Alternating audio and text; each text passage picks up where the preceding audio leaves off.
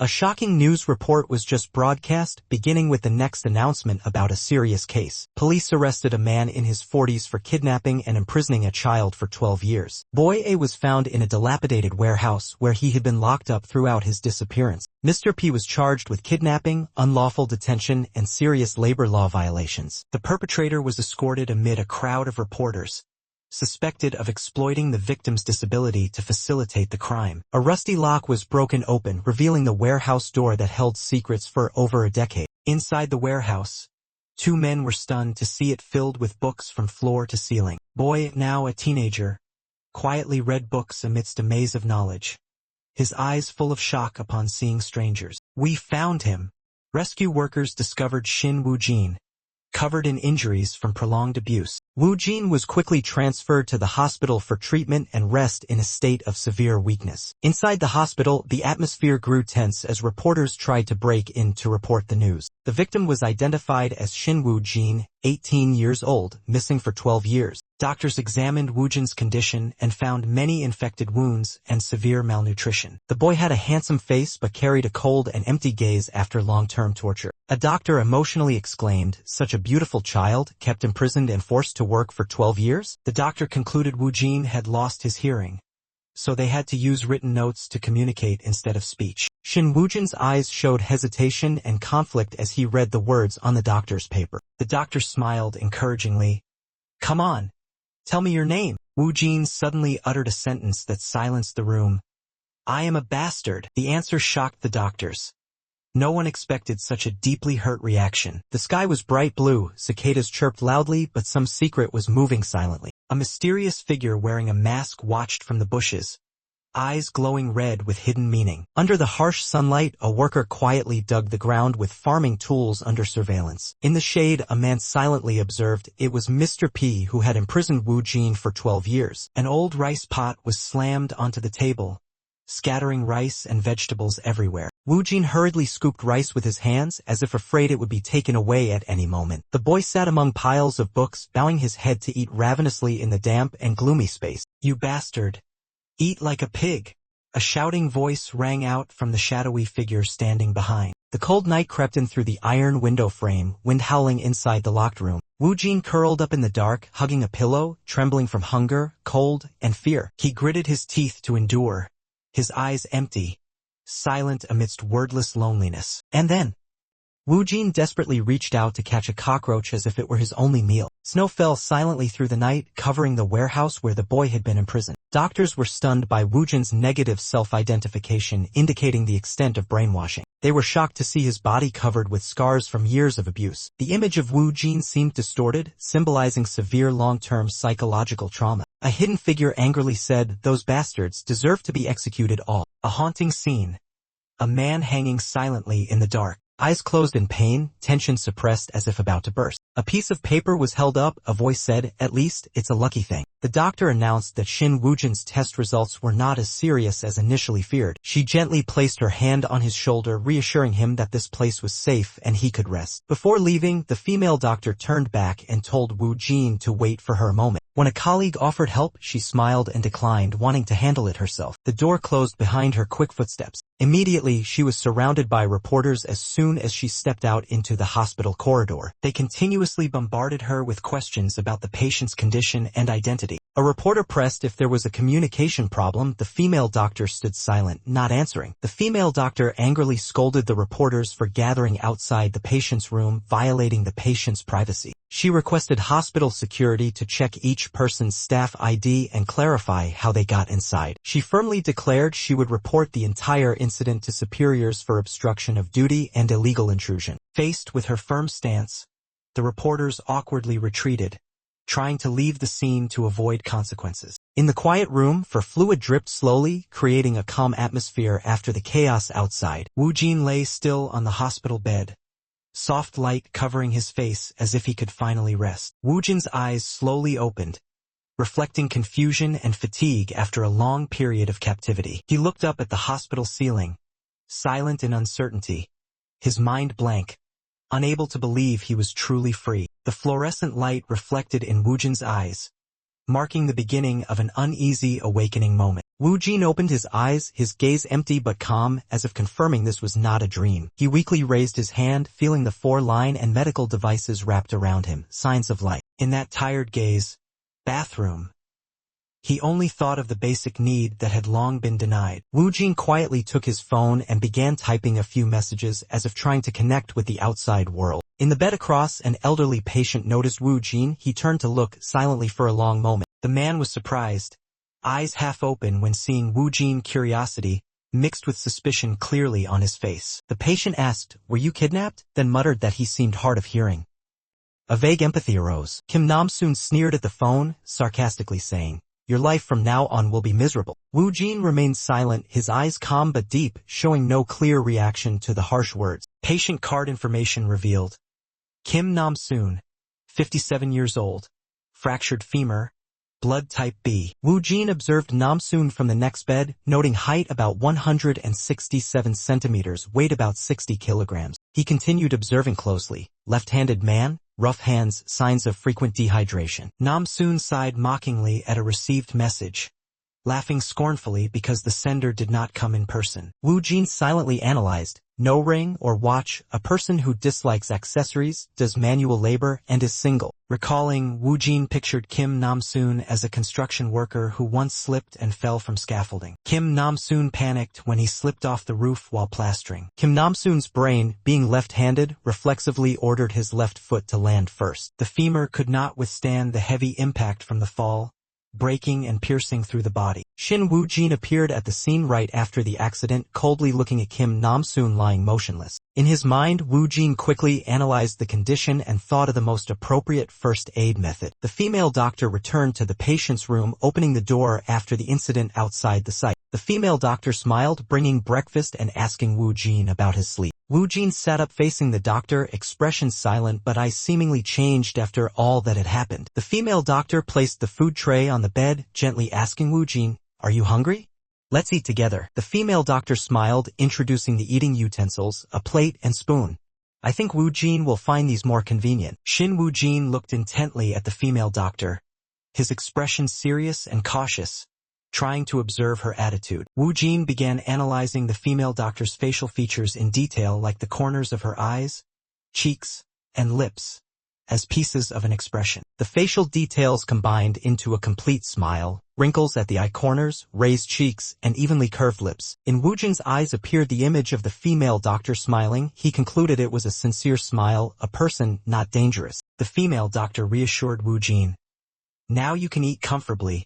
No one will say anything," gently placing the spoon into his hand. Wu Jin stared in surprise at the hot meal tray before him, mixed emotions in his eyes, both moved and incredulous. Wu Jin swallowed, his gaze fixed on the meal tray with hesitation and doubt. The female doctor gently encouraged him to eat more even though hospital food might not taste good. Suddenly Wu Jin began eating as if starved for a long time, astonishing those around him. The female doctor panicked and hurriedly stopped him. "Eat slowly, or you'll get bloated." She could not hide her astonishment as she watched Wu Jin continue eating silently with focus. In the blink of an eye, the meal tray was almost completely empty, the bowls rolling around. Wu Jin lightly touched the last bowl as if to make sure nothing was left behind. The female doctor choked up, awkwardly exclaiming, "How could this be?" She silently watched Wu Jin bowing his head, wondering how the boy must have lived to become like this. The phone in the doctor's lab coat pocket vibrated, signaling an important call. She quickly answered and left the hospital bed when she saw Wu Jin cleaning the now empty meal tray. A voice announced, "Doctor, Shin Wu Jin's family has arrived."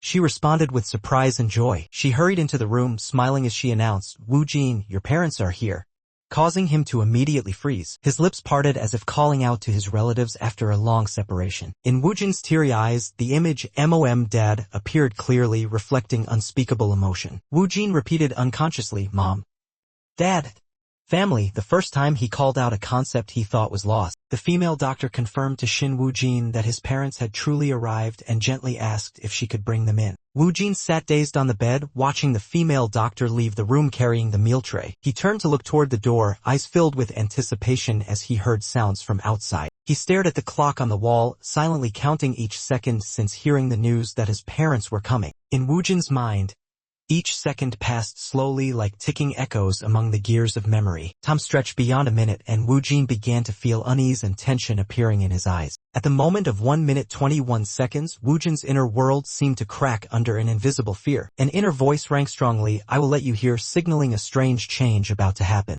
Wu Jin was surprised as sounds and words around him began to appear clearly in his mind. The clock emphasized each beat of time, each tick echoing, making Wu Jin feel something very strange was happening. He turned his head, eyes following shadows behind the glass door, waiting silently. Wu Jin tensed as he saw 3 figures approaching, emotions rising indescribably inside him. He remained silent, eyes wide open, watching them as if unable to believe what he was seeing. Strong footsteps hit the floor, producing sharp sounds that opened a fateful moment. The view stretched wide, the hospital room became quiet as Wu Jin intently observed the person about to enter. Wu Jin was stunned, his eyes shining with astonishment, panic, and doubt at what he had just seen. Wu Jin listened intently to the footsteps outside the door, his heart beating rapidly with each beat. Wu Jin was silent, eyes wide open, trying to guess if the people about to enter were really his family. A decisive voice rang out from outside, "Then I will come in." The silhouettes of Wu Jin's parents appeared clearly in his eyes, making his gaze tremble. The door slowly opened. Wu Jin's parents stood there with choked expressions. Behind them was the female doctor. "Wu Jin,"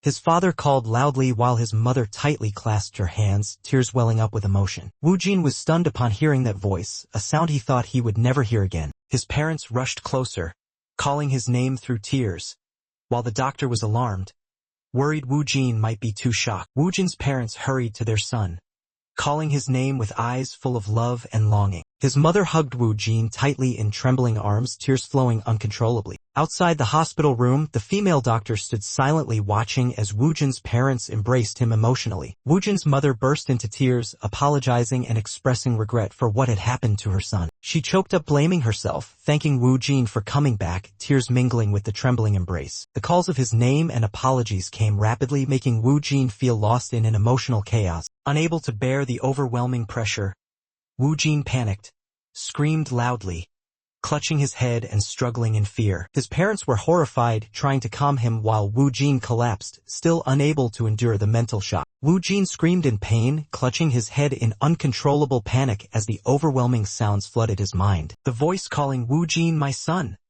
surged and invaded all senses, as if directly hitting his faint consciousness. The intense pain caused Wu Jin to arch back, reacting strongly to his parents' voices, as if pushed into the abyss of memories. His parents panicked, calling Wu Jin's name repeatedly while he clutched his head, screaming and struggling with shattered emotions and memories. Wu Jin continued to scream in despair, as if wanting to escape the sounds and reality tightening around him every second. The scene shifted to a peaceful residential area, completely contrasting with the panic that had just occurred in the hospital. On a small street, a young girl walked, calling into the house to her mother.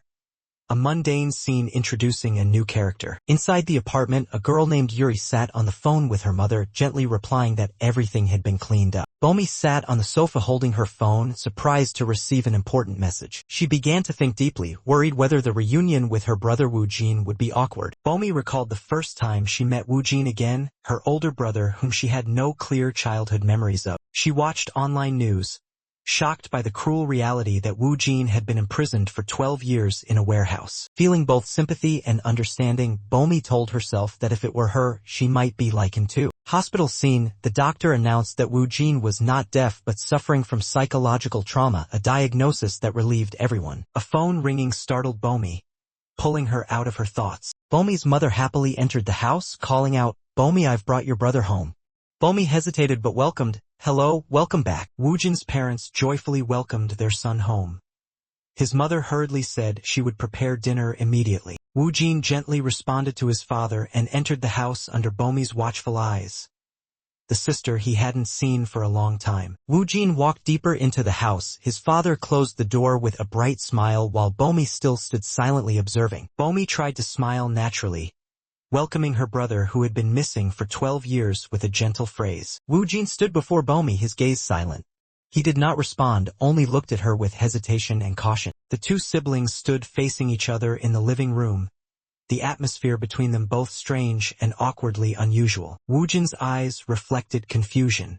Mixed emotions stirred within him, as he tried to connect with the sister he had been separated from for so long. His gaze unconsciously stopped at an old photo of Bomi as a child, a memory he did not remember. An old photo of young Woo-jin lying on a bed, his eyes innocent and carefree. Woo-jin's father placed his hand on his son's shoulder, gently sharing, "Woo-jin, you must find it strange coming home after all these years." His father pointed to a door in the house. "That's your room, remember?" Woo-jin softly replied, "I remember." His father suggested, "Do you want to go in and play with Bomi?" Bomi reacted surprised. Mom." His mother encouraged Bomi, "Help your brother get used to things again." But Bomi avoided. "No, Mom. I'll help you cook." The parents laughed, urging Bomi to befriend Woo-jin. "Playing with your brother is helping too," Mom said, making Bomi embarrassed. "Wait, Mom." In the kitchen, Mother's hands swiftly chopped vegetables, preparing a warm family dinner. Pots of food boiled vigorously on the stove, a familiar scene of a home meal awaiting reunion. Bomi led Woo-jin into his private room. Both stood silently in the strange space that should have been familiar. The atmosphere became awkward, both felt uneasy due to the strange distance of 12 years apart. Woo-jin observed the room with cautious eyes, seemingly trying to connect lost memories. He stopped at the bed and called its name in his mind as if reminding himself this was reality. Everything in the room, window, computer, chair, felt both strange and familiar to Woo-jin. Woo-jin murmured inwardly, "This is my room." The unfamiliar feeling overwhelmed all recollections. Bomi tried to start a conversation. She softly called brother Woo-jin as a first step to reconnect. Woo-jin turned to look at her, his eyes unguarded, causing Bomi to freeze in surprise. Woo-jin looked at Bomi calmly. For the first time since coming home, he seemed relieved. Bomi was moved to tears, realizing her brother looked even more handsome than when he was in the hospital. She quickly offered to teach Woo-jin how to use a smartphone, starting by introducing the power-off status. The siblings sat together on the bed. Bomi carefully showed Woo-jin how to turn on the phone. She entered their mother's, father's, and finally her own phone numbers into Woo-jin's device. To check, Bomi deleted her number and told Woo-jin to try saving it again. He replied briefly, "I understand." The unexpected answer stunned Bomi. It was the first time her brother responded so clearly. Bomi happily explained, "You don't have to talk seriously with me. I'm your little sister." Woo-jin gently replied, "Yes, I understand." Bomi lowered her eyes slightly, her reddened eyes showing emotion and thoughtfulness inside. Woo-jin listened as Bomi guided him on using the phone, his hands still full of wonder, holding the device. The phone screen lit up, the familiar startup icon making everything feel new to Woo-jin. Woo-jin's eyes sparkled with light reflected from the screen as if seeing a new world. Bomi happily pointed at the screen, guiding him how to create a new contact and enter her number. From an outside perspective, the two seemed to gradually draw closer through simple and ordinary actions. Bomi was startled when she heard Woo-jin say, "Okay," in a natural tone.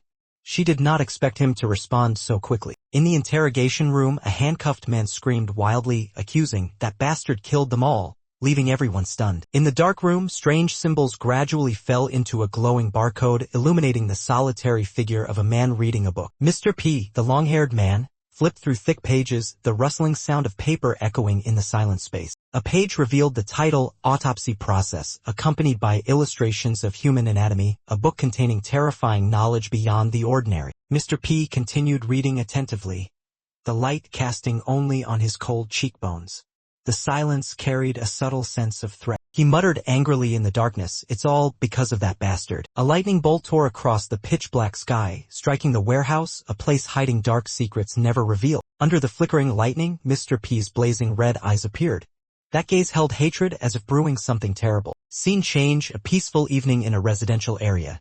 At a small house, Woo-jin was learning to use a phone following Bomi's instructions, beginning to get used to a new normal life. Woo-jin was surprised when he first navigated the YouTube interface himself. A new world opened before his eyes. A vlogger named BJ Lulul appeared on the screen, cheerfully greeting the audience with his signature phrase. Woo-jin imitated BJ Lulul's greeting, trying to pronounce each word slowly and carefully. Repeating the lines from the video, Woo-jin closed his eyes practicing the greeting, each word clearly appearing in his mind. With the image of family in his head, Woo-jin gently uttered, "Hello everyone."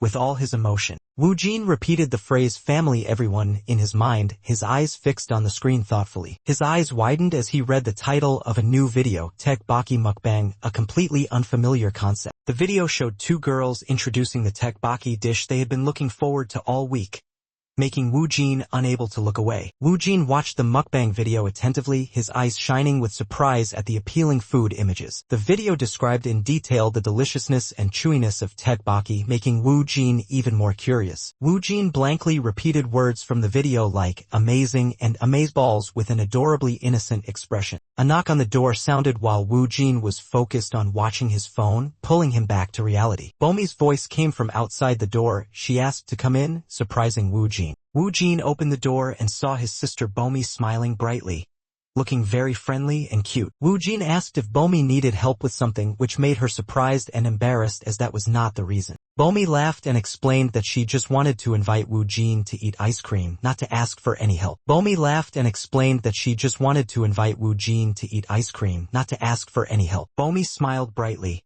excitedly introducing a cold, delicious ice cream that Woo Jin had never tasted in 12 years. She quickly grabbed Woo Jin's hand and pulled him toward the door, while their parents reminded her to hold his hand tightly. Bomi turned back and said she would return soon, reassuring everyone at home that it was just a short outing. The siblings stepped out of the gate in the late afternoon light, ready to begin their first small adventure together. The city lights came on, cars bustling back and forth, the nighttime atmosphere making everything feel more vivid to Woo Jin. The GU sign gradually appeared, the convenience store they were heading to. Woo Jin stared blankly at the bright sign, stepping into a modern space full of lights for the first time. He exclaimed, "Wow!" in amazement while Bomi smiled, understanding that a new world was opening before her brother's eyes. Woo Jin entered the convenience store for the first time in his life, amazed by the colorful world before him. The sparkling lights from shelves full of products stunned Woo Jin as if he had entered a new world. Bomi called Woo Jin over to the ice cream freezer, eagerly pointing out something special about to happen. In front of the brightly lit ice cream freezer, Bomi gently told Woo Jin to choose any flavor he wanted to try. Woo Jin's eyes widened in amazement at the dozens of choices, not knowing where to start. Bomi smiled and asked, "Appa, do you need my help?" While Woo Jin was still admiring the options, the two stood together thinking, trying to decide on Woo Jin's first ice cream flavor. Bomi quickly picked a favorite ice cream and suggested Woo Jin try paying for it for the first time. Woo Jin hesitantly brought the ice cream to the checkout counter, with Bomi gently assisting him so the staff could easily scan the code. The siblings stepped out of the store. Bomi politely thanked while Woo Jin silently held the ice cream box in his hands. Three nearby female students noticed Woo Jin and whispered, pointing at him, curious about the newcomer. Bomi carefully showed Woo Jin how to open the ice cream box, while Woo Jin listened and followed each small step. The female students continued chatting excitedly, complimenting Woo Jin's appearance and asking each other for his phone number. One girl quickly recognized Bomi standing beside him and assumed she was Woo Jin's girlfriend, making Bomi smile quietly. Bomi offered to open the ice cream for her brother, and Woo Jin gently nodded and thanked her softly. Bomi smiled brightly, reminding Woo Jin he didn't need to thank her because she was his sister. Woo Jin responded with a sincere Woo Jin nervously looked at the ice cream Bomi gave him, filled with curiosity and confusion about this new food. He took the first bite, feeling the cold and sweet taste melting on his tongue, with ice cream still at the corner of his mouth. A sparkling tear welled up in Woo Jin's eye as he was stunned by a flavor he had never known before. His eyes opened wide, reflecting a radiant universe as if witnessing a miracle happening in that moment. Bomi looked at Woo Jin in surprise, worried about his unexpected reaction after tasting the ice cream. She anxiously asked if the ice cream might be too cold or not to Woo Jin's taste. Standing in front of the store, Bomi cautiously told him he didn't have to force himself if he didn't like it, but Woo Jin unexpectedly exclaimed. With bright eyes, Woo Jin shouted joyfully, "So delicious," making Bomi move to tears. Woo Jin ate while saying delicious, surprising Bomi, who didn't know where he learned that phrase. Bomi happily walked and chatted, while Woo Jin continued eating ice cream enthusiastically, attracting glances from nearby female students. Woo Jin kept enjoying the ice cream, eating eagerly and with great delight. Bomi laughed at Woo Jin's innocence and excitement while eating ice cream, showing genuine affection. She suggested taking photos together to keep this memorable moment. Woo Jin nodded in agreement while eating. They took selfies with bright smiles, capturing joyful moments together in front of the convenience store. Bomi pulled Woo Jin's hand to leave, saying they could eat while walking, continuing their evening gently together. The scene shifted to a quiet night sky, signaling a new day after the memorable journey just passed. Night fell, enveloping the peaceful small neighborhood with rows of houses and light shining from windows. Woojin and Bomi walked eating ice cream on a quiet street, footsteps and gentle wind blending into the night air. Bomi posted a photo with Woojin in a group chat, making other girls in the group jealous and admiring Woojin's cuteness. While walking, Bomi checked message replies from friends while Woojin focused on finishing his ice cream. Bomi smiled mysteriously reading messages while Woojin still walked behind absent-mindedly. Suddenly, Woojin stopped abruptly when he noticed something unusual ahead. A strange man wearing a hat and mask silently stood in the shadows, his cold eyes watching. The mysterious man quietly left his hiding spot and began approaching Bomi standing in front of the house, still pressing his phone. The mysterious man's eyes intently followed Bomi, her image reflected clearly in his pupils, heightening the tense atmosphere. From behind, the man's baseball cap blocked the light, casting a shadow over Bomi's nape as she walked home carefree. The masked man continued to watch coldly, beside him a surreal image of a fierce beast, representing a threatening nature. Woojin sensed something unusual and stopped, his eyes gradually becoming alert as he observed the surroundings. Suspicious features appeared clearly in the man's eyes, dilated pupils, tense eyelids, furrowed brows as if intensely focused. Woojin analyzed the situation. The man was not a resident of the neighborhood.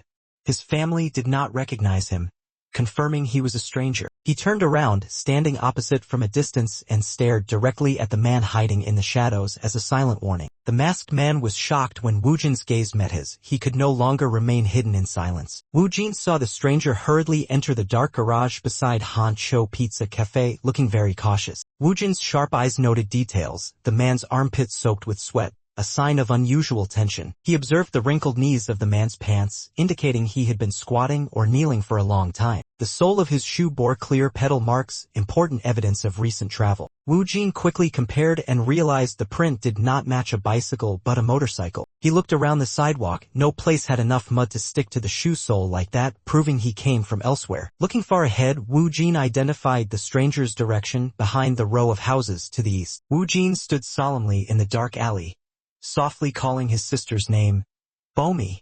A sense of danger was approaching. Bomi stood at the door, turning to ask Woojin why he stopped behind her, with a puzzled expression. Woojin remained silent while Bomi stepped closer, asking if something had happened. In the quiet street at night, Woojin looked up at the sky, hesitatingly telling Bomi to go inside first. In the silent space, with only the sound of gentle wind, Woojin continued, urging Bomi to enter first. Bomi was confused by Woojin's repeated reminder, turning back to look at him from the door. She came closer, worriedly asking why he was just standing there, making her heart beat fast. Bomi immediately grabbed Woojin's hand, firmly refusing to leave alone in the late night. She pulled her brother into the house with her small strength, grumbling that leaving him behind would be dangerous. Woojin and Bomi walked home together on a quiet sloping road, yellow streetlights casting their shadows as they neared safety. Streetlights illuminated a corner of the small street, flashing fragile peace in the late night. Suddenly, the lights went out, darkness swallowed the neighborhood, leaving only faint light from windows. A butterfly flew around the light, then was burned,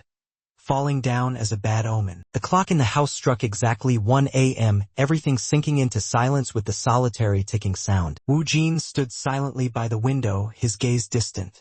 Outside, rain began to fall, making the space even colder. A voice echoed in his mind, "I will protect my family. Do not interfere."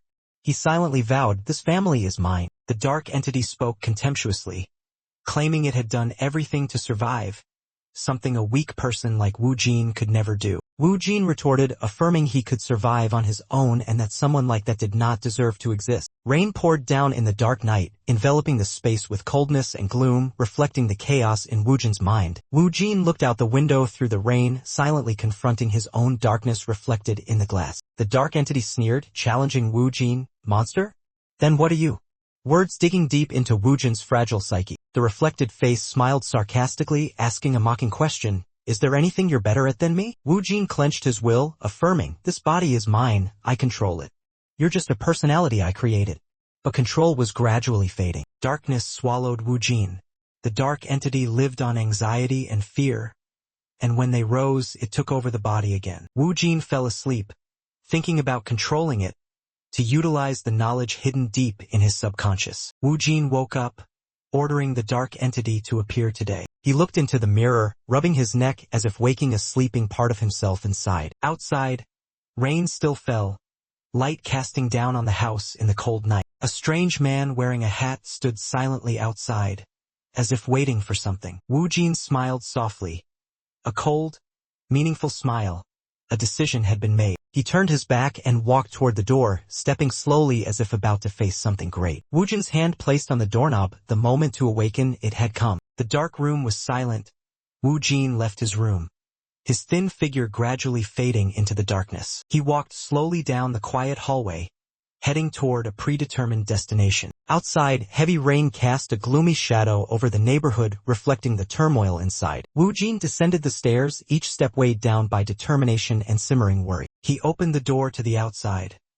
Rain immediately splashed onto his coat, pulling him back to the cold reality. Wu Jin stepped onto the street, the silhouette of a stranger with an umbrella waiting in a dark corner. The man dressed in black, wearing a hat and mask, silently watched Wu Jin approach, creating a tense atmosphere. Under the pouring rain, Wu Jin faced the stranger. The distance between them was now just an empty street. Wu Jin stepped closer, his cold gaze falling on the stranger huddled under the black umbrella. The two silently passed each other in the heavy rain, wordless but full of suspicion. Wu Jin stopped, opened his hand to catch raindrops falling evenly on the cold pavement. He looked up at his palm, softly murmuring, "A gift from all things. Though it hides humans, it is still called rain." He smiled lightly, as if discovering something, so well prepared, just waiting for a day like today. The stranger looked briefly surprised, stammering, "You?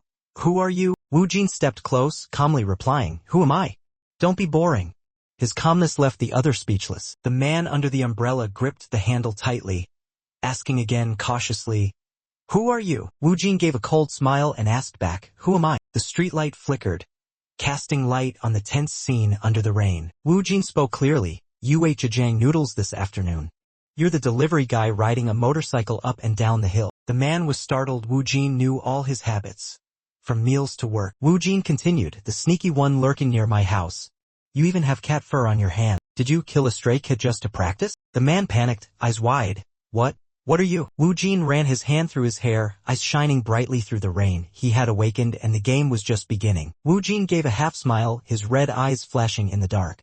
He mockingly asked, "Me?" Above, streetlights flickered in the rain, creating a tense and uneasy atmosphere enveloping the narrow alley. A sudden strike hit the man in black, throwing him backward. Debris scattered, lights blurred from the speed of the blow. Wu Jin delivered a precise kick, causing the stalker to fall hard onto the ground. Pain was evident on the stranger's face. The streetlights fully illuminated, the bright light shining on the chaotic scene in the rainy night. The man in black looked up, horrified and in pain, completely surprised by Wu Jin's strength. Wu Jin stood coldly above, looking down. The stalker panicked, eyes wide as he realized Wu Jin was not an ordinary boy as he had thought. Wu Jin tore open his shirt, revealing a body covered in scars, proof of endured past and formidable strength. He gave a faint, provocative smile. Wu Jin opened his shirt slightly, exposing a body full of scars, marks of years of captivity and torture. The man in black was utterly stunned, his eyes wide as he faced an unbelievable truth. Above, the dim streetlight shone down on the rain and tension like a silent witness observing. Wu Jin leaned close, flashing a sinister smile, issuing a cold warning, "Don't let me see you again." He continued, his gaze sharp, "If you show up again, these wounds, I will carve them onto you." The man shrank in the rain, eyes panicked.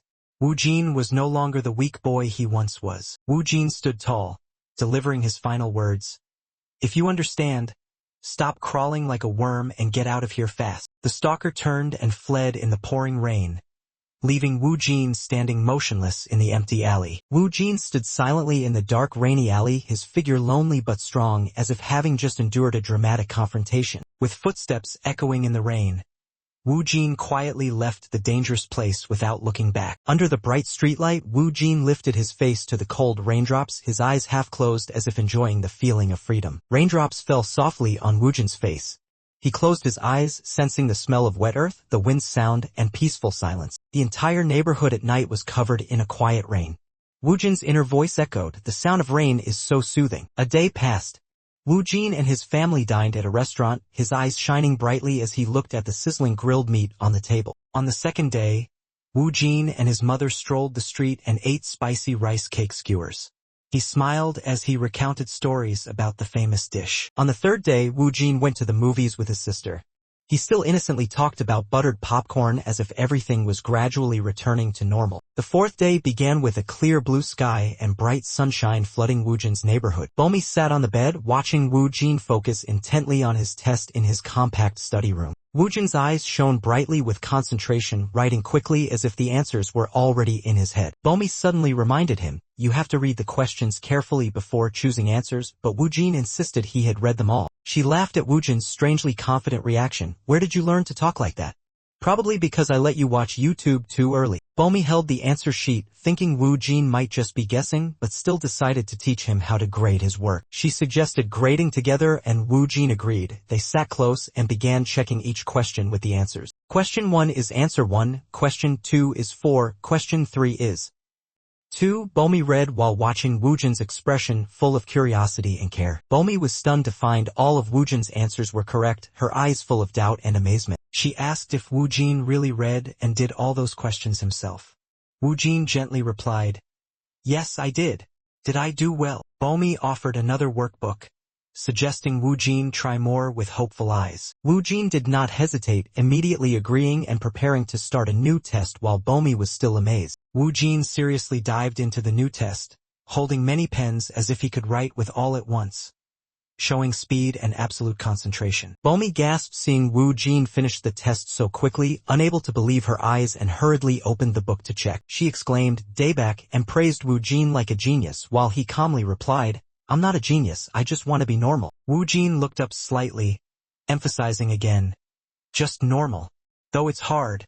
I want to live like a normal person." On the wooden shelf in the room, a photo of a boy with determined eyes was placed between two green plants, like an indelible part of memory. Bomi quietly looked at the photo, emotions rising as she realized that at her age, Woo Jin had to endure unimaginable things. In Bomi's memory, Woo Jin was once attacked by a violent man in the rain, his thin body fiercely resisting to survive. Woo Jin's childhood was a series of hard labor days in darkness, under the watchful eyes of a captor wielding a whip. That boy once lived in loneliness, curled up in a dark corner among thousands of books, his eyes always focused on knowledge as the only refuge. Reality returned.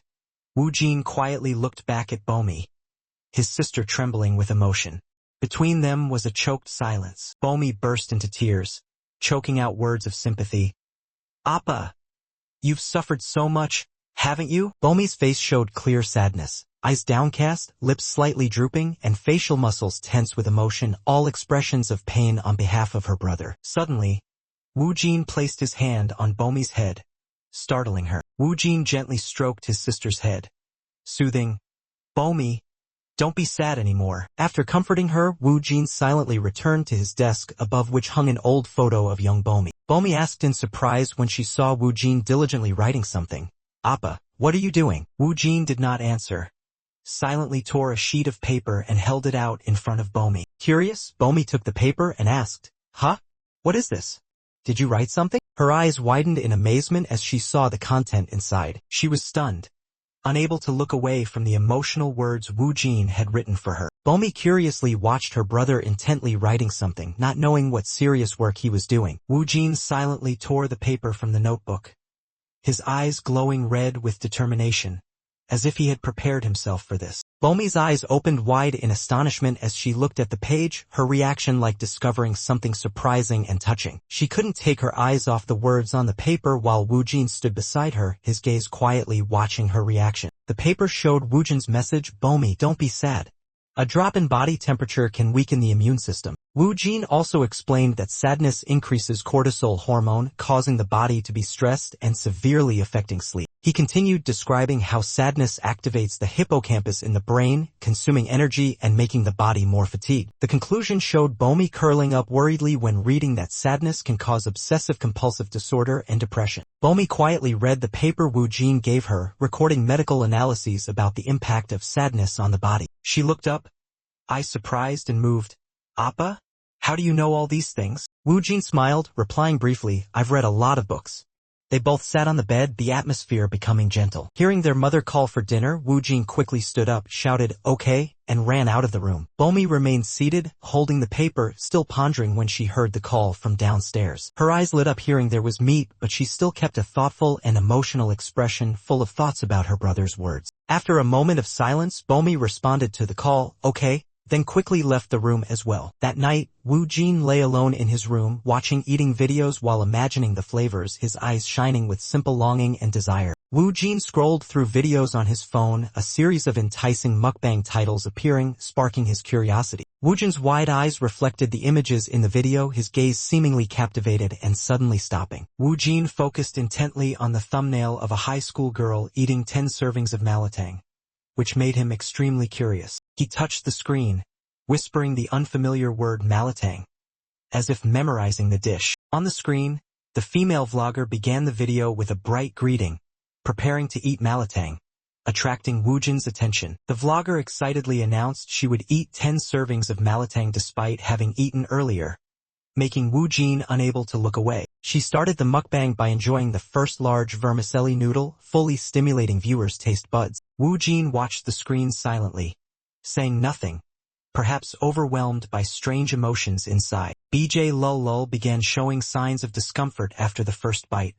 Her expression became hesitant, eyes wide with uncertainty. She admitted she chose the spiciest flavor and it was truly extremely spicy, yet she still tried to smile and praise it to maintain her image on camera. Woo Jin looked surprised at the screen, hearing BJ Lul prepare to try a new type of noodle, corn noodles, increasing his curiosity. BJ Lul picked up corn noodles from the hot pot, steam rising as she exclaimed from a slight burn. She gave a thumbs up and excitedly said, "The chewiness of these noodles is no joke," as if trying to forget the initial spiciness. This time, BJ Lul tried wrapping ingredients in napa cabbage leaves like Sam, creating a new sensation for the spicy dish. Woo Jin stared intently at the screen, his eyes reflecting BJ Lul's image, his finger pausing midair as if mesmerized. He clicked on BJ Lul's channel, revealing a list of featured videos, all related to spicy foods, especially eating challenges. Woo Jin continued scrolling through the mukbang girl's videos and stopped at 15 packs of ramen. The mukbang girl smiled and greeted the audience, introducing today's topic, an epic ramen mukbang. She began preparing, inviting viewers to boil water together alongside a pile of ramen packs. As the water simmered, Woo Jin's eyes glued to the screen without blinking. Woo Jin was completely captivated, his eyes shining with the image of the smiling mukbang girl. The girl gently tied her hair back, seriously preparing for the battle with the boiling pot of noodles. Once ready, she began enjoying the noodles with excitement and naturalness. Woo Jin stared, unable to look away from the screen, his eyes full of curiosity and admiration. The mukbang girl enthusiastically raised a chicken drumstick and smiled, "Come on, let's eat," before the enticing hot pot. Woo Jin watched attentively, his mind suddenly filled with the image of that girl, someone who shared something with him. The mukbang girl marveled at how the food melted in her mouth, while Woo Jin wondered if he was gradually changing just because of a video. A memory surfaced. Woo Jin's parents once sat together asking, "What does our son want to be when he grows up?" Woo Jin's parents gently said, "You don't need to be anything special, just be healthy and happy." Woo Jin replied sincerely, "I want to be normal, just an office worker." The scene shifted to a large police station, the next place Woo Jin would enter on his journey. Woo Jin's shadow cast on the ground as he approached the main gate, silently telling himself, "A normal person." Woo Jin continued walking calmly through the police parking lot, believing he was just doing something very ordinary. He looked up at the police station building, telling himself that reporting a case was a natural act, nothing extraordinary or difficult. Inside the violent crime investigation room, a detective was interrogating the suspect fiercely. "You did that, didn't you?" The detective pressed the suspect with CCTV evidence, but the man still denied and appeared confused by the situation. The blonde man strongly refuted, insisting he was not involved just because the hat in the photo was not the style he usually wore. The detective frowned helplessly at the excuse, then revealed that there was also a witness who saw the entire incident. As the suspect screamed in panic, Woo Jin suddenly appeared at the door, greeting the detective calmly. "Hello, detective." Everyone in the room turned to look at Woo Jin in surprise, as he was the one who had directly witnessed the whole event. Seeing Woo Jin enter the investigation room, Kim Tae-hyun stood up in astonishment, calling his name emotionally. Kim Tae-hyun was both stunned and delighted, praising Woo Jin for having grown up and become much more handsome than before. Elsewhere, Mr. P, the man who once held Woo Jin captive, was handcuffed and led out with a dazed and tired expression. Police escorted Mr. P onto a specialized vehicle while other officers cleaned up evidence at the scene. When Mr. P resisted inside the vehicle, the nearby officer quickly held him tightly to control the situation. The officer reassured Mr. P, gently saying it was now safe, and told him to calm down. The police fastened Mr. P's seatbelt, ensuring safety procedures before the vehicle departed. Sitting quietly in the vehicle, Mr. P remained silent.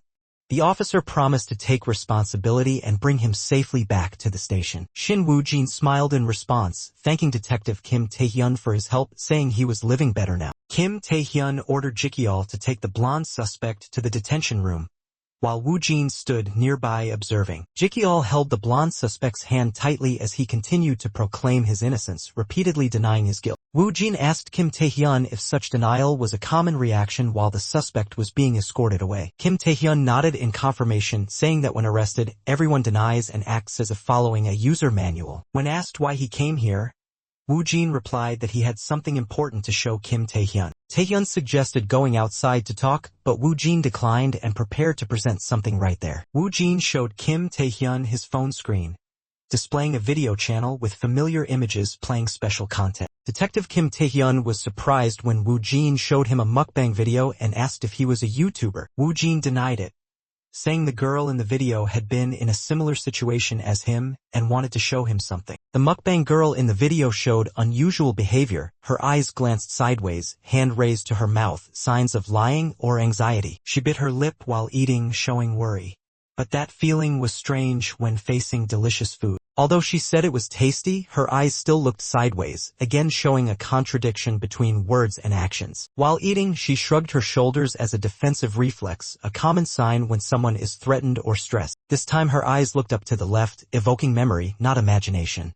Covering her mouth showed she was keeping a secret. Woo-jin concluded covering the mouth, whether voluntary or forced, was an unconscious effort to hide something terrible. While boiling water, the mukbang girl unconsciously fiddled with a heart-shaped necklace, a behavior to soothe stress, signaling psychological instability. Woo-jin affirmed to Kim Tae-hyun that this action was a cry for help, which surprised the officer. Woo-jin rewound the video, zooming in on the frame where the girl's hand formed a strange shape on the table surface. An S gradually appeared in the finger's movement. Not random, but part of an encoded message. The next letter was O, this time formed by a hair tie placed on the table during the meal. The girl continued creating another S with noodles pulled from the bowl, completing the SOS signal sequence. Woo-jin concluded firmly from subtle expressions to unconscious actions everything was so precise it couldn't be a coincidence. The girl was being held captive, just like he had experienced. In the montage of expressions, the girl's eyes and actions recreated distress signals, forming a clear message. I'm scared. Please save me. Woo-jin explained. First the hair strand, then the hair tie, then the flower, all were increasingly clear and sophisticated distress signals. Kim Tae-hyun was still stunned, calling Woo-jin's name, unable to fully understand what he was saying. Woo-jin analyzed. The girl might be in her early 20s, possibly orphaned or raised in difficult circumstances. The perpetrators were not just one person but a group of young people, teenagers to early 20s. The leader of the criminal group might be in his 20s and did not finish middle school. Kim Tae-hyun panicked, asking Woo-jin to confirm if the girl was really kidnapped and if he knew her. Woo-jin affirmed he did not know the girl, only sensed what she was going through. Woo-jin looked back at the place where he was once held in memory, admitting he had also been locked up for a long time. Painful memories surfaced. Woo-jin had been imprisoned, worked hard, and lived in lonely darkness. Having experienced imprisonment, Woo-jin understood well the characteristic signs of a captive person. Woo-jin asked Captain Yi directly whether these consecutive coincidences could be true. Woo-jin hinted.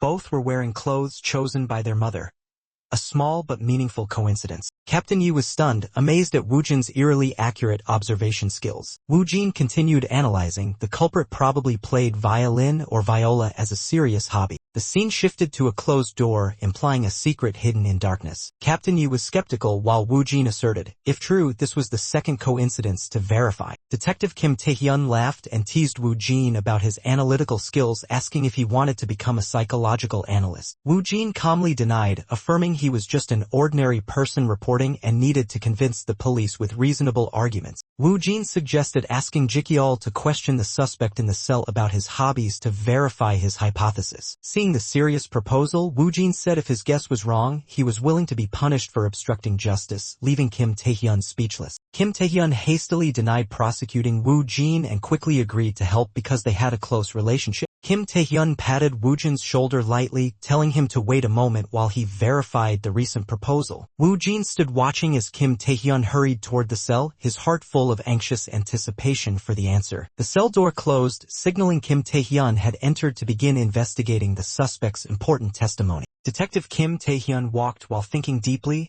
half doubtful, half smiling at Wu Jin's deductions. He hesitated and stopped, seemingly beginning to feel that what Wu Jin said was not entirely unreasonable. Wu Jin's words about the clothes bought by their mother echoed in Kim's mind, making him confused and questioning Wu Jin's strange accuracy. Kim reached the cell, looked at the blonde suspect sitting inside, and called him over to ask an important question. Kim asked directly, "Do you play violin or viola?" his eyes intently awaiting a reaction. The suspect hesitated, then admitted, "Yeah, just as a hobby," causing Kim to widen his eyes in surprise. Startled, the suspect panicked and questioned, "You investigated that far? You didn't search my house, did you?" The suspect repeatedly claimed innocence while Detective Kim stared at him, thinking, this boy Shin Wu Jin, what abilities does he really have? The blonde suspect was confronted with evidence photos, panicked, denying, "It's not me." He continued to deny guilt. When told there was a witness, the suspect became more confused and shouted, "Who saw me?" Shin Woo-jin's sharp eyes appeared. He was the unexpected witness the suspect did not anticipate. The suspect fidgeted, trying to offer reasons to defend himself. From small details about the suspect's appearance, Woo-jin associated characteristic signs like the mask, hair, turtleneck, and musical instrument. Woo-jin continued analyzing the suspect's hands, linking traces to professions or hobbies such as violinist, electrician, fisherman. An image of the suspect playing violin appeared clearly, just as Woo-jin had deduced, further confirming the connection. Detective Kim Tae-hyun opened the door and entered, seemingly having just confirmed another important clue from behind. Captain Yi returned to the office, found Woo-jin missing, and asked colleagues but only received vague answers. He discovered a file and a photo neatly placed on the desk, prominently featuring a sticky note attached. Captain Yi held the note, his eyes surprised and skeptical as he read the content left by Woo-jin. On the paper was a mysterious message, "Two coincidences with what I said. Let's try a third one," along with a keyword related to a mukbang high school girl. Captain Yi was stunned, muttering 2 times, in deep thought, beginning to realize Woo-jin's astonishing accuracy. He loudly called Jikyol, ordering an immediate YouTube search for the keyword high school mukbang, while Jikyol was still confused. The scene shifted outside the city, where busy traffic signaled a change of setting and upcoming developments. Woo-jin quietly waited for the bus with strangers, preparing to start a new journey, leaving unanswered questions behind. Shin Woo-jin and a woman stood waiting at the bus stop, both preparing to board bus number 100 that had just arrived. Recalling the past, Bomi once happily and attentively taught Woo-jin how to use a bus card. Woo-jin stepped onto the bus, his mind thinking, this is the second time, as if marking a new step in his independent life. He tapped his card on the scanner, softly saying, "I am a student." Words learned from Bomi on his first bus ride. Woo-jin found an empty seat and quickly moved to the back of the bus to sit down. Sitting by the window, Woo-jin silently looked outside, his gaze determined yet thoughtful. In Woo-jin's glowing red eyes appeared an image of clinking beer glasses, a fragment of memory or a suspicious premonition. A clearer memory, Woo-jin once dined with 2 older men eating fried chicken and drinking beer, a detail possibly related to the case. A middle-aged man asked Woo-jin if he wanted to be an office worker. Woo-jin nodded affirmatively. Both men laughed heartily, praising Woo-jin for being smart and having excellent problem-solving skills. Woo-jin asked permission to visit his uncle's workplace and everyone happily agreed immediately. Back in the present, Woo-jin sat on the bus recalling, "Today is the day I promised my uncle." He silently calculated the arrival time, 32 minutes total for the next 4 stops. The tall building where his uncle worked appeared towering in the bustling financial district. Wu Jin arrived and called to inform, "Uncle, I'm here." The voice on the other end replied, "Okay, I'm coming down now."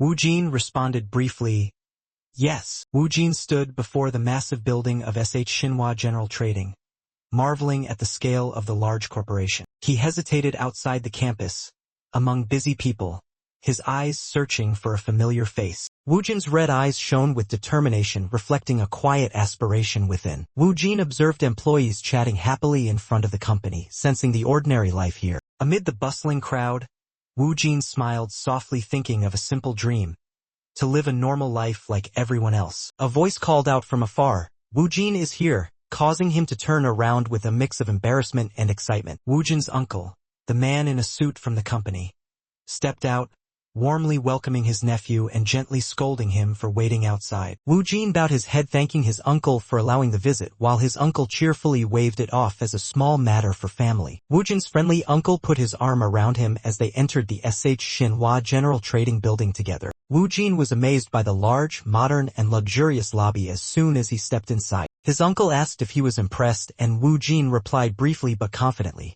"Yes." His uncle introduced this as the headquarters, with a cafeteria downstairs and branches all over South Korea. Wu Jin surprised his uncle by correctly naming the branches without looking at any documents. Wu Jin believed that to live normally, one must know many things. Living normally is difficult. Wu Jin was surprised to see his uncle swipe a card to enter, a small action that impressed him. The two proceeded toward the elevator. Wu Jin thought to himself, 5 elevators, truly not ordinary. A curious employee asked Wu Jin if he was the manager's son, surprising both Wu Jin and his uncle. A girl named Hiram approached, and his uncle explained that Wu Jin was his nephew, not his son, and was there to deliver something. Hiram smiled mischievously and looked at Wu Jin, giving a knowing confirmation that she understood. Wu Jin said nothing, silently looking back at Hiram with an unreadable and slightly embarrassed expression. Hiram leaned in and asked if Wu Jin was a high school student, as if to verify her guess. When Wu Jin confirmed, Hiram was shocked,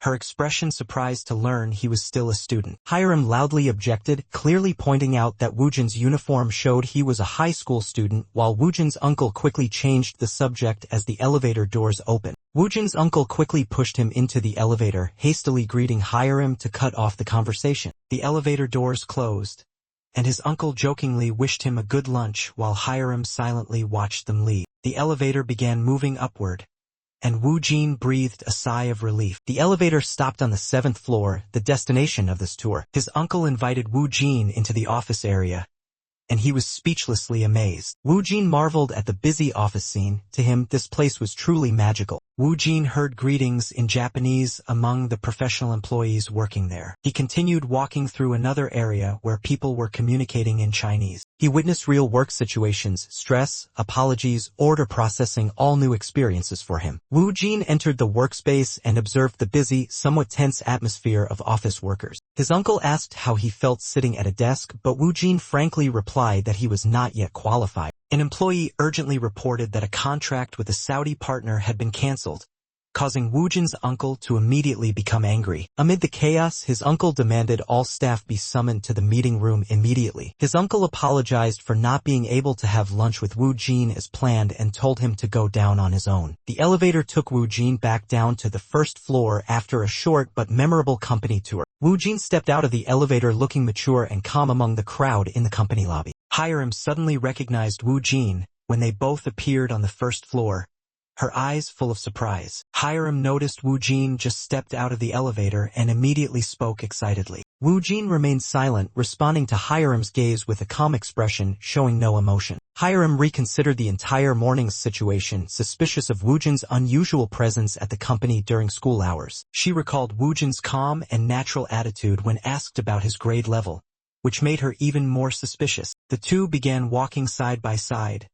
the atmosphere becoming silently tense in an inexplicable way. Hiram suddenly asked Wu Jin if he had received what the director wanted to send, her tone full of scrutiny. Wu Jin analyzed Hiram's walk and behavior, guessing she was connected to high-level leadership in the company. In his thoughts, Wu Jin decided that if Hiram was truly related to senior leadership, he should pay more attention to her. Wu Jin politely responded to the purple-haired girl, then turned away, leaving her surprised. The girl watched Wu Jin intently as he crossed the security gate, her eyes confused and puzzled. Suddenly, she shouted loudly, calling Wu Jin, seemingly unable to accept being ignored. From afar, she pressed Wu Jin, asking if he was skipping class during school hours, drawing attention from those around. Wu Jin coldly replied that he was not attending school, leaving the girl stunned and speechless. Wu Jin continued walking and firmly reiterated that he was not going to school, then decisively left. Wu Jin bluntly said he disliked meaningless conversations and saw no benefit in talking with her. Wu Jin's harsh words left the girl speechless,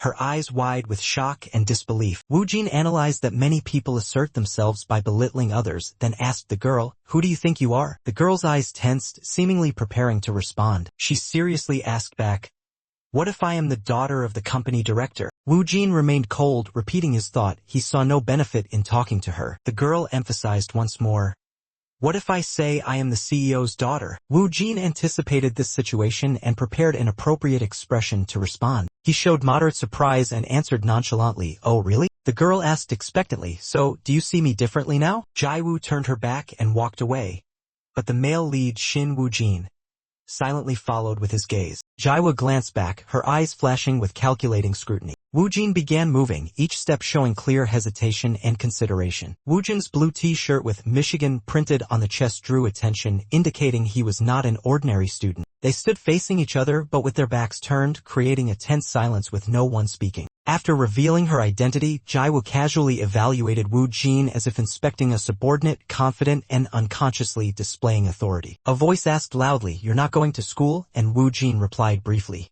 "No." Jaiwoo smiled mischievously, her eyes bright. "Good. I'm bored. Want to hang out with me today?" The long-haired, purple-eyed girl smiled slyly, tilting her eyes slightly and curling her lips teasingly, making the other feel scrutinized. Wu Jin recognized the ambition clear in her eyes. She looked at him like a toy for entertainment. But Wu Jin was not weak.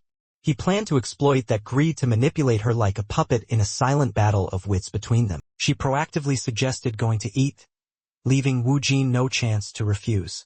He nodded in agreement, though knowing he had no real choice. Wu Jin silently judged that if she grew up in an environment without limits, she might become narcissistic or indifferent. The girl briskly walked through the glass door, then naturally ordered, "I know a great place, let's go." Wu Jin could only quietly follow. She did not specify the destination, assuming others would follow unconditionally as someone who always demands the world revolve around her. The scene shifted to a fancy restaurant where they just sat down, beginning a conversation no one knew where it would lead. Jaiwoo curiously asked Wu Jin why he wasn't going to school, suspecting he might be pursuing a path as an idol. Wu Jin replied briefly that he was doing something else, making Jaiwoo even more curious and pressing for more information. Wu Jin revealed he was self-studying to prepare for the high school graduation exam, turning the question back to Jaiwoo. Jaiwoo claimed she left early because of that time of the month, but her behavior and eyes clearly showed signs of lying. Wu Jin skeptically asked again to be sure, causing Jaiwoo to vaguely confirm her reason. Wu Jin analyzed the physiological phenomenon in excessive detail, making Jaiwoo blush embarrassed as her lie was exposed. Jaiwoo was flustered and angry, shouting a harsh reaction to Wu Jin's blunt scientific explanation. The waitress came to take their order, but Jaiwoo was still angry, unable to speak, silently gripping the menu tightly. Lee Yerim ordered for both of them without consulting Shin Wu Jin, leaving him to silently accept. She continued choosing dessert, clearly showing her controlling nature and unwillingness to let others have a say. Yerim asked his name. Wu Jin replied briefly, "Wu Jin, Shin Wu Jin." Yerim smiled and complimented his name, then introduced herself. "I'm Lee Yerim." While Yerim focused on her phone, Wu Jin sat silently, observing the somewhat quiet atmosphere between them. The space remained silent except for the phone sounds and Wu Jin's watchful gaze. Yerim irritably asked, "Are you always this silent?" And Wu Jin simply replied, "Yeah." Just as the server brought the soup, Yerim put down her phone, showing boredom. "So boring." Suddenly, Yerim screamed loudly, startling the server, who dropped the soup. The server apologized anxiously to Yerim for scaring her while Wu Jin remained calm. Yerim awkwardly said, "It's okay," but her face showed discomfort. Wu Jin gently teased, "You're really sensitive."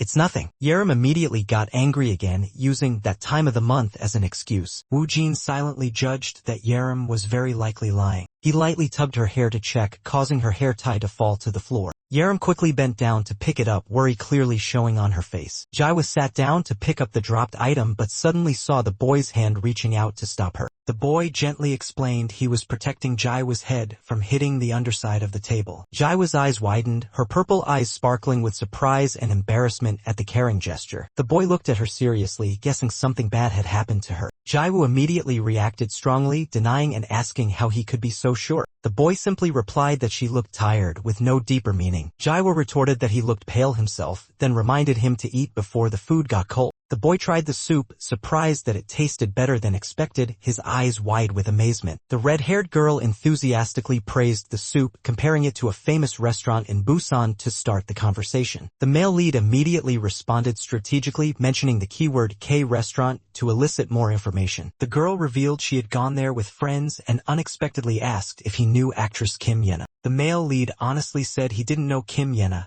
making the girl stunned as if encountering an alien. The girl was annoyed that he didn't know the celebrity, while he calmly continued eating the soup. The male lead shifted topics, using a reminiscence technique, mentioning the seaside scene to evoke emotions. The girl excitedly recalled fireworks on Gwangandigyo Bridge, completely captivated by the beautiful memory. In her mind, the brilliant fireworks appeared like a vivid painting, pure art from memory. Jaiwoo enthusiastically explained that the brain cannot distinguish between imagination and reality, illustrating that thinking of a lemon can make one's mouth water. She was immersed in memories, though sitting at the table now, her mind was on a yacht watching magnificent fireworks. The brown-haired boy listened attentively, making her happy as if reliving a past joyful moment. Jaiwa smiled brightly as if recalling heart-shaped fireworks, exclaiming excitedly. The scene shifted to the present. Both were having lunch at a fancy restaurant, continuing their intimate conversation. She kept telling stories enthusiastically while he asked about the shape of the fireworks with genuine curiosity. The server brought the main dish. The boy eagerly looked at the meat while Jaiwoo reminded him to cut it into small pieces. Jaiwoo asked about his travels. He replied he had never been anywhere. She suggested he should visit Holbox, the place she went last year. The red-haired girl reminisced about the beautiful beach in Quintana Roo, Yucatan Peninsula, Mexico. She passionately described the starry sky and the shimmering waves under the night light like the aurora. Suddenly, her eyes lit up, reflecting extreme surprise as if she had just realized something. The boy suddenly stood up, saying he had to go to school, surprising the girl. She suspiciously asked again, not believing that school was the real reason for his hurried departure. He replied that he was preparing for the high school equivalency exam and then turned away. The girl called out in astonishment, asking for his phone number to keep in touch. She tried to keep him by offering to help plan a trip to Holbox Island, a place she knew well. The red-haired girl warned, "Don't waste time in bad places," while the boy remained silent, keeping a cold demeanor. He analyzed her psychology, addicted to pleasure, lacking family connection, a prey easy to manipulate. He was confident that by exploiting that weakness, he could make what she knew become his. He handed her his phone without a password, surprising her with his leniency. "Thanks for the meal," he said as he left, leaving her holding the phone with a confused expression. The girl softly replied, her eyes still watching his fading figure. She tied her hair back, her face hardened as if preparing for an uneven battle of wits. Out on the street, she chased after him, shouting, "Oh, don't be like that," refusing to be led. Jaiwa called after the boy, asking where he lived, but he remained silent and turned his back to leave. Jaiwoo anxiously shouted again, but his eyes quietly looked away without responding. Suddenly, the boy noticed an assault happening in a nearby alley. Jaiwa ran over, surprised by his indifference, and questioned why he didn't react. The boy immediately covered Jaiwa's eyes, not wanting her to witness the brutal scene ahead. In the dark alley, a man had been stabbed, blood pooling while the attacker still held the knife. The murderer, a man wearing a hat, turned around upon hearing a scream, his eyes full of murderous intent. Knowing he was discovered, the killer fled the scene, leaving the victim dying in a pool of blood. The brown-haired boy with red eyes, a new character, saw the suspect's image reflected in his eyes, a sign of his extraordinary observation skills. The criminal panicked and ran through the dark alley after committing the crime, hoping to escape pursuit. The boy quickly chased after him, holding his phone and dialing 119, his eyes showing determination to save the victim. A man collapsed from stabbing, clutching his bloodied abdomen, falling beside a trash bin in the dark alley, moaning in despair. The boy immediately pressed his hand on the victim's wound to stop the bleeding without hesitation. While comforting the victim, he held the wound tightly and called for help, his face cold but worried. He informed the dispatcher that someone had been stabbed and requested police to come immediately to the location in front of O restaurant. Despite blood on his hands, the boy carefully checked the victim's pulse, showing remarkable calmness and responsibility. The pulse quickened rapidly, indicating severe blood loss from the stabbing wound. Shin Woo-jin checked the patient's condition, assessing serious internal bleeding, and asked for the blood type. Woo-jin determined the patient was stabbed in the abdomen and urgently needed a blood transfusion due to severe internal hemorrhage. The emergency operator couldn't hear the blood type clearly and asked Woo-jin to repeat the important information. Woo-jin emphasized that the patient was stabbed, losing a lot of blood, and needed immediate transfusion during transport. The stabbed man confirmed his blood type was B amid intense pain. When asked about the wound's location, Woo-jin quickly answered, "Stabbed in the abdomen." The operator instructed Woo-jin to lay the patient on his back and press firmly on the wound. He replied that he had done so thoroughly. The male lead was trying to stop the bleeding for the severely injured victim and urgently ordered preparation of blood type B. In the daytime street, he calmly called for emergency help while the purple-eyed girl stood in shock watching. A close-up of the purple-eyed girl's face, stunned and trembling at the horrific scene. The male lead, with bloodied hands, remained calm, thinking silently, "Living a normal life is really hard." He looked up at the purple-eyed girl standing dazed and called out, "Hey." He remained silent, his sharp eyes cold, then repeated in his mind, "Living a normal life is truly very hard." The sound of an ambulance siren blared, red lights flashing, breaking the tense atmosphere. The crowded scene, police blocking off the area, medical staff carrying away the body, enveloped a harsh truth. Woo-jin wiped blood with a handkerchief, preparing to face the police as a witness. He accurately described the suspect's features, surprising the police with his extraordinary memory. When describing the shoes, the police suddenly noticed something strange and asked Woo-jin to stop. The police turned on the recorder, asking Woo-jin to recount from the beginning because the amount of detail he remembered was too much. A long-haired girl stood near the ambulance, silently observing Woo-jin talking with the police. The police thanked him and asked to keep in touch. Woo-jin agreed, while his eyes unconsciously glanced toward the girl. In the girl's memory, the attacker lunged with a knife, causing her to panic to the point of suffocation. Woo-jin looked at the girl, thinking silently this was her first time experiencing this, and that was advantageous for him. Hiram gently placed her hands and feet on the ground, beginning to lift herself in her first effort to stand. Little Hiram unexpectedly stood steadily within her parents' encouraging arms, making them both joyful and amazed. Startled, Hiram lost balance and fell to the floor, her face scrunched in shock. Her parents hurriedly comforted her, hugging their daughter and soothing, "Good job, you know how to stand up now." Back in the present, the male lead stood before Hiram, now grown up, confident that no one could replace his comforting role. He gently reassured Hiram, "It's okay now. Everything will pass." Hiram was still stunned. He continued, informing her that the victim was fortunately not seriously injured. Recalling old images, he remembered when Hiram was a child held in her mother's arms, crying loudly from fear. Woo-jin gently warned the person opposite that there were many surveillance cameras around while still holding tightly onto their phone. The scene shifted to a luxurious villa at nightfall, surrounded by silence and mystery. Inside the villa, soft lights illuminated a spacious room with high-end furnishings, exuding tranquility. From the hallway, the bathroom door was slightly open. A blurred figure appeared behind frosted glass, preparing to bathe. Water poured heavily from the showerhead, steam spreading to create a damp and gloomy atmosphere. A long, red-haired girl, a new character, was showering, relaxing under the warm water. Her red-haired profile appeared clearly in the mist, eyes closed in peaceful relaxation. At the same time elsewhere, Woo-jin was calling emergency services while holding tightly onto the wound of a dying middle-aged man on the ground. Woo-jin shouted inside his head, "Don't look," as a reflex to protect others from the scene before them. Woo-jin breathed out softly, his eyes softening as he confirmed no serious injury had occurred. In the misty steam, Jae-woo, a young girl, was enjoying a relaxing moment under the shower. The glass bathroom door swung open, revealing a hazy scene and soft light from outside. Jae-woo stepped out of the shower, hair wrapped in a towel and wearing only a loose t-shirt, holding a bath towel. She entered a luxurious dressing room and walked straight to a neatly arranged vanity table. Jae-woo sat down,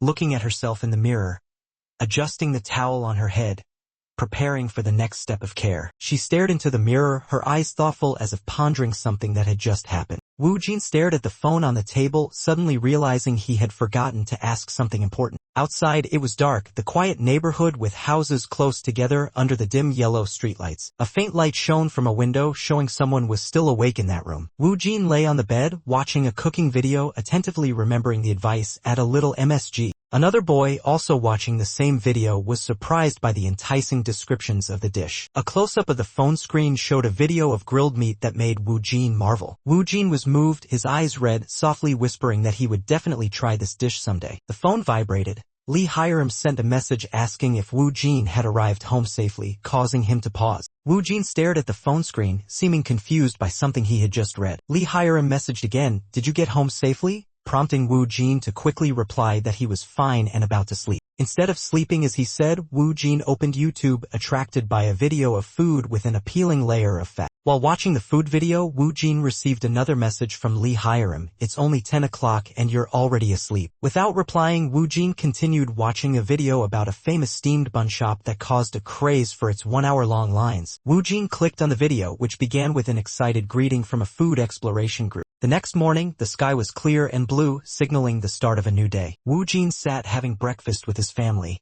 happily putting his hands together saying, "Thank you for the meal," not forgetting to thank for the hearty meal. The student said goodbye to his girlfriend and left the boarding house, promising to return. "I'll be back." Back at his desk, he slammed his notebook down, ready to dive into studying. Woo Jin focused intensely, writing continuously as if trying to dispel chaotic thoughts. He threw a new notebook onto the desk, ready to move on to the next chapter of his study plan. Woo Jin sighed, telling himself that keeping his phone nearby was a minimum life rule. Suddenly, his phone showed a notification from Lee Hiram, "Hey hey HY," accompanied by a smiling emoji. Woo Jin concentrated on his work, ignoring the continuous messages from Hiram, telling himself that ignoring messages was also normal. The chirping birds outside the window made Woo Jin look up, his gaze distant as if pondering something deeper. A sparrow perched on a power line in the quiet residential area, marking the start of an ordinary day. The sparrow looked into the room where Woo Jin was diligently studying in a small, peaceful space. Woo Jin studied hard,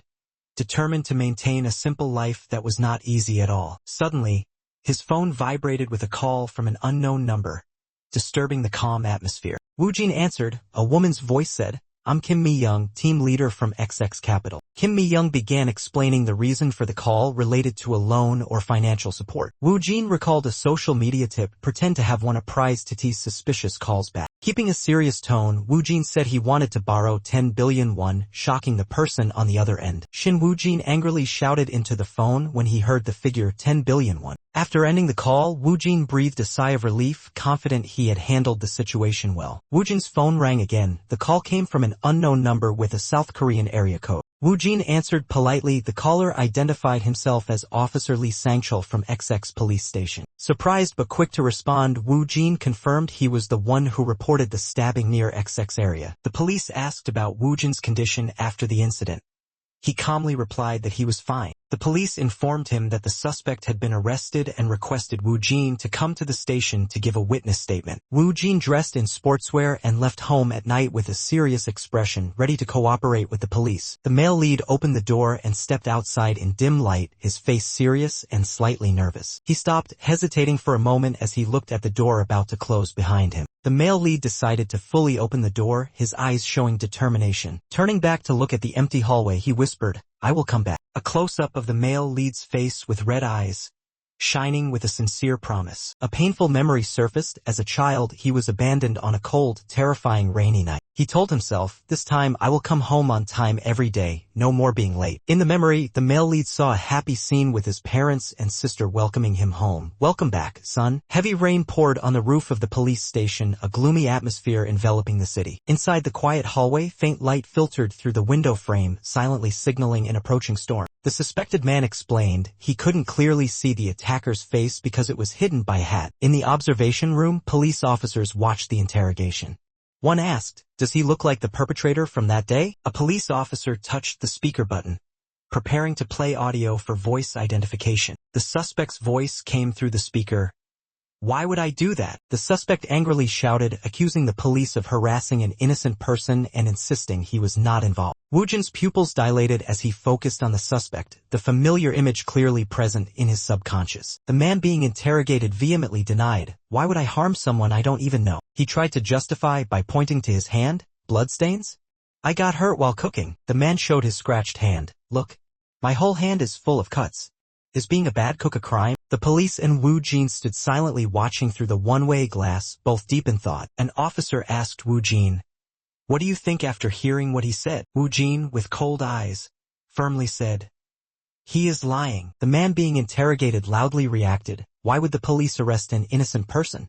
I told you I did nothing." Wu Jin and the officer continued observing, their faces serious and silent before the clumsy act behind the glass. Through the 1A glass, the investigation team watched the interrogation. An officer asked Wu Jin, "What do you think after hearing that?" Wu Jin calmly but decisively replied, "He is lying." Outside the police station in the rain, an officer confirmed, "Are you sure it's him?" Wu Jin answered, "Yes." In the interrogation room, the suspected man justified, "I was just walking around the neighborhood." Wu Jin observed carefully. The man kept touching his nose, a clear sign of discomfort. He analyzed.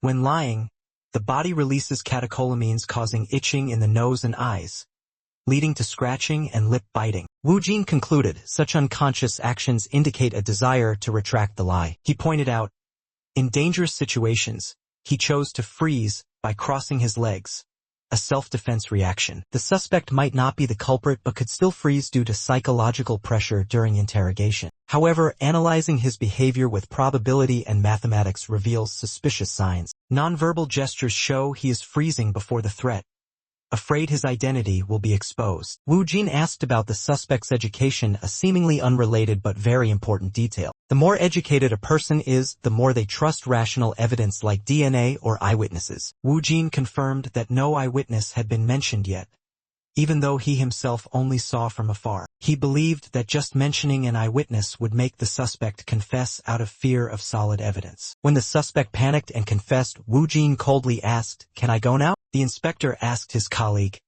"You think he's the culprit, right?" The other nodded lightly, his stomach growling after a tense day. The colleague suggested escorting the inspector out, but he declined, saying he was fine. In the observation room, the inspector looked at suspect Kim Young-bae angrily. "No evidence. Who saw my face?" The inspector placed his hand on the doorknob ready to step in and confront the suspect directly. He opened the door and entered, declaring coldly, "Mr. Kim Young-bae, there is a witness who saw your face at the scene." Kim Young-bae froze, eyes wide with shock. "A witness?" He bowed his head, holding his forehead and gasping from stress. The inspector asked again, "Now you admit it, right?" Finally, Kim Young-bae sighed and confessed, "I didn't intend to kill, it was just an impulsive act." The rain had stopped, droplets remaining on leaves reflecting the soft morning sunlight. The city seemed to be reviving after the storm. The male lead, Wu Jin, stood silently before a large building, looking up at the sky, immersed in unnamed thoughts. Wu Jin turned his head, his gaze quiet. Behind him were police cars parked in front of the station, where everything had just concluded. Inside the station, police officers were eating jjajangmyeon. Wu Jin wondered, "I wonder if this tastes better at the police station?" He chuckled softly, thinking, "I will definitely try it someday." Wu Jin walked away from the station while checking his phone. The clear sky reflected sharply in the rippling puddles. Messages from Lee Hiram appeared continuously. "HY, what are you doing?" "Hey HY," making Wu Jin smile as he typed back, "The culprit's caught.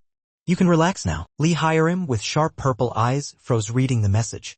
A complex emotion appeared on her face. In class, many students surrounded Hiram, complimenting her hairstyle, handbag, and asking about her cosmetics. Hiram quietly focused on texting, not responding to the attention around her. She received a message that changed her mood. "But why are you only contacting me now?" Soon after, Hiram was surprised to get another brief message, "Get home safely." Confused and surprised, Hiram put her hand on her forehead, murmuring, "Unbelievable." She recalled how people usually just read and ignore messages, wondering, how did they know? The scene shifted to a ramen shop where Hiram and a male friend were about to start a food challenge. The ramen shop owner seriously stated the rule: finish within 20 minutes or pay a 20,000 won penalty. The male lead began the supersized ramen challenge, his eyes serious facing the steaming bowl of noodles. A voice echoed in his head explaining leptin hormone and how it signals fullness to the brain. The scientific information continued, describing how fat cells release leptin to send fullness signals to the brain. The ramen shop owner asked the male lead to signal when ready to start the eating contest. The male lead shouted, "I'm ready," and the countdown timer was set for 20 minutes for the challenge. Without hesitation,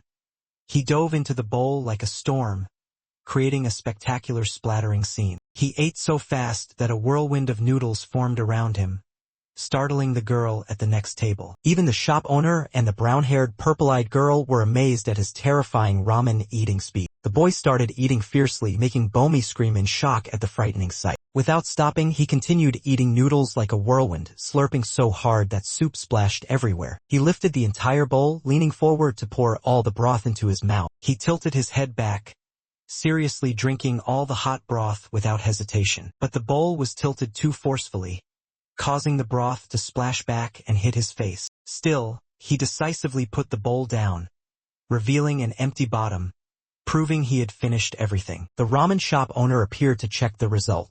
The boy held out his hand as if to confirm his victory. The shop owner shouted success, and the boy nodded contentedly, thinking, "I have to get Bomi to praise me." The female student, Jaiwoo, suddenly stared at the empty bowl in front of her friend and asked, "Are you planning to be a YouTuber or something?" She was amazed, finishing that and calling it normal, while the boy remained calm as if nothing happened. Leaving the restaurant, the male lead hugged his stomach, laughing happily. "This place is really good, thanks for the meal." Jaiwoo asked in surprise, "Is there a place to drink latte?" But he insisted, "Going out with a girl means there has to be dessert." Jaiwoo sighed, saying he was really strange. But inside she found him strangely interesting. Someone mysterious from somewhere else spoke in her mind, "Come quickly." In the cafe, the boy exclaimed again, "So sweet," making Jaiwoo just shake her head. "You need to stop watching YouTube." "Oh, so delicious." The boy continued excitedly eating cake, leaving Jaiwoo silently watching, unsure what to say. A man in a suit opened a car door, preparing to pick up Jaiwoo, the brown-haired, purple-eyed girl. Jaiwoo stepped out of the car, annoyed by the strange way the male lead spoke.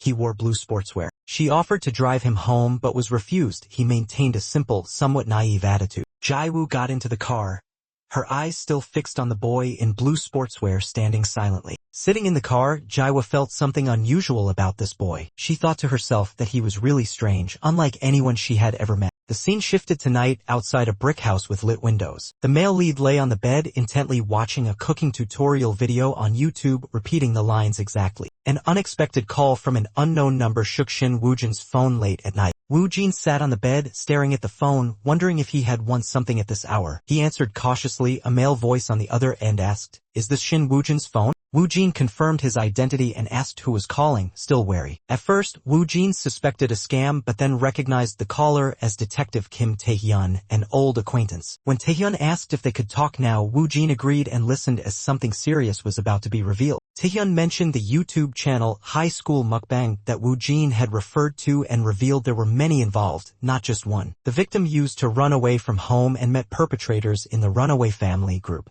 The family didn't search much, making the victim easy to exploit even when appearing publicly on YouTube. Woojin concluded that the runaway family committed crimes with a clear purpose in mind. He asked again on the phone, worried whether the victim had returned safely. The police confirmed the victim was safe and thanked Woojin for helping solve the case. The police invited Woojin for a meal to thank him and asked when he was free. Woojin silently told himself this was the opportunity he had planned for. He casually asked if he could have meat instead of a regular meal. The police happily agreed, telling Woojin to choose whatever he wanted. Woojin chose a special dish, Hanwoo 2-horn number 9. Please. The male lead excitedly called to order premium Hanwoo beef 2-horn number 9. A colleague was confused, not understanding what Hanwoo 2-horn was, mistakenly guessing tukbigi bulgogi. The male lead seriously corrected. It was A++ grade Hanwoo number 9. Premium salchisal cut. The colleague still didn't fully understand but agreed because the male lead had done something very impressive. The male lead asked when he could meet again and was suggested Saturday. He quickly confirmed the appointment, promising to make time for the meeting. On Saturday morning, the male lead appeared at the train station entrance, preparing for the important meeting. He was excited thinking about the Hanwoo 2-horn number 9 he was about to enjoy, wondering if it would be the heaven he expected. Two strangers called Woojin over in the square, asking permission to ask him something. They unexpectedly said that Wu Jin's face was full of blessings, surprising him. Wu Jin stopped to listen as they explained they couldn't ignore his radiant energy. When Wu Jin asked what they meant by blessings, they confirmed they meant luck and good aura and wanted to share some kind words. They began talking about lifelong learning and introduced an abstract concept about studying the principles of all things. Wu Jin eagerly asked if it was a kind of science like physics, but they seemed confused. They rejected the scientific concept and started talking about a proverb, mountain is mountain, water is water. They further explained that people usually don't see things as they are but always assign meanings to them. Wu Jin defined mountain scientifically, surprising them with his seriousness and eccentricity. The male and female evangelists praised Wu Jin with strange flattery,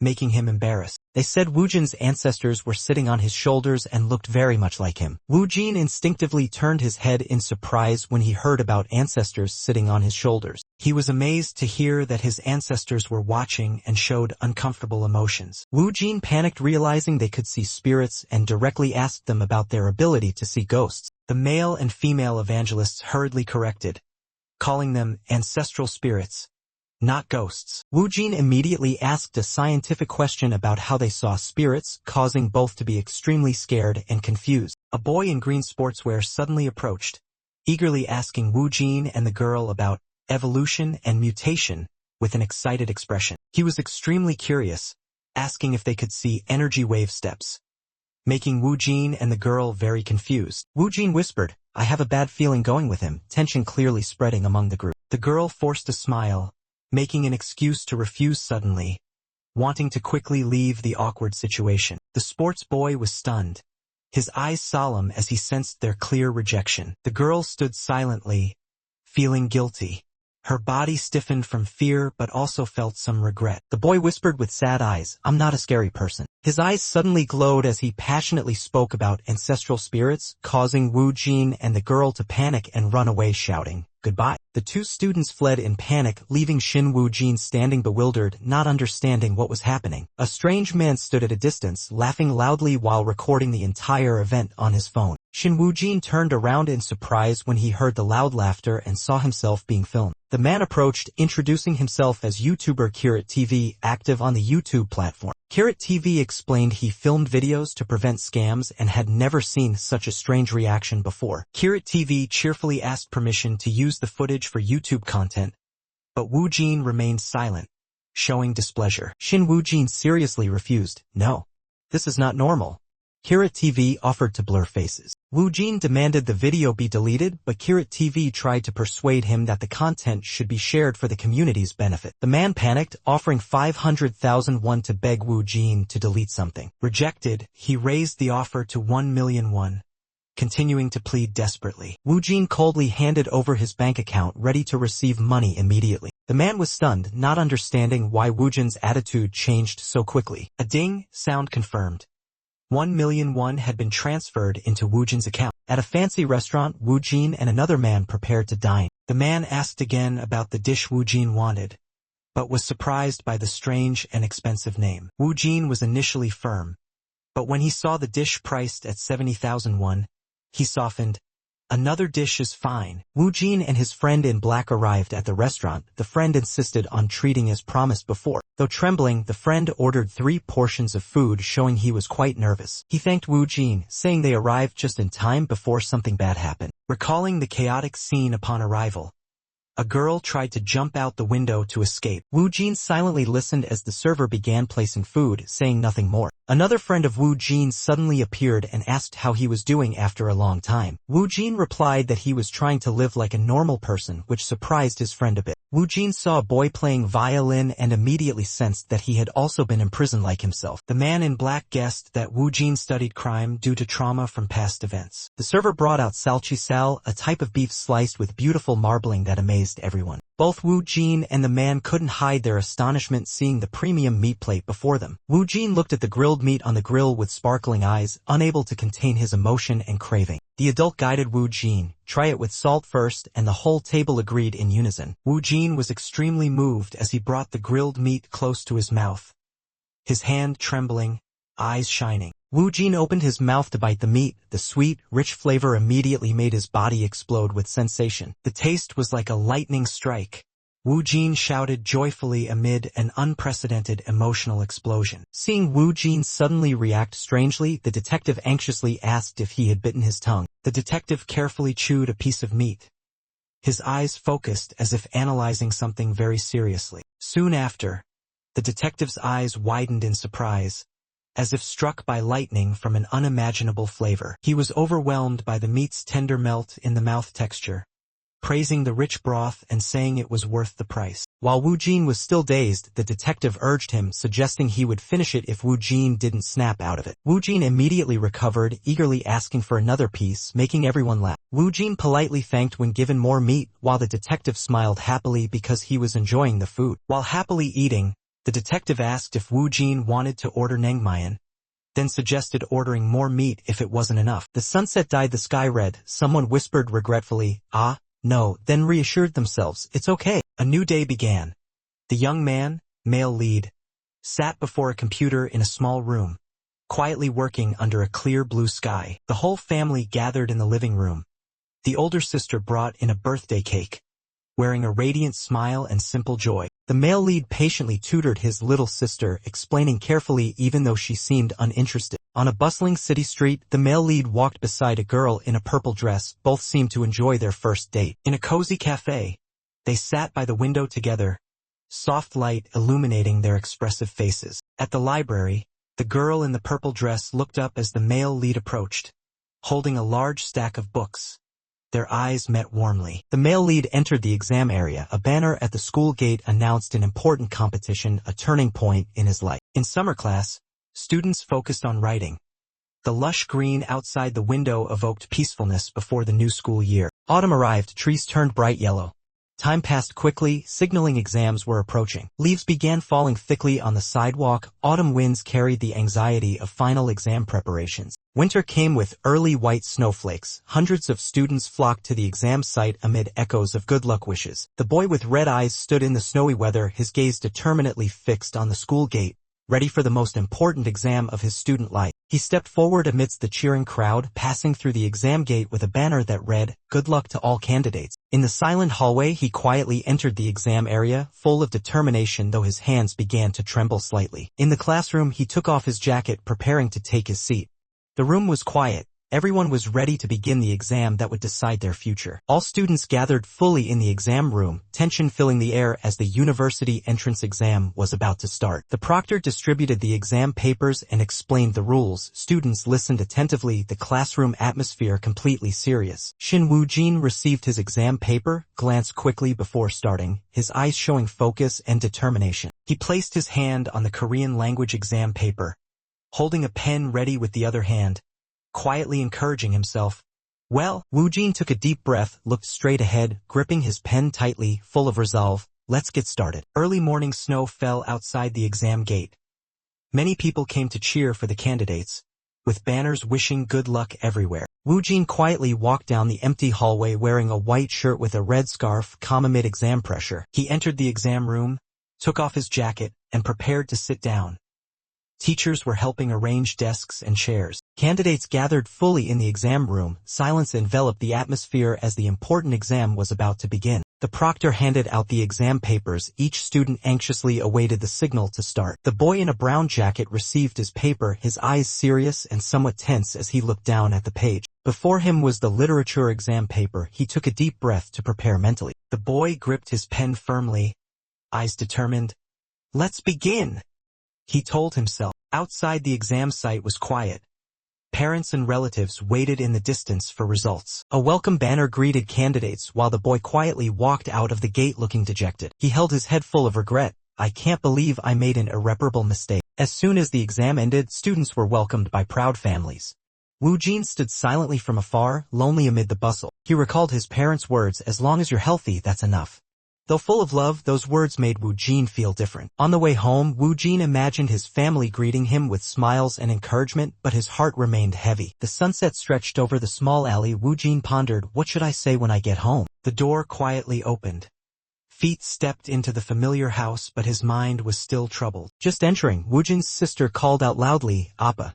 her joyful voice breaking the tense atmosphere. Woojin's sister eagerly asked about his exam results without any suspicion of the feelings he carried. Woojin was silent, his tired and empty eyes stunned his sister. A feeling of unease crept into her heart. His sister worriedly watched Woojin, wondering if he had made a mistake in the CSAT exam. She recalled how Woojin had studied diligently without stopping, always giving his all for the exam. She believed that someone who tried so hard like him couldn't have failed. Seeing Woojin silent, his sister gently asked, hoping to know what was happening. Woojin lowered his head and whispered that maybe he had overestimated himself. His sister tried to comfort him, assuring that everything would be fine and no one would blame him. Woojin gave a slight smile, trying to hide his feelings, and said he would go wash his face. His sister silently watched him go, her heart heavy as the door closed behind Woojin. A jacket and backpack were placed on the bed, showing the male lead had just returned from an important exam. The male lead received a message from Lee Hiram asking about his exam results, but he just silently looked at his phone. He put his phone down on the table next to a thick stack of exam prep books, looking bored and tired. The male lead told himself that he had over-practiced with unnecessary exam papers, his eyes showing regret. The male lead's sister stood at the living room door, noticing their mother sitting on the sofa waiting. The male lead quietly stepped into the living room, walking tiredly, avoiding eye contact with his mother and sister. Without saying a word, he immediately returned to his room, closing the door heavily behind him. His sister sat pondering, recalling how her brother used to be cheerful, lively, and full of energy, a change that worried her. Bomi worriedly wondered how to comfort her brother while he was sad about his exam results. Bomi's older sister called from the supermarket asking Bomi what Woojin wanted to eat besides bulgogi. Bomi whispered on the phone that Woojin looked very sad because he didn't do as well as expected on the exam. Her sister was surprised to learn Woojin was at home and felt disappointed about his exam results. The man accompanying her sister was startled by the news and hurriedly asked to speak directly with Woojin. Bomi confirmed that Woojin really looked very disappointed. It was obvious without saying anything. The man reassured over the phone that it was just one exam, everything would be fine, and he would bring delicious food home. Woojin left his room and entered the living room where Bomi was sitting, saying nothing but still looking heavy-hearted. His sister asked anxiously when she saw her brother sad after the test, thinking he had made many mistakes. She tried to comfort him, reminding him that their parents always loved and supported him. He turned back, covering his face with tension, and whispered, "It's not normal." The male lead shockingly admitted that he thought he had answered all questions correctly, which scared him. His sister's eyes widened in disbelief, unable to believe what she just heard from her brother. He continued, saying he didn't realize it until the test ended. His sister was so shocked it was as if her soul left her body, not knowing how to react. She stammered to confirm, "You really think you got everything right?" And he silently replied, "Yes." His sister was stunned, realizing the reason for his collapse was because something was not normal at all. The male lead was confused, thinking about how his hand acted like an unconscious reflex from over-practicing. He recalled the moment his hand wrote answers while eating, as if without thinking. He admitted to his sister that he solved the test without thinking, like breathing. He was shocked, realizing his hand acted automatically without control. His sister was scared, eyes wide, seeing her brother behave strangely beyond imagination. She immediately held his hand,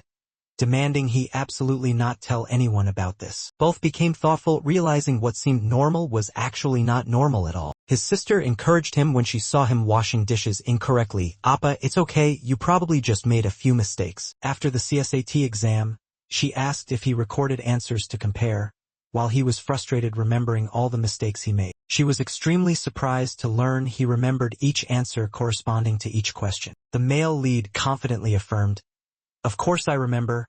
I solved it myself," making his sister confused because it seemed too unusual. She tried to stay optimistic, suggesting checking answers and reminding him he might have only missed a few questions. She quickly looked up the official answers on the Korean Education Institute's website, ready to start comparing. While she excitedly opened the answers, the male lead worriedly didn't dare look, sitting with his head in his hands on the bed. The first question was read aloud and he immediately answered. 4. Memories of the test flooded back, increasing his pressure. Bomi was amazed to find that his answer to question number 2 was completely correct. The male lead held his head, quickly reciting the answers he remembered in his head accurately. Bomi's eyes lit up, unable to believe her ears when she saw all the answers were correct. He continued listing many more answers, still maintaining astonishing accuracy. Bomi was stunned by his memory ability, startled when asked if she was listening. Bomi double-checked the other subjects, suspecting there might be mistakes in other exams. She began checking the math exam, comparing each answer with the answer sheet. The male lead anxiously hoped to have at least one wrong answer while Bomi was carefully verifying. The sister looked back at her brother, calling Appa with astonished eyes upon seeing the results on the computer screen. She held his hand to comfort him through the storm, telling him not to be too disappointed, while he bowed his head, accepting the truth. All answers were correct. She jumped up, amazed and excited, shouting that this was something to celebrate, not to be sad about. The male lead muttered that living normally was really hard because his parents always told him to live a normal life. The sister imagined how shocked their parents would be to know he scored perfectly,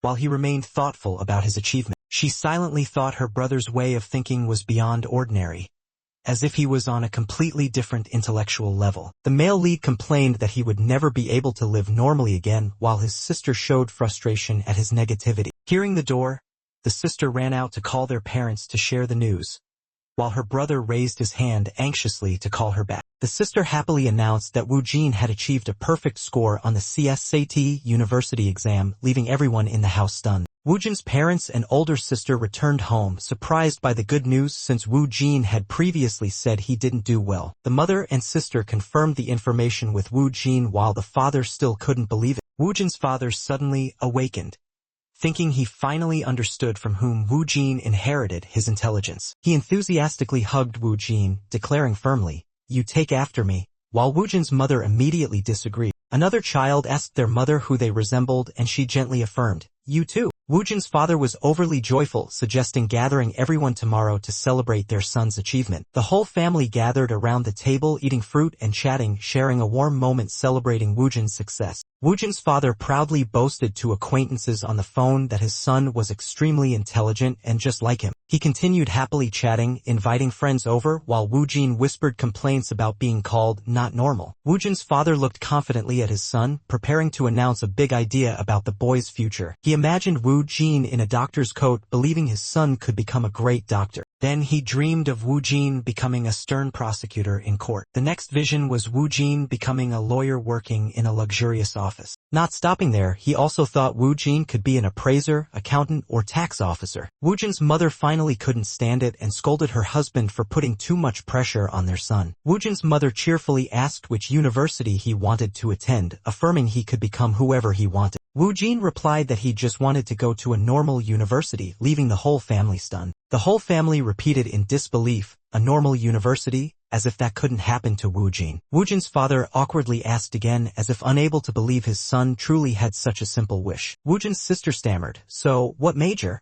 while Wu Jin was still eating fruit. Wu Jin honestly answered that he hadn't decided which major to study yet. His father imagined some stable jobs like appraiser, accountant, or tax officer, but Wu Jin remained silent. Alone in his room, Wu Jin quietly researched the legal assistant profession on his phone as if he had found a direction. He looked up judicial scrivener and realized it was a job drafting legal documents for courts and prosecutors. Next was tax officer, someone handling tax-related matters. He carefully took notes. He continued exploring architects, those who design and supervise construction projects, a quite different career. Images of doctors and prosecutors, the professions his parents emphasized, appeared in his mind. He began thinking that the careers his father mentioned seemed to have something in common. He concluded, all these professions operate within the framework of the legal system. He found profiles of notable people like Prosecutor Lee Jong-mi, Dr. Im Jae-jun, Lawyer Park Soo-jin, etc. A notable discovery, most of them graduated from S University. He began to wonder if that was the most normal path. Wu Jin suddenly opened his room door, startling the whole family to turn and look at him. He calmly declared his decision to attend university like a normal person. The image of S University appeared, a symbol of intelligence and prestige. The whole family was shocked to hear Wu Jin call S University normal. The father laughed loudly, comparing S University to Harvard to emphasize its extraordinariness. In the snowy night, the family encouraged Wu Jin to aim for a normal school. The CSAT scorecard for the year 20XX appeared, marking a decisive phase in life. Time passed with special milestones: Christmas, Lunar New Year, graduation ceremony. The train quietly crossed the winter, beginning Woojin's new journey toward the future. The young man sat down on the train, took items from his backpack, and calmly looked at the scenery outside. He smiled brightly, holding an egg and a soda can, thinking, I've always wanted to do this. Without hesitation, he cracked the egg on his head to peel it, his expression full of determination. The eggshell cracked evenly under his hands, revealing the cooked egg inside. He admired the egg, then took a small bite, his eyes full of delight and surprise. He took a sip of soda, the cold sensation exploding in his throat, spreading like a flood. His eyes sparkled as he sat excitedly by the train window. Now I understand why people eat on trains. It's wonderful. Outside, snow began to fall gently.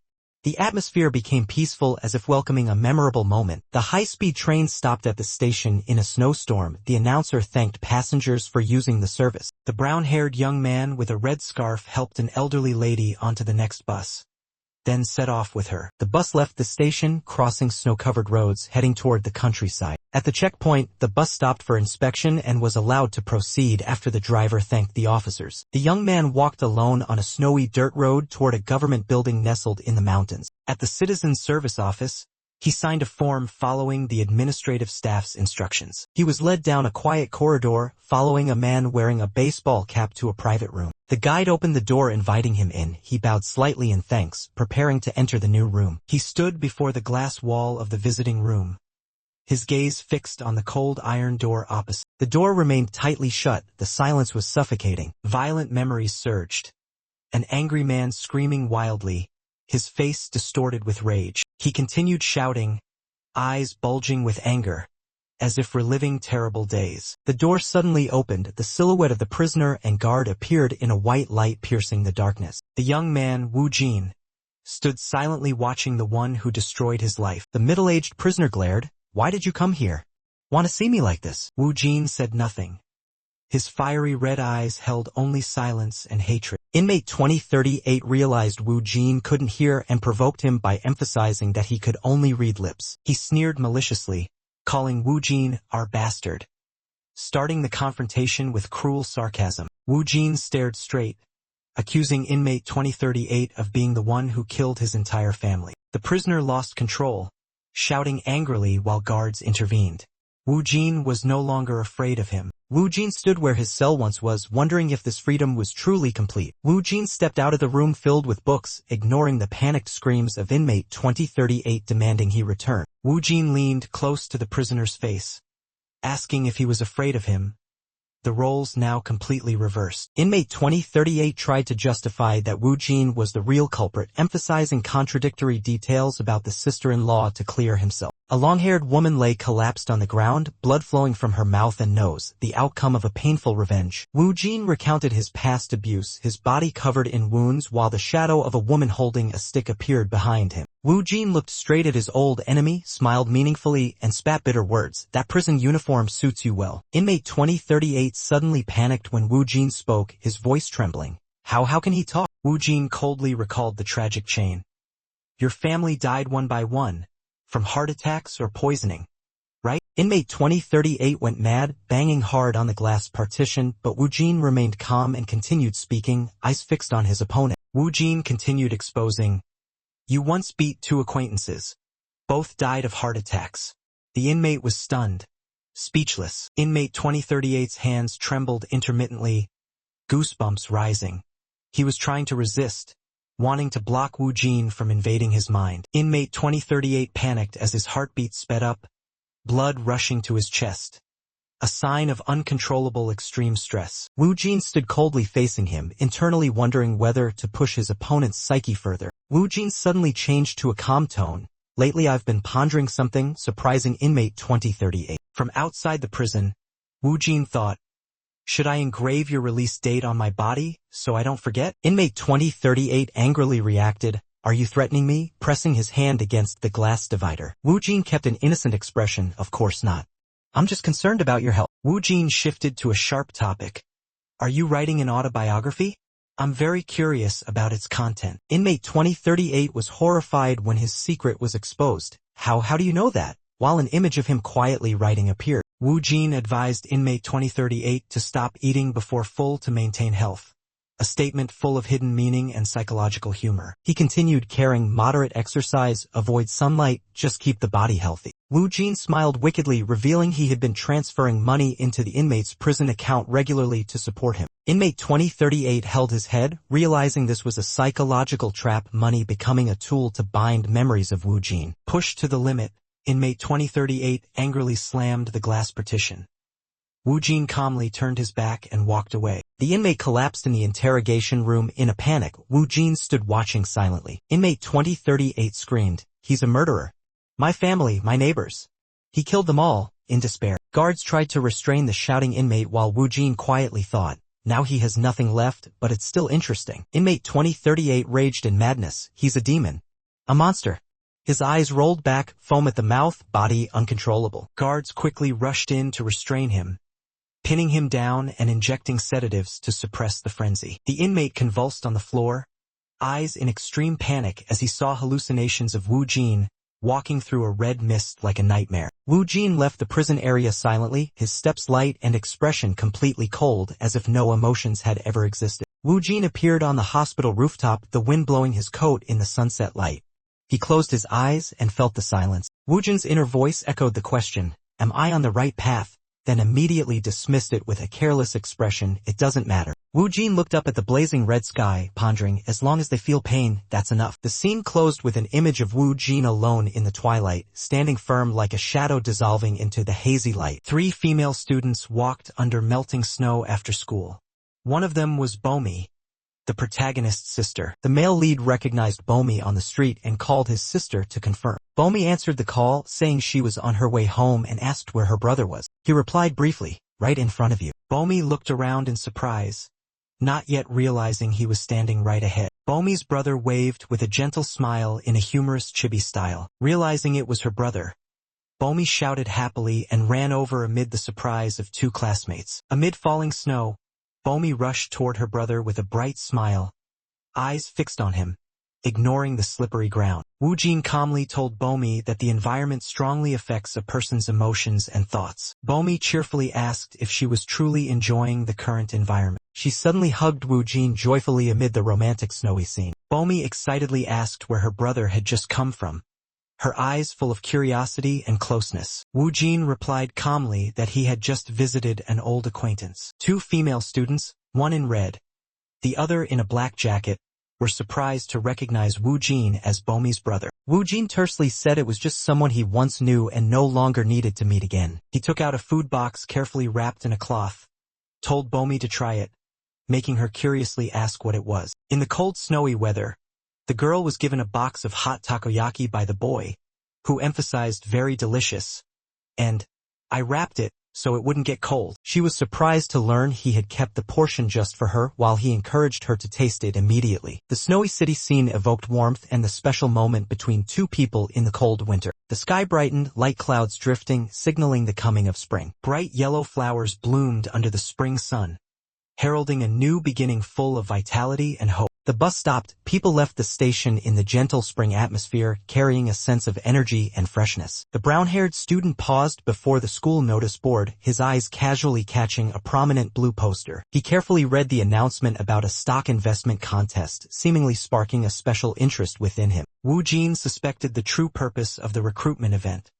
realizing there is no such thing as a free lunch. He arrived at the university lecture hall where his new journey as a student would begin. Entering the large lecture hall for the first time, Wu Jin was amazed by the completely new learning environment. Wu Jin chose to sit in the middle of the class, thinking it was the most normal action to avoid attention. A stranger student approached and greeted him, knowing his name. "You're Wu Jin, right?" Wu Jin recalled Park Jong-wook as one of those who had chatted in the freshman student group chat. Park Jong-wook sat next to Wu Jin, friendly and chatting, making Wu Jin a bit embarrassed by his textbook-like words. Park Jong-wook asked Wu Jin about the after-class gathering, part of activities to get to know new students. A bespectacled student happily recognized Song Hee, a new student who just arrived at the lecture hall. The lecture hall gradually filled, students busily found seats and chatted lively before class. Song Hee attentively looked up at the podium, excited because this was his first university class. The professor stepped onto the podium with a calm demeanor, attracting the whole class's attention. The professor began with a friendly welcome, causing the entire lecture hall to fall silent and focus. Song-hee was surprised to learn that the person in front of him was his business management professor. The professor posed an opening question, "What do you think business is?" and encouraged students to raise their hands to answer. The atmosphere suddenly quieted.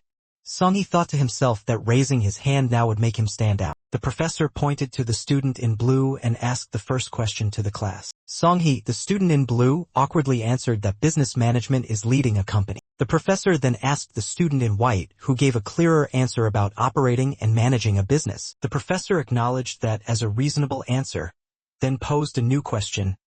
What skills does a business leader need? A shy female student in the back answered, planning and giving directions. Then the professor turned to ask the person next to her. Song-hee thought he was called on because he sat in the middle but decided to answer anyway. Song-hee stated that a leader should be good at persuasion, drawing the class's attention. The professor appeared surprised by Song-hee's answer and asked him to explain that idea further. The male lead happened upon a stock trading contest organized by a major investment company. He considered it a typical example of companies' clever talent recruitment plans. People were attracted by the prizes, but he realized it was a smart lure. Behind the contest was a sweet trap to identify those with early investment talent. Top performers would receive support and job opportunities at the securities company. The company built long-term relationships with winners through scholarships and privileges. A student in class was surprised to understand that advertising could hypnotize the brain. A long-haired lecturer wearing glasses added that business leaders know how to exploit that. Advertisements are everywhere, whispering enchanting desires into viewers' ears. They don't just sell products but also sow all kinds of desires and emotions in people's hearts. In class, students began to realize they were being led by those desires. The professor continued the lecture on the essence of marketing and art of manipulating people's hearts. This vast modern society ultimately operates on the foundation of persuasion. The entire lecture hall fell silent. Students both amazed and thoughtful. The brown-haired, red-eyed student couldn't hold back any longer and stood up to interrupt the professor. He bluntly asked, "When does the real lecture start?" hoping for a normal class. The red-eyed, brown-haired student, Woo Jin, raised his hand and asked the professor straightforwardly, "When does the real lecture actually begin?" The whole class was stunned into silence, while students in the back whispered, "He already covered almost the entire lesson." The professor enthusiastically praised, "Wow, that's an excellent question." A student whispered, "Did he get a perfect score on the entrance exam?" The class applauded quietly. Woo Jin just looked bewildered amid the unexpected praise. Woo Jin muttered, "Being normal is harder than I thought. I have to try harder." The professor announced the start of the first class. "Now we begin Introduction to Business Management." Woo Jin listened attentively, full of excitement. "Finally, the first class I've been waiting for has arrived." The professor stood before the class, opening, "Business management is the study of how to manage organizations effectively and optimally." The male lead listened carefully, his eyes lighting up when he heard something familiar. "That's right." The professor began the lecture. "The core of business management is planning, organizing, leading, and controlling." The teacher continued, "First is planning, setting goals, and building strategies to achieve them." The male lead thought silently while looking at the screen. "I already know this part." The lecture moved on to organizing and leading, allocating resources, motivating, and coordinating teams. Next is control, ensuring everything goes according to plan and making adjustments when necessary. The male lead recalled that he had read all this knowledge in countless books before. A nearby girl was surprised to see his fully aware expression in class. The male lead worried whether the professor noticed that he was less focused than other students. At 10:58, the class ended according to the lecturer's schedule. The lecturer wished the class a good lunch, and students gradually left, thanking him. The male lead was excited. Finally, it was time to enjoy the legendary school meal. The classroom gradually emptied, everyone bidding friendly farewells and leaving the lecture hall. Under the sunlight, students spread across the campus heading toward the cafeteria. The male lead marveled at the modern cafeteria where many students were choosing dishes at vending machines. He stood behind a small brown-haired male student, both waiting their turn to order. Woo Jin quietly chose a seat in the school canteen, carrying a simple food tray. He began eating,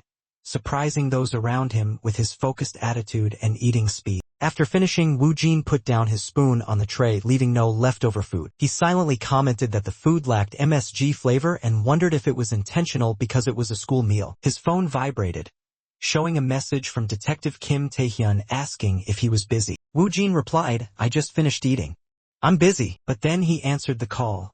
his eyes shifting from surprise to seriousness upon hearing the voice on the other end. Detective Kim Tae-hyun asked Woo Jin to help with a complicated case, offering a reward of 100,000 won. Detective Kim showed Woo Jin a video of the suspect, hoping for his usual agreement. After each case solved with Woo Jin's help, Detective Kim treated him to a nice meal as thanks. Not only meals, Detective Kim also gave Woo Jin cash, which surprised and touched him. Woo Jin realized that assisting in solving cases was a fairly easy way for him to earn money. While standing in the cafeteria, Woo Jin received a call from someone and agreed to receive investigation documents. The caller requested a face-to-face meeting and asked when Woo Jin was free. Woo Jin was notified that his 2 p.m. class was cancelled, opening an unexpected free time slot. Woo Jin said he was free and asked where to go. The caller quickly said they would pick him up. The detective leaned against a car, intently looking at his phone while waiting. Woo Jin appeared from afar, walking while asking if the detective had arrived yet. The detective smiled warmly at Woo Jin, complimenting him on looking much sharper since entering university, especially studying at prestigious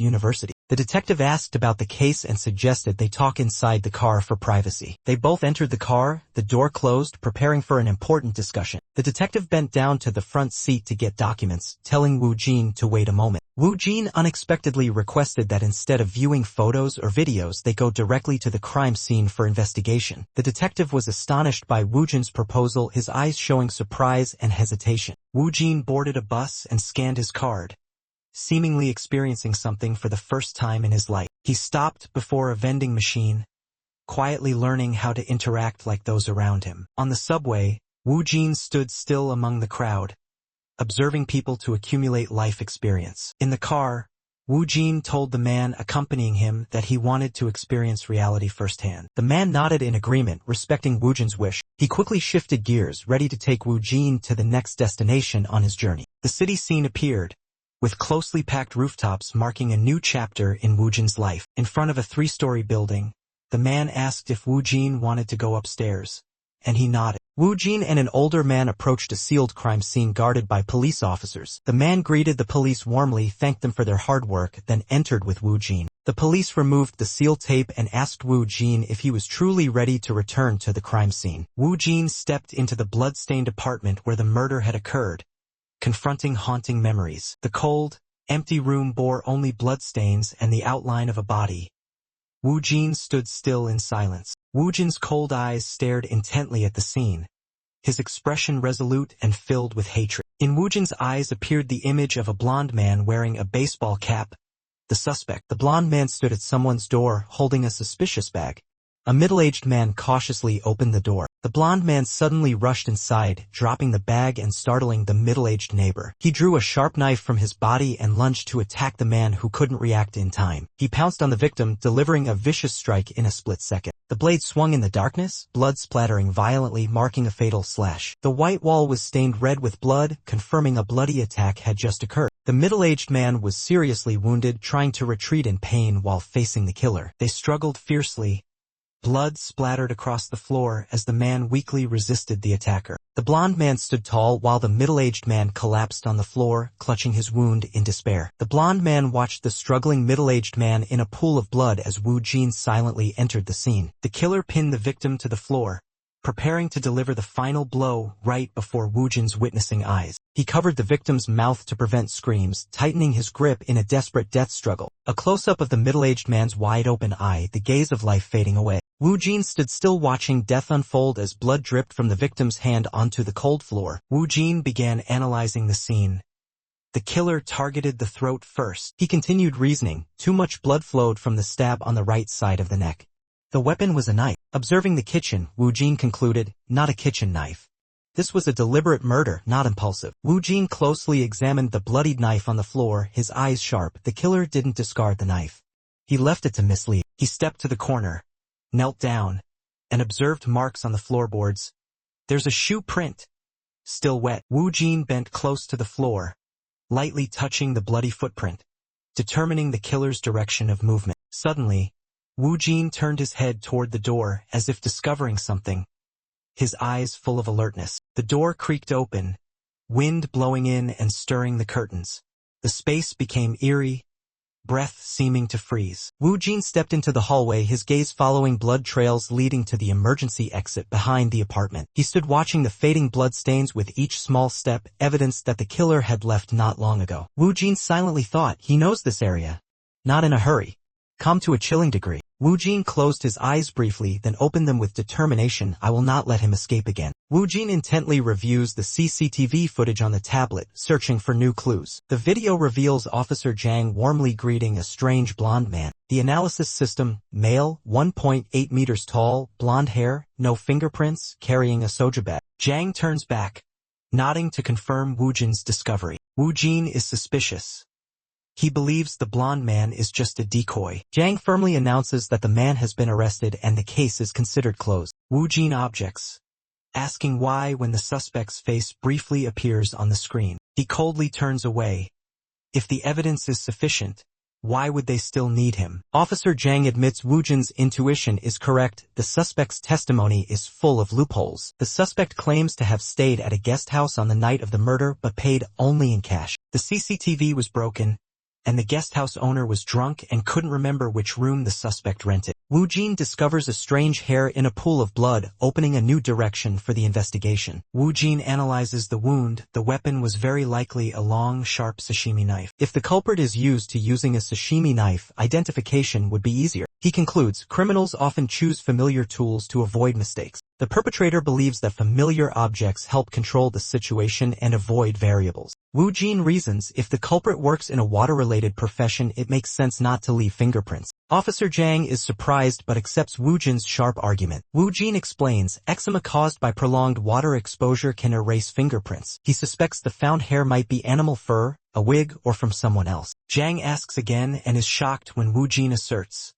the culprit wore a wig. To mislead the investigation, the culprit deliberately disguised himself with fake blonde hair. Wu Jin points out, this act was not just to cause confusion but to manipulate the crime scene. He emphasizes the footprint detail, the weight focused on the heel, indicating an unnatural gait. Wu Jin analyzes, when attacking, the body usually shifts weight onto the toes. Combat demonstrations show that shifting weight to the ball of the foot when striking is natural. Officer Zhang wonders and Wu Jin explains the culprit intentionally wore oversized shoes. The gap at the toe of the shoe makes the toe prints appear fainter than usual. Wu Jin adds, the blood stain shows the shoe print was turned sideways, suggesting an unusual slip. However, he dismisses the possibility of a struggle because the victim was killed immediately. If slipping in that posture, the culprit would have sprained or broken a leg. Wu Jin suspects the culprit patted the shoe soles and finds new evidence from the camera. Wu Jin stares at the CCTV. The suspect walks normally despite supposedly being injured earlier. He points at the screen, emphasizing that the hair has shifted compared to the beginning. Hair cannot shift asymmetrically within minutes. The structure makes that impossible. Zhang is shocked to realize that the oversized shoes are the key to the disguise. Not only shoes, but the suspect also wore a wig to mislead the investigation. Wu Jin asserts the real culprit both killed the victim and staged the scene to frame someone else. He reasons, the perpetrator had to control both the victim and the suspect simultaneously. The victim was small and easy to control, clearly chosen as an easy target for murder. Wu Jin argues the arrested man is 1.84 meters tall and strong, too difficult to be an easy murder target. The profile shows suspect is 184 centimeters tall, weighs 82 kilograms, shoe size 270 millimeters. Completely inconsistent with the crime scene. At arrest, he had black hair, contradicting his testimony and surveillance footage. Zhang is stunned. The sudden hair color change makes police even more suspicious. Another officer harshly questions, did you dye your hair to avoid suspicion? Do you think police are a joke? Wu Jin returns to the scene. Actual shoe prints measure only 255 to 260 millimeters. Smaller than the arrested suspect's size. Wu Jin concludes the culprit has a personal relationship with the victim and a strong motive to frame another person. A shocking scene, the real culprit wore a costume with a zipper on the back, a sophisticated disguise to kill one person and trap another. Money? Someone handed over a stack of 50,000 won. Could this be the motive for the case? Or hatred? A fight had broken out. Signs of a grudge? Could it be because of a woman? The victim, the culprit, or the framed person had a romantic connection. Woo Jin concludes the culprit is skilled with a sashimi knife, possibly due to their profession. They may suffer from chronic eczema from water exposure, causing fingerprints to be completely blurred. Evidence: blonde wig, sharp knife, large shoes, and logical analysis documents indicating an intellectual culprit. A man smashed a beer bottle and shouted loudly, an impulsive act, a typical aggressive reaction. Woo Jin explains, impulsive criminals often have low education. Highly educated ones plan carefully. Jang calls Jikyol to ask about the investigation results on the wig found at the scene. Jikyol confirms the hair sample is not real human hair, it is synthetic fiber. Jang is stunned, while Woo Jin analyzes.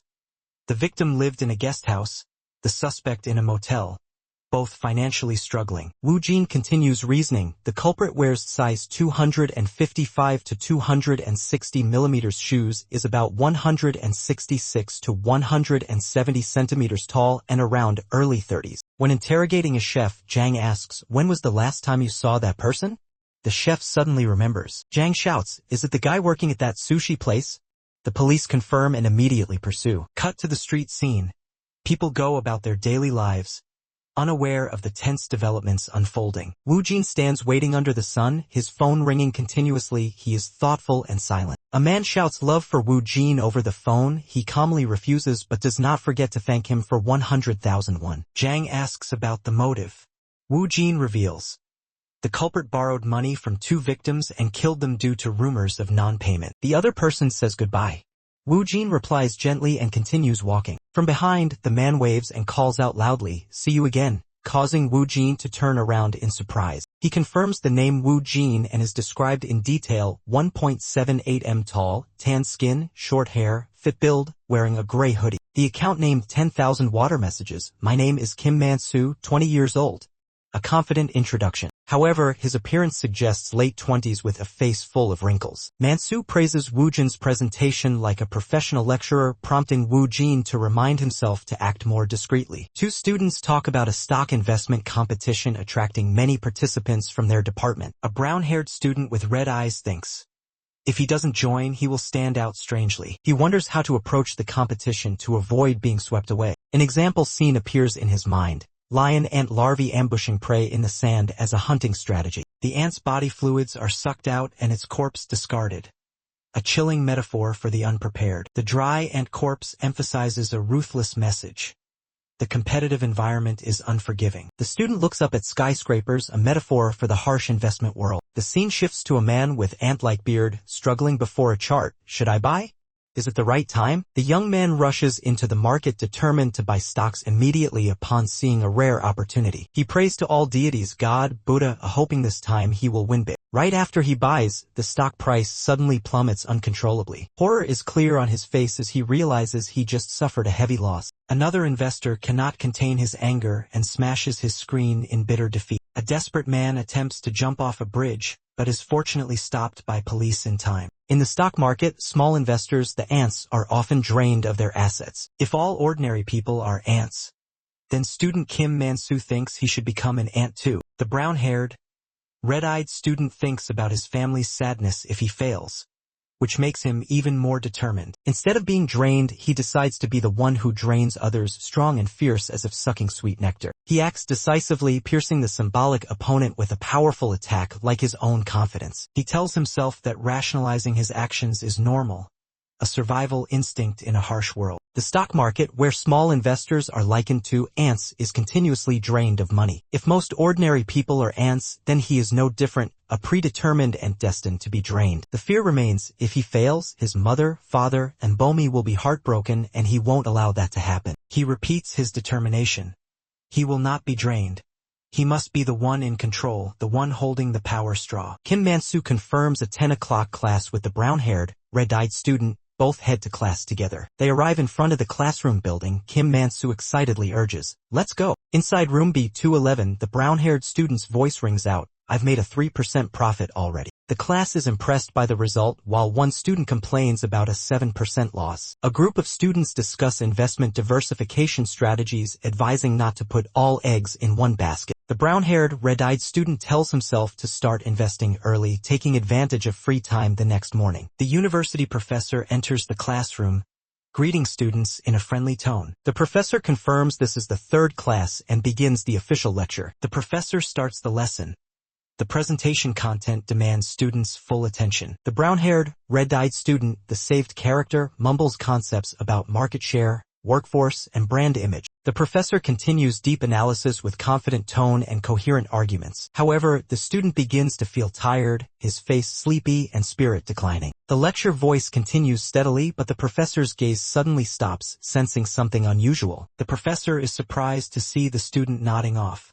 Something that never happened in previous classes. A memory surfaces, the previous class, where the same student was very active in participating. In that memory, the student eagerly raised his hand, eyes bright, passionately asking questions. The professor asks the class if anyone doesn't understand the lecture, with a friendly look and open voice. Woo Jin immediately raises his hand, eyes shining, loudly saying he doesn't understand, startling the whole class. He begins to talk non-stop about management concepts, business performance, and statistics, leaving the professor stunned. The professor is dumbfounded, wondering why Woo Jin is lecturing instead of him. Truly a forum hijacker. The whole lecture hall is sleepy. The professor sighs, realizing talking to Woo Jin feels like a one-on-one debate. Woo Jin sits quietly, eyes wide open, unable to sleep, haunted by the need to try harder. He recalls a simple dream, to experience dozing off in class like a normal student, but it's not easy at all. The professor ends the lesson with an assignment, causing Woo Jin to immediately jump up, his face showing clear confusion. The student excitedly raises his hand, unable to hide his enthusiasm upon hearing the word assignment, surprising the class. The professor looks down calmly and assigns. Read and understand Adam Smith's The Wealth of Nations. The extended assignment. Analyze perfect competition markets, diminishing marginal returns, and ethical management. The student continues asking deep questions about the value paradox, offering new perspectives on economic laws. The class falls into confusion.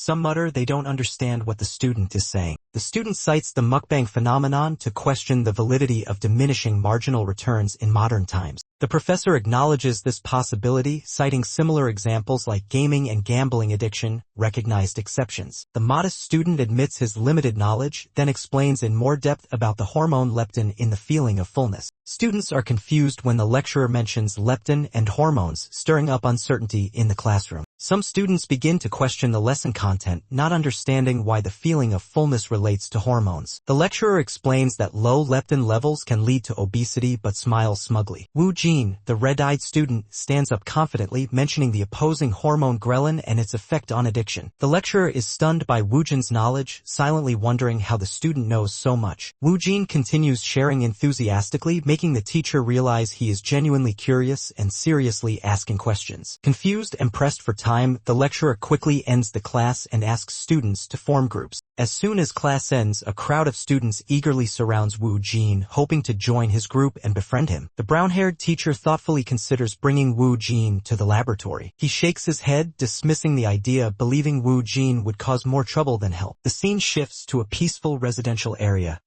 highlighting the contrast between everyday life and Woo Jin's thoughts. Woo Jin places a buy order for XXO-BIO stock, quantity 10, price 23,500. The purchase is successful.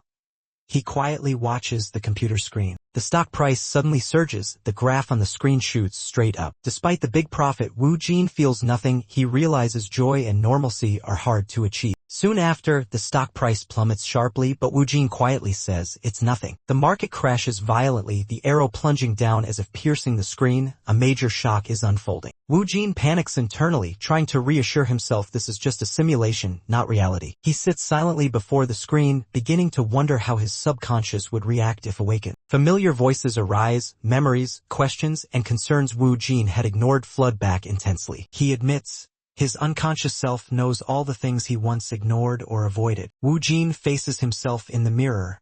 A decision forms. Self-observation might be necessary. With determined eyes, Woo Jin utters a summoning, "Come forth," inviting his unconscious self into the light. The unconscious self smiles enigmatically in the darkness, as if waiting for this invitation for a long time. The young man stands before the mirror, sighing deeply, eyes full of contemplation as he looks at himself. He examines his face in the mirror and smiles softly, admitting he is quite handsome. He takes off his shirt, revealing a bare back full of scars, evidence of a harsh past. Looking at his injured body, he tells himself that maybe acting is not his path. He sits down at the computer desk, eyes sharp and cold, ready for a clearer goal. Lines of searches about AI, biology, robotics, and semiconductors appear on the screen. He begins researching. The screen fills with information. The mouse clicks continuously as he delves deeper into the tech world. Though hesitant for a moment, he finally decides, no, this is something I must do. Woojin's unconscious self once controlled his body while he was locked deep in his subconscious. But now, Woojin is gradually regaining control over his own body. The unconscious self senses its own decline. If this continues, it will vanish forever. Therefore, it is determined to prove its value so as not to be forgotten. Observing the market, it detects signs of large capital inflows. The time to act has come. It dismisses Woojin's hesitation, believing reality is where true resilience is forged, not simulations or practice. It no longer hesitates, clicks the mouse, and begins placing real buy orders. A series of buy orders are executed. The unconscious self of Woojin is betting everything on this action. Woojin intently watches the screen, continuously placing stock buy orders with a calmness bordering on coldness. Under the desk, red arrows seem to represent a feverish price surge, erupting with each of Woojin's mouse clicks. Woojin, the cold alter ego of the protagonist, appears with sharp eyes, powerfully calling his own name. Amidst the forest of red arrows, Woojin sits like a financial tyrant. Money isn't earned, it's created for us by others. Woojin's half-smile becomes clear as he notices major investors beginning to jump into the game. With a decisive click, Woojin continues the chain of buy orders, the action of a market controller. The screen is densely packed with consecutively executed buy orders. Woojin is silently accumulating power. The shot repeats from above.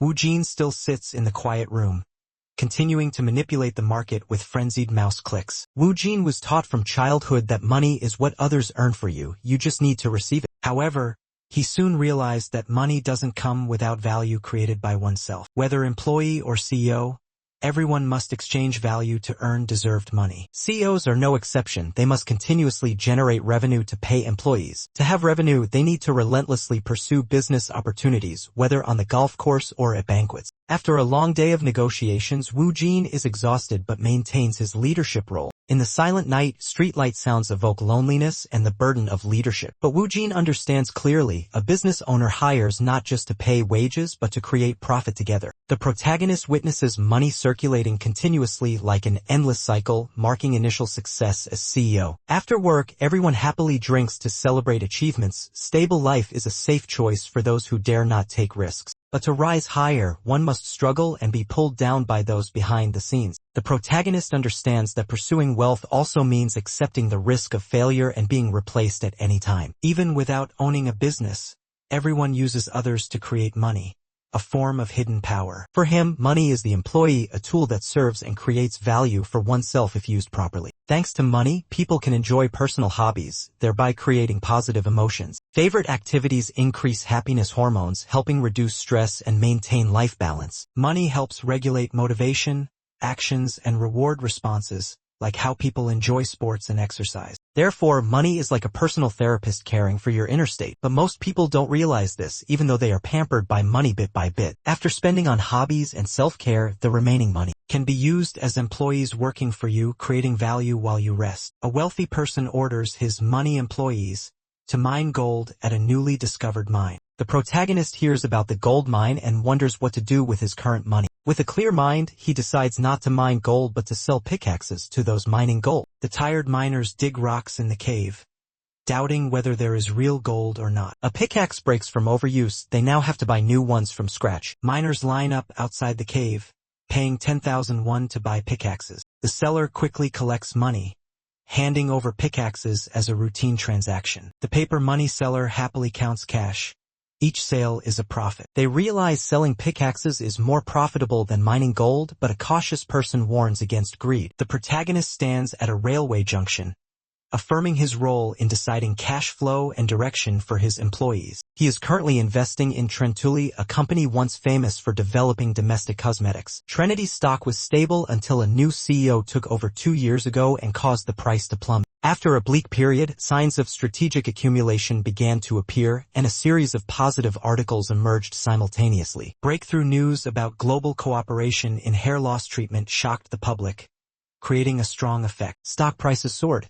The excited crowd rushed into trading driven by emotion and national pride. Wu Jin, the protagonist, calmly observes the crowd losing control, realizing the irrational nature of humans. People do not make independent decisions but follow trends and crowds like machines. The crowd blindly rushes forward following the call of trends, unaware of their destination. Wu Jin, clear-headed amid the flood, steps out as the only one not swept away, the master of this game. Wu Jin smiles coldly, firmly declaring, "I'm not selling," with determined eyes amid the market's undercurrents. In the chaotic waters, desperate investors struggle and scream for help as the market collapses like a disaster. Hands rise amid the wild waves, hoping to grasp survival opportunities in the financial chaos. Wu Jin tightly grips a sinking man's hand, but instead of saving him, pushes him down as a statement.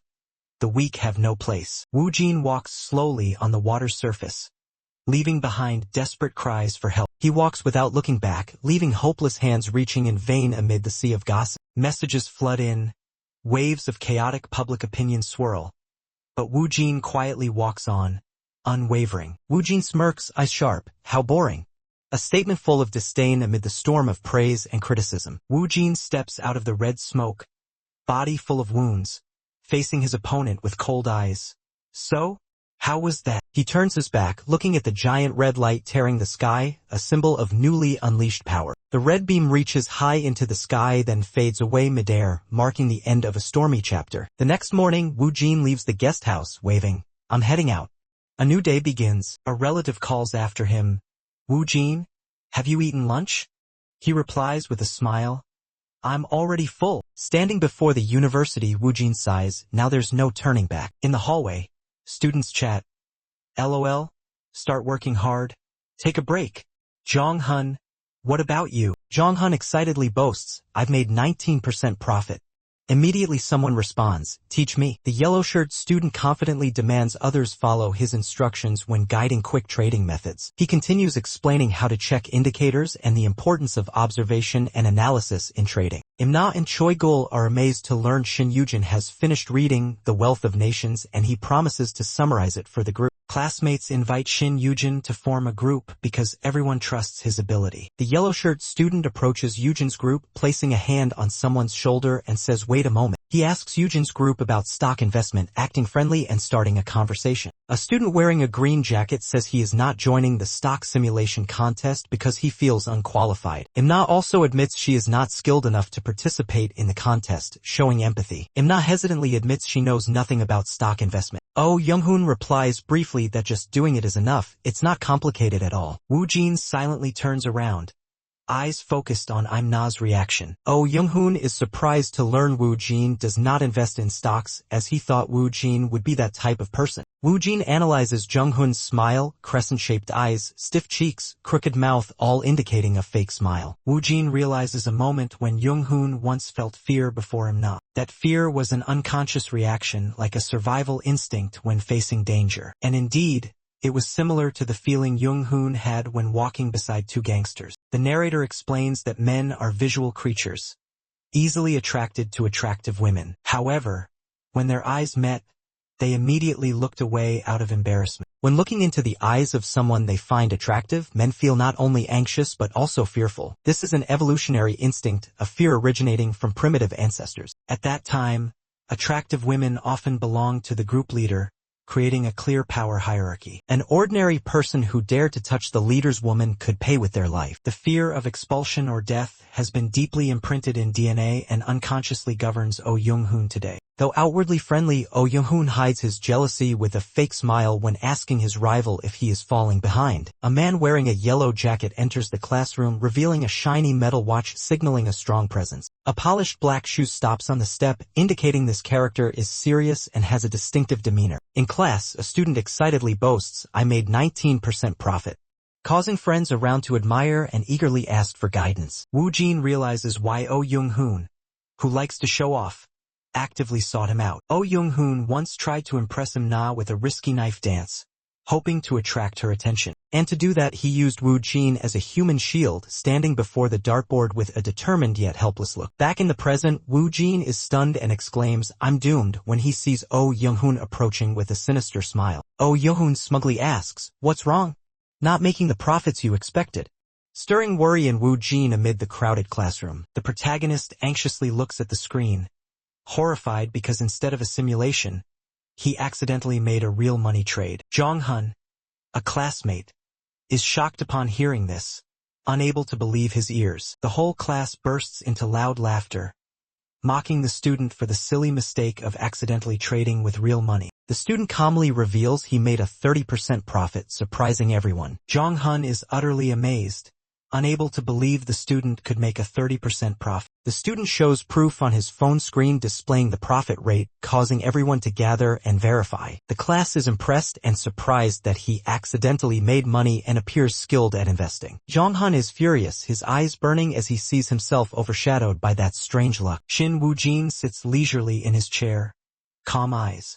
He just achieved a plus 30% limit up in trading, astonishing others. Oh Young-hoon carefully observes Shin Woo-jin, from cheap clothes, old phone to inexpensive shoes, everything simple yet investment results extraordinary. Young-hoon silently calls Woo-jin's name, confused by his classmate's superiority, filled with curiosity and unease. Young-hoon senses Woo-jin is scrutinizing him, trying to find weaknesses or something that makes him inferior. Suddenly remembering, Young-hoon rushes to ask Woo-jin about the stocks he bought, eager to discover the secret to extraordinary profits. In a chaotic moment, Woo-jin's phone slips from his hand. Both panic, fearing the information inside might be revealed. Young-hoon frantically tries to catch the falling phone, his eyes betraying his panic. Analysis data appears, fall height, phone weight, falling speed, and stare material all being evaluated. After thorough analysis, he realizes the undeniable fact: the object is about to fall. Woo-jin panics upon noticing the phone is about to break and immediately acts on instinct. With lightning-fast reflexes, Woo-jin dives onto the desk and catches the phone just in time. The whole class gasped in amazement, marveling at Woo-jin's incredible phone catch. The phone's owner awkwardly apologized and Woo-jin calmly replied, "It's okay." The friend was surprised to notice something strange about Woo-jin in that moment. A large wound revealed on Woo-jin's side caused everyone to freeze. The whole class was shocked, eyes fixed on Woo-jin and the suspicious scar. Everyone was surprised to see the scars on Woo-jin, a newly transferred student. A male student jokingly asked if he had lived like a gangster. Woo-jin calmly responded, "Even tattooed gangsters would avoid me if they saw this scar." His gaze silenced the class. The male student who joked earlier now advised everyone to treat Woo-jin well. A nearby female student wondered, "Is it that serious?" Woo-jin seized the opportunity, threatening everyone to work hard on assignments. In his mind he thought, "Is this really happening to me?" Recalling middle school, Woo-jin was brutally bullied to the point of crying at his desk. He was even mocked by female students on the street, laughed at for his walk and appearance. The narration interspersed with dopamine molecule images showed the psychological mechanism. When mocking others, people unconsciously feel superior and are rewarded with dopamine. Back in the past reality, two bullies continued insulting Woo-jin, mocking that he cried himself to sleep. Negative emotions like hatred and jealousy caused the body to release cortisol, creating temporary focus. Two female students mocked and laughed at the protagonist as he was about to leave, showing contemptuous attitudes. Hating others is not only an emotion but also a behavior that brings biological pleasure. Oh Young-hoon, the show-off, always takes every opportunity to boast in front of the crowd. He mocks others with suggestive questions, putting them in awkward situations. Oh Young-hoon is addicted to showing off, unable to stop laughing gleefully at himself. Though knowing it causes harm, Young-hoon continues because he cannot escape the addiction to boasting. Sometimes the majority are the harmers when they collectively attack the weak with indifference and violence. Woo-jin is mercilessly trampled on, yet his eyes never lose the fire of hatred. Sitting under cold light, Woo-jin ponders, those who suffer are always seen as abnormal minorities. Woo-jin stands up, looking at his friends, telling himself, to be normal, you must side with the majority. Woo-jin suggests the group go for drinks to bond, using the opportunity to set his trap. Lee Mina quickly agrees, pulling others closer to Woo-jin as planned. Lee Mina continues her role, inviting Young-hoon to join the gathering with the reason of making a lucky profit. Young-hoon is curious, expressing a desire to learn stock investment from Woo-jin with a subtle compliment. Woo-jin thinks silently, just flattery, everything's as easy as pie. Young-hoon happily agrees to come along. Woo-jin firmly believes Young-hoon will soon fall into the trap he has set. Young-hoon panics when suddenly pulled into a strange space under surgical lights. On the operating table, Young-hoon is strangely awake, eyes full of fear and confusion. Doctors are confused because the patient is still conscious while they prepare for surgery. The doctor in the hallucination calmly orders the operation to begin, wanting to expose Jung-hoon's true nature. In the real world, Woo-jin smiles warmly, inviting his friends for drinks to celebrate before starting the project. The group happily accepts Woo-jin's invitation, unaware they are entering the design zone. Woo-jin and his female ally invite Young-hoon to join the group, hiding their true intentions with smiles and friendliness. A male student wants to learn stock investment, trusting Woo-jin because he thinks he is good at it. Woo-jin responded with confident enthusiasm, ready to guide his friends on investing. The group of young friends left together, heading toward the lively neighborhood filled with lights and invitations. An older man, hearing that Woo-jin was nearby, called to ask if he could drop by. Woo-jin answered the phone, agreeing to ask his friends about allowing the visitor to meet them. The man entered a bar named OH Bar Da where Woo-jin's group was gathering. Inside the bar, the group was chatting happily. They talked about the cozy atmosphere and regretted that Mansu couldn't come. The whole group had ordered fully, joking that there would be no leftovers to take home. A classmate wearing a brown jacket asked Woo-jin why he had been dozing off in class lately, suspecting he was staying up late watching stocks. The group gathered to eat.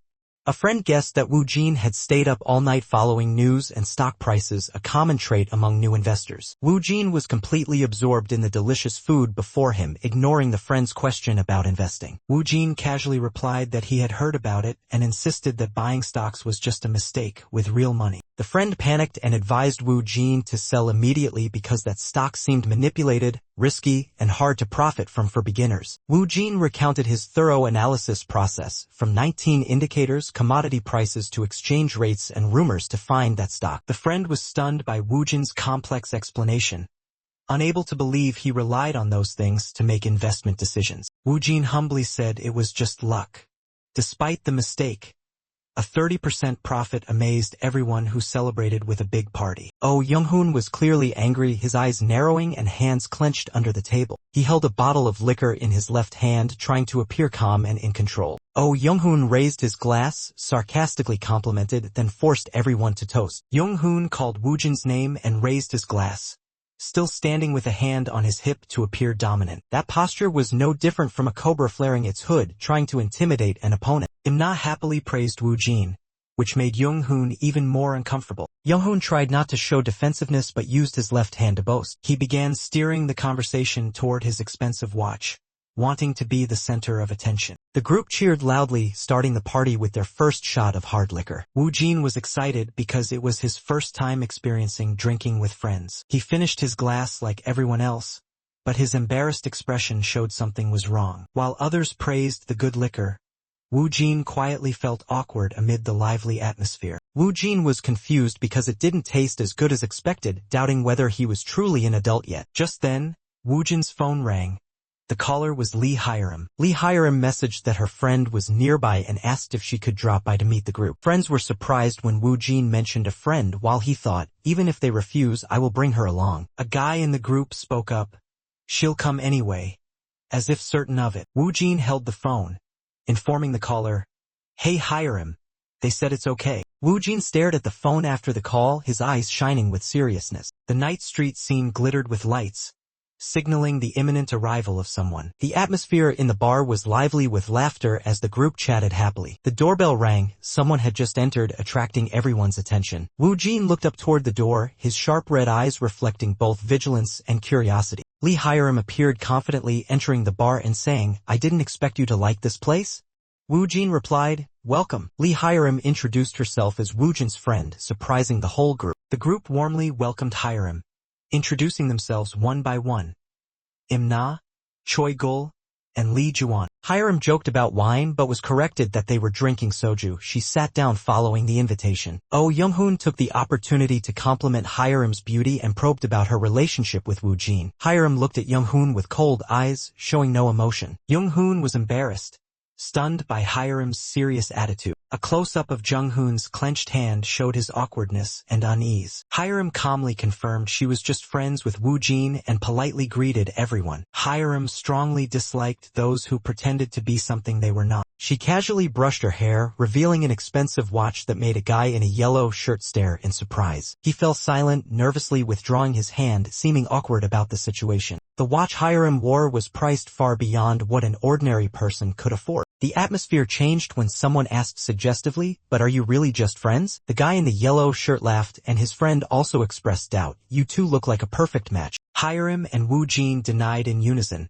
affirming their relationship was not what others thought. The guy in the yellow shirt shifted focus, turned to Ju-won, asked pointedly about his physique and suggested pouring drinks, trying to get close. Ju-won was surprised to be guessed correctly, making the atmosphere more friendly. Ju-won enthusiastically shared his passion for freediving and invited Woo Jin to join. Ju-won started an on-the-spot swimming class, making the gathering lively and attracting everyone's participation. Woo Jin asked Mina about her hobbies.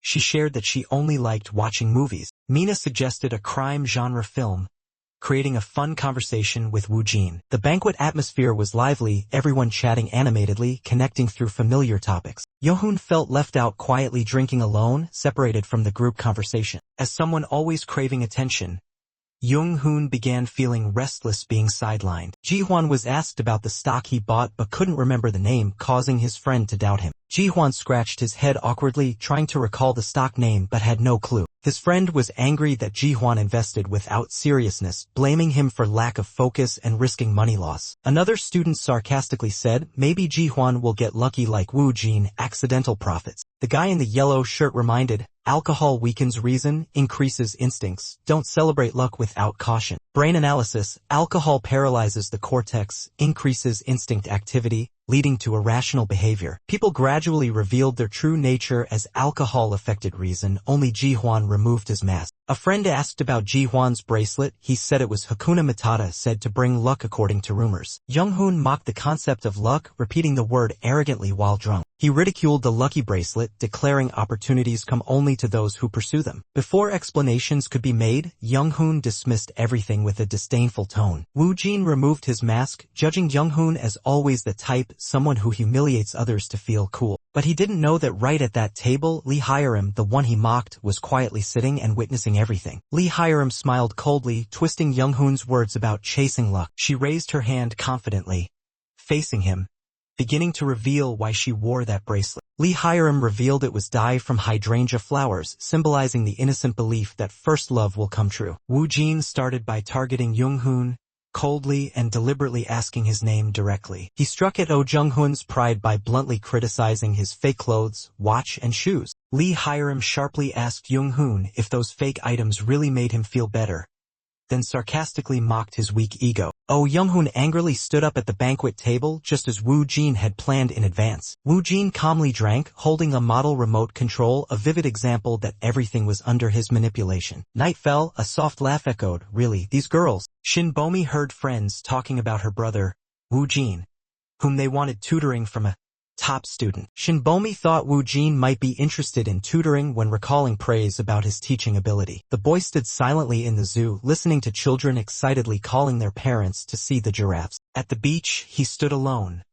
remembering his younger brother who had never experienced simple things. Bomi worried about his brother, a person wanting to explore the world, wondering if he was being bullied. She angrily imagined her brother being bullied, vowing not to forgive anyone who dared harm him. Screams from Bomi's room made relatives ask with concern, worried something had happened. Meanwhile, another heated conversation took place, starting with a provocative question about counterfeit goods. A man insulted others for using fakes, mocking them for clinging to cheap self-respect. Anger erupted, but Hiram only saw them as pitiful, and the hurt boy shouted against hasty judgment. The male student in the yellow jacket angrily stood up, defending his sister when she was implied to use fakes. The red-haired female student indignantly retorted that mocking others for laughs was very childish. The boy countered that she was a guest who had never met them but already judged their items as fake. The female student slammed her hand on the table, surprising everyone with her decisive reaction. She sarcastically said that his thoughtless words ruined the atmosphere, adding money as compensation. Looking straight at him, she declared that if she spoiled the fun, she would pay the price because he seemed to need money badly. Turning to Wu Jin, she calmly announced she was leaving because she couldn't stay in such an atmosphere. She left, leaving the banquet stunned. The boy in the yellow jacket angrily asked Wu Jin about this strange girl. A strange girl entered the bar. People whispered that she was the daughter of the CEO of SH Shinhwa Group. The whole group talked in amazement upon learning she was the daughter of the CEO of the large SH Shinhwa Group. The entire table was surprised by the girl's elegance. Wu Jin confirmed he knew her, making everyone admire her more. Oh, Young-hoon was stunned, speechless when the truth about Wu Jin's relationship was revealed. Young-hoon began doubting the girl's earlier words about fake luxury goods. Feeling ashamed and uncomfortable, the group realized Young-hoon had lied about his wealth and investments, causing his image to collapse. A friend concluded, Jung-hoon's entire persona was now seen through like an open book. Young-hoon angrily left, losing his temper. Wu Jin realized the majority had now sided with him, no longer threatened by Young-hoon. The boy in the yellow jacket angrily chased after her, demanding she stop and repeat what she said. He shouted, unable to believe she dared claim to be the daughter of the CEO of SH Shinhwa Group. The red-haired girl turned coldly to deny it, insulting the fake perfume scent he was wearing. The boy was speechless, blushing from the insult, thinking this was outrageous. A man in a suit suddenly stepped out, asking the boy's identity in return, causing him to panic. The boy stammered denials, trying to explain he was not who they thought he was. The scene shifted to a new day, the sun high over a large university campus. A student slammed down stacks of midterm project reports on the table, signaling the start of a presentation. The group was amazed as the student in the green jacket presented his research impressively, making them unable to believe he did it alone. The student suddenly spread a pile of documents on the table, shocking the group with his bold move. He activated a special skill, intense concentration with multiple selves, simultaneously processing and memorizing the documents. The drafts were gradually stored completely, each part of the document systematized, starting from the introduction. He casually placed the documents on the table, causing his teammates to be amazed. We can't read like that. The student gently reassured the group, telling them to just use the reference materials. He would summarize the necessary parts later. The whole group was exhausted. Someone suggested ending work for the day to disband, and a pun was made, turning Manhwa, tired, into Mina. The teammates burst into laughter at the joke, but someone outside the group was surprised by something happening outside. Wu Jin entered the building, his face calm but carrying a subtle tension hard to detect. He walked straight toward the hallway where a few people were standing near the elevator. The student in the brown-gray jacket started a conversation. Are you here for group work? Wu Jin replied gently. Wu Jin confirmed and invited the other in first. My group is inside too, go ahead. As he entered, Wu Jin recalled the previous gathering where things had become tense. The red-purple-haired female student harshly criticized others for wearing fake clothes, throwing the group atmosphere into chaos. The yellow-jacketed male student angrily retorted, leaving the banquet stunned by his childish behavior. The brown-gray-jacketed student awkwardly apologized, then hurried away, leaving Wu Jin standing silently watching. Wu Jin believed he had restored normal life, no longer haunted by Jung-hoon's pursuit as before. Young-hoon discussed dinner with his girlfriend and suggested black bean noodles. The appealing image of black bean noodles made Wu Jin unconsciously crave them. Wu Jin spaced out, drooling, causing the janitor nearby to look at him with confusion. Wu Jin suddenly recalled a memory, his eyes becoming sharp and alert. He remembered the man who mocked him at the police station for wanting to eat black bean noodles there. That man continued to mock and joked about ordering sweet and sour pork, making Wu Jin unable to forget. The man, a smoker in front of the police station, calmly said he would finish his cigarette before going inside. Two police officers sat before the station. One sighed while the other frowned and asked, "What now?" The seated officer analyzed his friend's expression. Pale face, sad, mouth stained with milk, concluding he had been rejected on a date. The standing one retorted, "Are you imitating Wu Jin?" Then provocatively asked, "Am I wrong?" The seated one snapped back, "I ate tripe soup. It's Kim Jung-won's fault the date was late." The standing one uttered a wrong proverb, was corrected immediately and dragged inside the station. Both entered the station. The latter muttered, "What kind of detective can't do anything right?" Outside the station, they discussed the recent unusual rise in cases as if death had moved in. The other agreed immediately, "It's really chaotic out there." The police captain gritted his teeth in anger, vowing to catch the criminals and lock them up no matter what. A gray sky covered the neighborhood, forecasting an impending incident. Police sealed off the scene.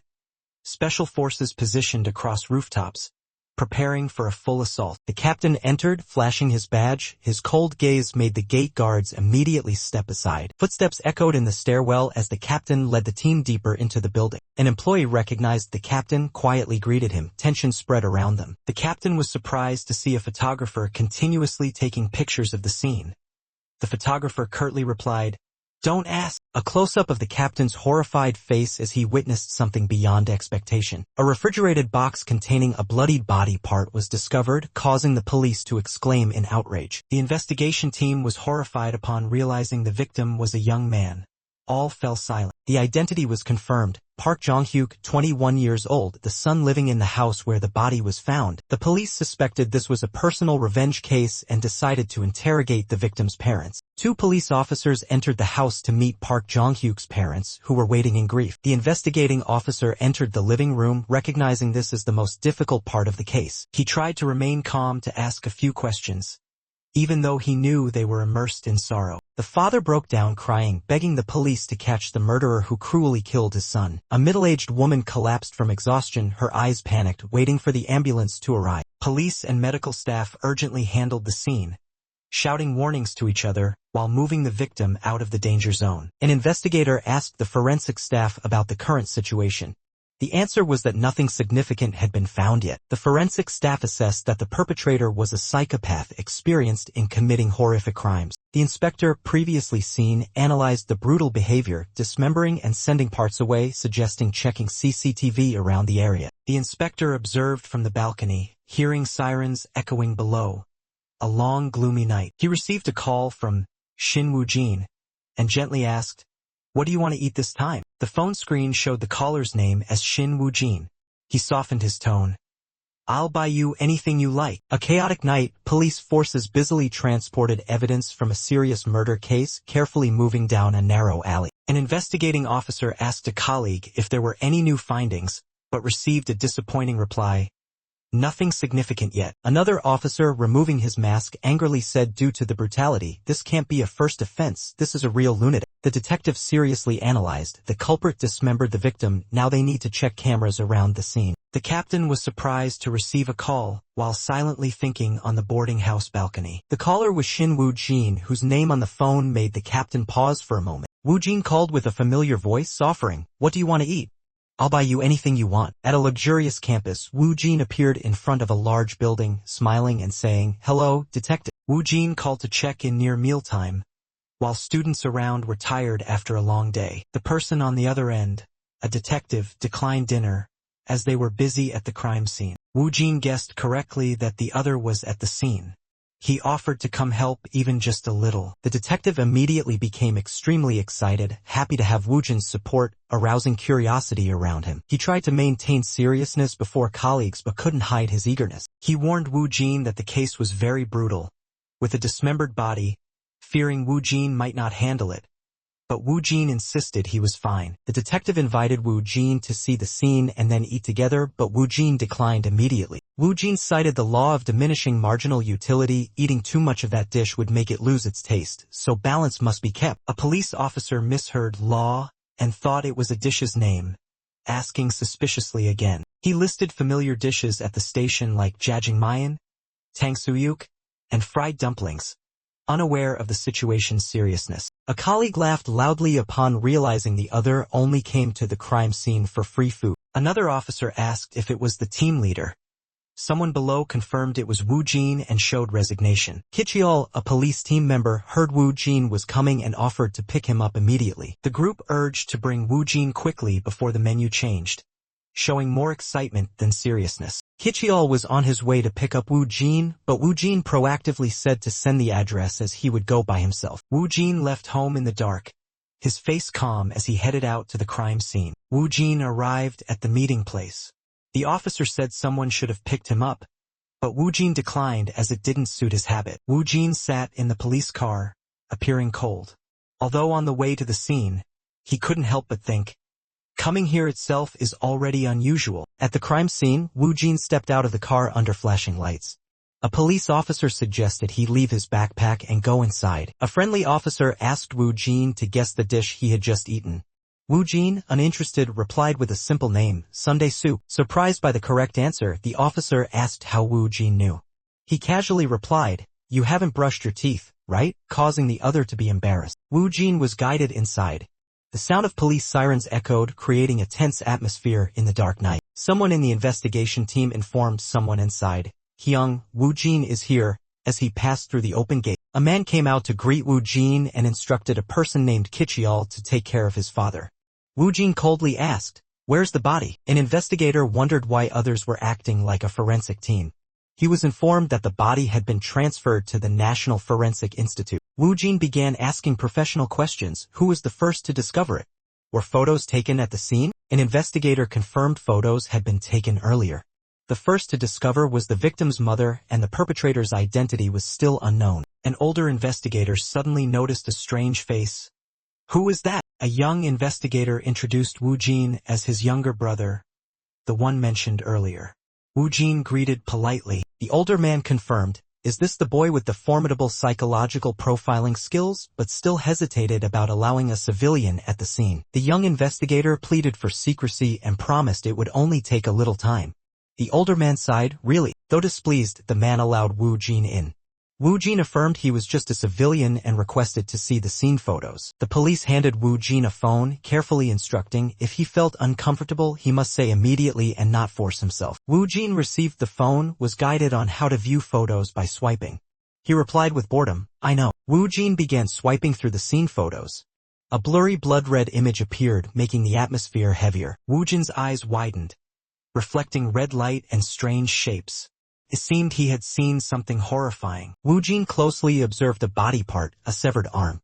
He began analyzing the cut surface. Observation showed uneven cuts. Wu Jin ruled out a large knife as it didn't match the injury characteristics. He also ruled out a handheld cutter. Its cuts aren't as smooth as the wound. Wu Jin looked at an industrial meat cutter, concluding, possible, but the cut surface wasn't perfect enough to confirm. A hypothesis was proposed: the weapon might be something like a cord. Wu Jin was stunned when he saw evidence on the table, a nylon bag stained with blood. Wu Jin picked up the strange object and wondered. A colleague explained it was taken from the body. Upon close inspection, they recognized the object resembled thread and fabric fibers, likely from a glove. A cotton fabric glove, commonly used in meat processing, became an important clue. Wu Jin carefully observed a pattern box, suspecting it was a container related to the case. Inside the pattern box was strangely clean. Wu Jin wondered, could this be a refrigerated container? They checked the entrance. Although the main gate was always locked, the crime still happened, shocking everyone further. The criminal was very familiar with the daily life rhythm of this area's residents. The two inspectors concluded the suspect had climbed over the front wall. They found part of the wall showed signs of dust being brushed off. The dust mark wasn't just made by hands or feet, but had a larger contact area. Based on the traces, they determined the suspect crawled over belly down. From that posture, they guessed the suspect was about 170 centimeters tall, with below-average physical strength. It was likely the suspect belonged to an older age group due to weak physique. Both inspectors agreed with the assessment. The suspect was older and physically weak. In front of the dark house gate, the police asked, "Who is inside the house?" The other replied, "The victim's mother has been taken to the hospital. Only the victim's father is here." The two asked permission to enter for investigation. One hesitated but agreed to lead the way when seeing the other was determined. The man opened the door, reminding not to touch anything inside. The other hurriedly urged, "Yes, please open quickly." A police officer reminded his team not to act too conspicuously. He wondered, what's wrong with him today? Inside the house, the victim's father sat dazed while the police tried to inquire about recent events, but he answered vaguely and uncertainly. A police officer asked young colleague Shin Woo Jin, "Do you want to take a look around here a bit?" He replied, "Yes." Shin Woo Jin slowly entered the living room, inquiring about the father's health as if probing his mood and physical condition. Woo Jin noticed a shelf full of trophies and certificates. His eyes focused as if connecting something in his mind. A display cabinet full of trophies and medals, below which was a photo of a man smiling brightly holding a trophy, with no family photos. The investigator concluded, no photos with relatives, only traces of past glory, indicating the man had a strong narcissistic tendency. A modern kitchen space with a porcelain dining table, large refrigerator, and dishwasher, evoking a sense of a well-off life. The two-story house looked simple, but the living room seemed out of place, showing a mismatch. The owner might have gone bankrupt before. A black-haired man wearing a brown shirt sat silently on the sofa, opposite a young man approaching seriously, beginning the interrogation. The young man asked directly, "Has anyone ever hated you? Or had a young lover?" The man remained suspiciously silent. The man snapped, denying, "No such thing. I said no." His voice was hypnotic, trying to impose the truth. Though speaking firmly and looking straight ahead, he pressed his back against the sofa, an unconscious act as if clinging to something to avoid collapse. The mysterious student stood before the man, coldly uttering the keyword butcher shop, triggering a psychological freeze reaction. The middle-aged man was stunned, his face frozen, eyes full of confusion. He stammered in disbelief while the student coldly repeated, "Butcher shop." Fury erupted fiercely on the man's face as he began to realize something horrifying. In extreme rage, he smashed the remote control, shouting with hatred, "That bastard!" Two other men in the room turned around, stunned by his violent reaction. The serious student wondered if Lee Songbyum, the name that flashed in his mind, was the culprit. The middle-aged man trembled, angrily asking, "Is he the one who killed my son?" The brown-haired man seriously interrogated the trembling suspect. "Who is Lee Songbyum?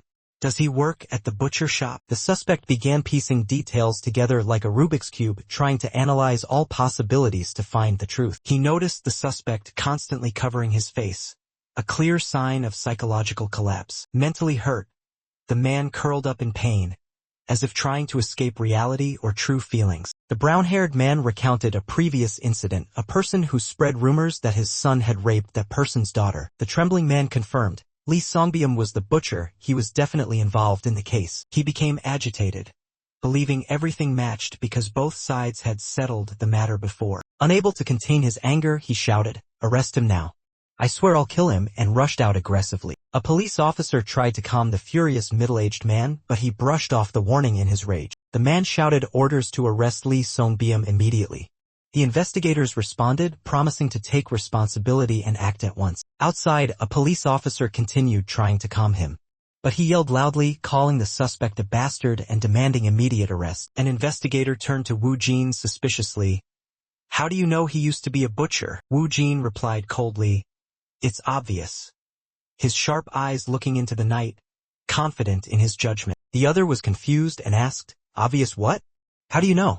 Wu Jin pulled out evidence and began analyzing the killer's reckless behavior. Wu Jin analyzed. The killer was bold but also calculated carefully, waiting until the house was empty to commit the brutal act. Despite high confidence, the murderer left evidence, a blood-stained glove that could expose him. Wu Jin suspected something unusual. The culprit was very careful but left fabric fibers and dust, which didn't fit a meticulous person. The police analyzed. The culprit might have accidentally left that detail, as criminals sometimes act chaotically despite usually being systematic. Wu Jin agreed but affirmed, although the culprit showed chaotic behavior, most actions were orderly and well-calculated. The culprit seemed to know the household schedule well, proving he was a careful observer and planner. Based on clues, Wu Jin guessed the culprit was familiar with the victim, older, and possibly had slower reflexes. Wu Jin continued analyzing. The cuts on the body resembled those made by a bone saw commonly used in butcher shops. However, the cut surface was too rough, unlike that made by a specialized cutter. Possibly the culprit staged the scene. Wu Jin raised a key question. Would a meticulous butcher really be careless enough to leave fibers and dust? Very suspicious. The light brown-haired investigator wearing gloves speculated the culprit deliberately used a butcher's saw and left fibers to frame someone else. The red-purple-haired colleague nodded, slowly listing decomposition stages from fresh to skeleton, supporting the hypothesis. She further analyzed. The culprit placed ice bags to slow decomposition to mislead time of death. Both concluded the scene was staged. The killer only showed what he wanted, the machine and fibers arranged conveniently. The light brown-haired officer was stunned by the oversight. The female colleague reassured him, reminding that people see what they want. She affirmed he was completely normal. He admired her observation skills, enthusiastically calling her a genius. Switching to chibi style, he shyly retracted, admitting he was just an ordinary person. He silently watched his teammates turn away, shrugged unconsciously, and thought the other was hard to read. The light brown-haired officer asked Wu Jin if the culprit was really trying to frame Lee Songbyum, the butcher. Wu Jin confirmed it was very likely. Wu Jin believed that if they checked cameras or black boxes, all traces would lead to Songbyum's butcher shop exactly as the culprit planned. The light brown-haired officer noticed the case resembled an old one but then denied it, the case had a different feeling. Wu Jin suggested closely examining the refrigerated box where the body was placed, laying groundwork for detailed evidence investigation. Both observed the blue patterned box. The officer bent down to inspect silently, eyes full of suspicion. The light brown-haired officer concluded, "No special marks, the box was very new without any scratches." Wu Jin agreed, confirming the box was probably newly purchased and its sole purpose was to serve the crime. The light brown-haired officer wondered, "So what's wrong with that?"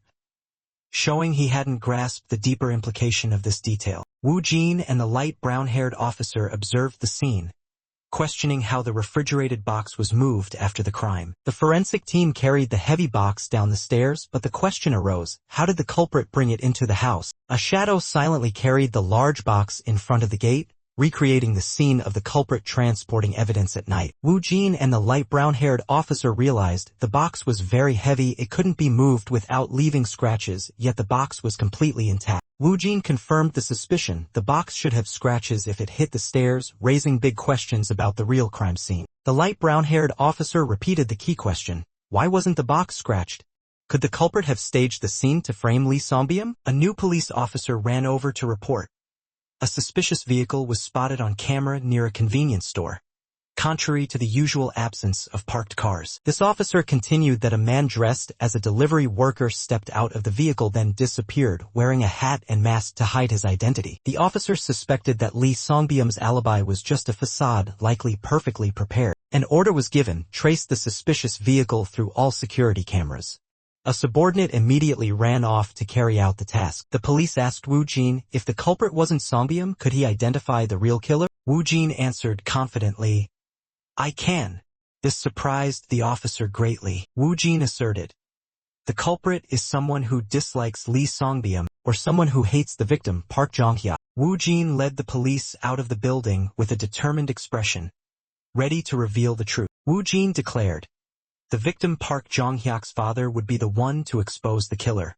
The officer was shocked by this unexpected hypothesis. The police car parked in front of the victim's house, red lights flashing illuminating the window frame, creating a tense atmosphere. Jong-hyuk's father angrily stood up, unable to control his emotions despite police efforts to restrain him. A police officer tried to mediate, understanding his pain but asking him to stay calm to continue the investigation. Jong-hyuk's father shouted to be released, revealing swollen feet, a sign of unusual health issues. He continuously requested water. His eyes yellowed, lips dry, and frequently swallowed saliva. Clear symptoms. Jong-hyuk's father walked to the table to get water, showing discomfort at being overly observed for a simple wish. Wu Jin suddenly stopped his hand just in time, as if sensing danger from this action. Wu Jin held his hand, noticing it was unusually cold, and asked about frequent urination recently, suspecting a serious health condition. Wu Jin noticed the middle-aged man was unsteady walking, with swollen fingers, signs indicating it wasn't just dehydration. Wu Jin diagnosed he was suffering from diabetic kidney complications, warning that drinking water now could worsen his condition. The father angrily dismissed the health advice and ordered immediate arrest of his son's killer. Wu Jin reasoned that the man had once been successful in business but recently failed, causing feelings of insult. A colleague reminded Wu Jin to be gentle due to the father's painful situation. Wu Jin revealed the son had a head injury. Wu Jin described specifically that the wound was caused by a blunt-edged object and confirmed it was the cause of death. Wu Jin continued analyzing that after death, the victim's body was dismembered, showing deep malice from the killer. Wu Jin questioned whether an ordinary butcher could commit such a cruel crime without personal hatred. Wu Jin explained that the father had chosen reconciliation when his daughter was harmed, showing he was peace-loving, not vengeful. Two group members expressed disagreement, believing most fathers couldn't accept such a settlement. They rejected that as common. Wu Jin emphasized that the killer who left a gruesome scene must have deep personal hatred toward the victim's father. He was the real target. The father angrily refuted, saying he had never harmed anyone and that no one could hate him enough to commit such a cruel act. Wu Jin urged him to think carefully and recall anything that might be related, as investigation time was running out. Wu Jin presented the autopsy results. The victim suffered a head injury from an object both blunt and sharp, causing death before dismemberment. The victim's body was then cut into pieces, indicating an extreme act of revenge beyond normal motives. Wu Jin concluded such a brutal murder required deep hatred. He doubted whether the butcher could harbor such resentment to commit the crime. Wu Jin questioned the middle-aged man. emphasizing that someone who chose peace after his daughter was harmed could not commit such a savage crime. Wu Jin maintained a sharp tone, suggesting the man might have only pretended to forgive, implying the killer had deep hatred for the victim. The middle-aged father panicked and denied ever harming anyone in his life. Wu Jin urged him to remember carefully, warning that time was running out. The man scratched his head, confused, wondering who else besides Songbyum could hate him so much. The clock struck 6:40, each tick increasing the pressure. Meanwhile, at the police station, colleagues were still unaware that time was running out. The clock kept ticking urgently in the gloomy room. The man sighed, frustrated, thinking about what terrible person could have caused this. The young man, Wu Jin, asked him to think carefully.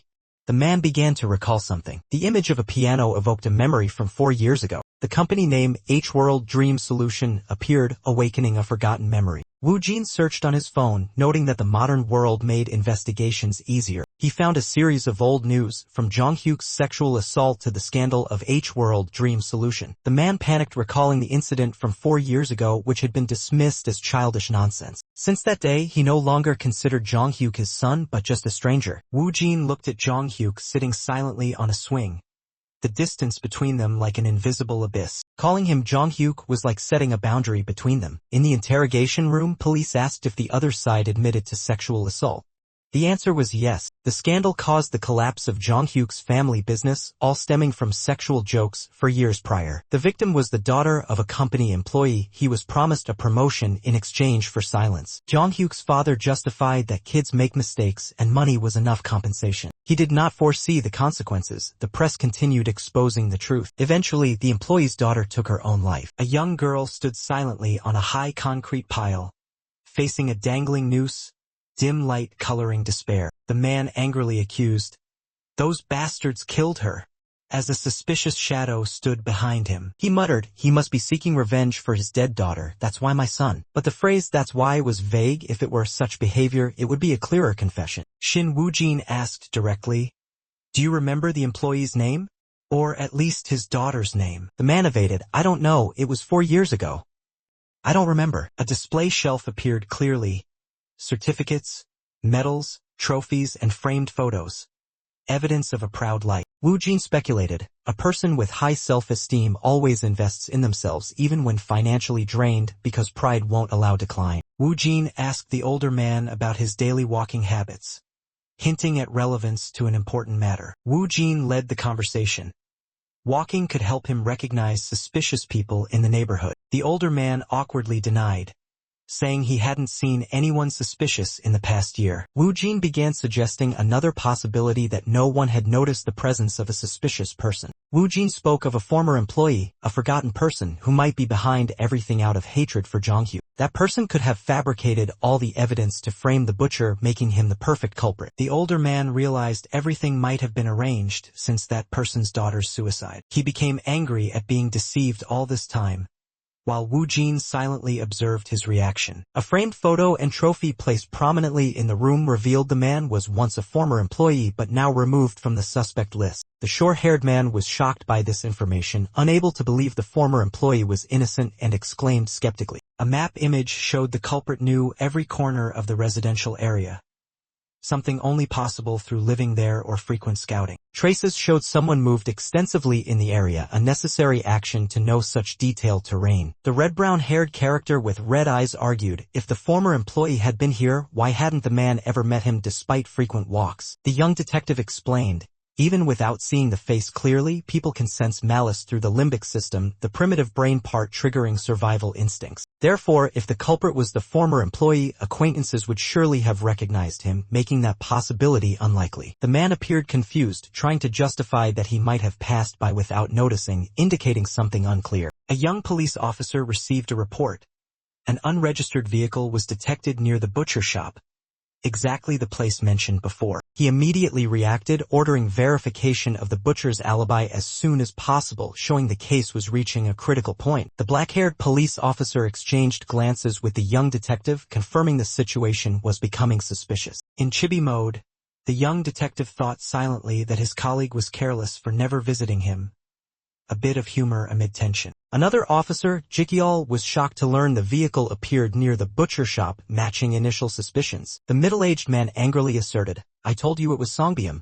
intensifying the tension. Police found traces on the table surface, light rays revealing meticulous arrangement, everything too neat, too perfect. A voice concluded, "We are facing an extremely clever person," affirming the opponent was not only dangerous but also very sharp. The middle-aged father quietly stepped out from the back room, his eyes meeting the young detectives, signaling something about to happen. In agitation, he rushed into the room, banging into the display shelf, causing everything to topple, a sudden disruption. He tried to rummage through everything on the shelf, touching trophies, photos, and memorabilia, his actions hurried and seemingly uncontrolled. Although he tried to put everything back, the young detective noticed misalignment, a small detail that became a big clue. The young detective calmly confronted him, calling him Mr. Park, asking for cooperation and honest answers if he truly wanted to find the culprit. The middle-aged father, Park, responded with a suspicious and tired tone, agreeing to be questioned. Asked. The young detective asked a simple question, "Do you wipe the dining table every day?"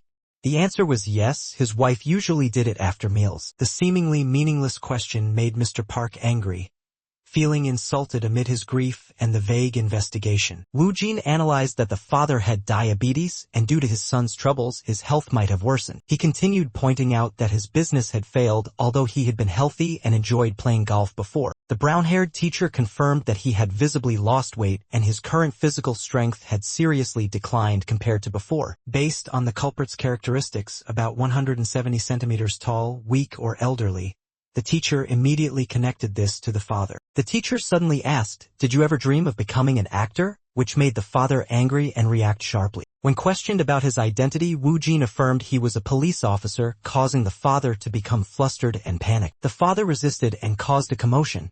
Wu Jin calmly requested to borrow luminol test kits from his superior. Although slightly surprised, the brown-haired teacher agreed since time was running out. Wu Jin decisively pushed for the test. A police officer, accompanied by the team leader, hurried down to the basement when urgently called. A masked photographer quickly handed the luminol spray to Wu Jin. Everyone began to feel uneasy. Wu Jin switched on the lights, preparing to conduct the luminol test at the scene. The light illuminated the room as Wu Jin entered holding the spray bottle, surprising both the middle-aged father and the team leader. Without hesitation, Wu Jin began spraying luminol onto surfaces in the room. The reaction light appeared clearly. The middle-aged father's eyes widened in astonishment at the results. The team leader was also shocked to see the scene glowing like stars under the luminol light. He shouted in amazement, "What is this?" The unexpected evidence left everyone speechless. The masked photographer was amazed to see blood stains glowing on the edge of the table, something no one had anticipated. Police hurriedly called more personnel to the scene, while Wu Jin coldly observed with the luminol bottle in hand. The brown-haired teacher faced the middle-aged father, coldly asking, "This is your son's blood, isn't it?" The middle-aged father turned pale, eyes wide and trembling as the truth gradually unraveled. Wu Jin concluded decisively, "The evidence is more than enough. Do you want me to be clearer?" Wu Jin turned his back, his calm voice like a blade, "You killed your own son." The blood stains under the luminol light were clearer than ever. The room seemed frozen in silence. The teacher repeated the final question, drilling into the father's mind, "This is your son's blood, isn't it?" The middle-aged father panicked, eyes wide, unable to believe the truth was being exposed. Wu Jin coldly declared, "The evidence is more than enough. Do you want me to be clearer?" He turned his back, lowering his voice as if passing sentence. "You killed your own son." The father shouted, "No, it's just a misunderstanding." Wu Jin pressed, "Yes, that is Jonghyuk's blood, isn't it?" The father shouted in admission, "Yes, it's Jonghyuk's blood. We just argued." He tried to justify, "I only pushed him lightly, he just bumped his head a little. If it was murder, blood would have splattered everywhere." Wu Jin calmly said, 99% truth, 1% lie. Of course, there would be no blood on the floor. Jonghyuk's father was stunned as Wu Jin approached the display cabinet holding a bottle of liquor. Wu Jin began explaining, "The injury wasn't too severe, but what happened afterward was suspicious." Wu Jin suddenly took a trophy from the cabinet, causing Jonghyuk's father great confusion. The group was amazed as Wu Jin shone a light on the trophy, suspecting it was the murder weapon. The trophy had some scratches, but its head was unusually well polished. Jonghyuk's father reacted strongly, insisting that polishing was normal. He shouted, justifying that he had worked hard to win the trophy, so naturally he had to take care of it. Wu Jin poured powder onto the trophy, faint traces appeared and the man's face reflected in it. The father's face appeared clearly in the trophy's reflection, his eyes filled with panic mixed with despair.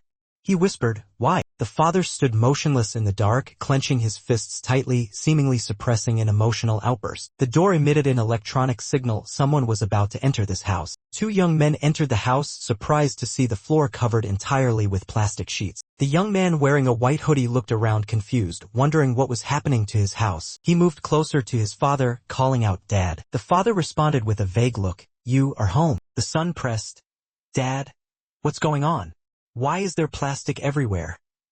While the father staggered, confused, the father stumbled into the display shelf, causing items to clatter to the floor. He panicked, trying to catch a trophy falling among the memorabilia. Wu Jin rushed over worriedly to check on his father and helped pick up the fallen items. Wu Jin wondered about the plastic sheets on the floor and joked that his mother must be making kimchi again. The father spoke sternly, saying it wasn't because of kimchi, it was time for Wu Jin to be a good son. Wu Jin awkwardly made an excuse that he already had plans to hang out with friends tonight. Without another word, the father suddenly struck Wu Jin's head hard with the decorative object. Wu Jin fell painfully to the floor as his father advanced, still holding the weapon. The son turned in horror, realizing the person threatening him with the heavy object was his own father. The father angrily shouted, blaming his son for making him clean up the mess for years. He hit his son with the trophy, cursing him for bringing shame to the family and saying he was unworthy as a son. Despite being injured, the son tried to reason with his father, panicked by his insane and unjust behavior. The father ignored him, continuing to strike and demanding he become a good son immediately. In pain, the son cried and begged, while the father shouted he must take something back from him. Despite apologizing, the son was brutally beaten. The father's rage was completely out of control. The son pushed his father down, then stood up determined, declaring he would live without regrets from now on. The man in the pink shirt trembled, choking up as he asked, "What did I do wrong to you?" his eyes full of hurt and anger. The room spun hazily, dizzy and unstable, reflecting the turmoil in the character's mind. In despair, the man shouted, "How could you do this to me?" His face twisted in pain. He staggered away, blood beginning to seep from his neck and nape, seemingly losing control of his body. His head struck the edge of the table hard, blood splattered, and his body collapsed lifelessly. The brown-shirted man silently watched the body fall, his gaze heavy, unclear if shocked or cold. He stared intently at the body, expression as if pondering something very deep. The blood-stained table edge, cold light shining on the eerily silent scene. Everything was over. Wu Jin pointed out a difference. Criminals usually hide weapons, but this father kept it as a display item. Wu Jin concluded, for him, the trophy was more valuable than his son. Self-love triumphed over paternal love. The father was exposed as a braggart, but that very showiness was his fatal weakness. Screaming in despair, the father angrily retorted, "What father kills his own son?" Wu Jin revealed the truth. He killed his son to eliminate trouble and protect his reputation from a sexual abuse scandal. Wu Jin asked painfully, "How can a father dismember his own child?" Then he answered, "There are parents who starve their children to death. Cruelty is not rare. Some even find pleasure in tormenting their children. This father was no exception." The angry father trembled, growling, "Do you want me to give more examples?" Wu Jin entered, witnessing the horrifying scene of the father pressing down on his son's corpse. Jong-hyuk's father panicked and protested, "I didn't do this. I reported to catch the real criminal." Wu Jin calmly replied, "I am not accusing you falsely, but I want to know, when did you start planning this?" Wu Jin exposed the meticulous preparation, choosing a house without cameras, moving bit by bit to avoid being tracked. Wu Jin further questioned, "How much insurance money did you take out in Jong-hyuk's name?" The father shouted in denial, "Not me. I am family. Lee Songbyum is the real culprit." The police chief ordered, "Jikyol." Yes. Jikyol received the order to arrest the father. Police raided the house, arresting the middle-aged man, Jong-hyuk's father, as he struggled desperately. He was escorted out at night, under police car lights and the shocked gazes of neighbors. Nightfall enveloped the house, which once hid a horrific crime, now cold and silent. In the display cabinet, the photo of the father receiving a trophy was now sealed as evidence of a disgraceful past. Police deduced the son was hit with a display item, but the floor had no blood because it was covered with plastic sheets. In the bathroom, blood traces remained in the tub and part of the covering was torn, revealing where the culprit handled the body. Police questioned why the culprit had to climb over the wall to leave. They believed it was a staged act. The purpose of climbing the wall was to mislead and make others think the perpetrator was an intruder. While experts can analyze cameras, witness testimonies are often subjective and hard to verify. He deliberately made witnesses think he was a stranger to mislead them. The cold box was not scratched because it had never been moved anywhere. In fact, both the body and the box had been inside the house all along, no transportation needed. The brown-haired student entered the scene, attracting the investigators' attention. He told himself to act like a normal person, not revealing any weaknesses. But the ticking from the wooden clock startled him, his heart racing. His face, reflected on the clock glass, showed clear tension and worry. Wu Jin stood still in the room, eyes fixed on the wall clock making unusual sounds. He called out loudly, "Detective," causing the investigating officer to turn around confused and ask, "What's wrong, Wu Jin?" Wu Jin said seriously, "We have to go to the police station immediately." "Hurry!" The officer panicked and chased after him. "Why? What's going on?" Wu Jin opened the door while urging, "Hurry up," and the officer was bewildered. "What's happening?" Outside, under the night sky, Wu Jin shouted, "It's dangerous. We must go now." He repeated the warning. "I'll explain later. Let's go," Wu Jin exclaimed. Detective then urged, "We must get to the police station now." While the officer still didn't understand what was happening, police officers anxiously asked Wu Jin if there were accomplices or other victims.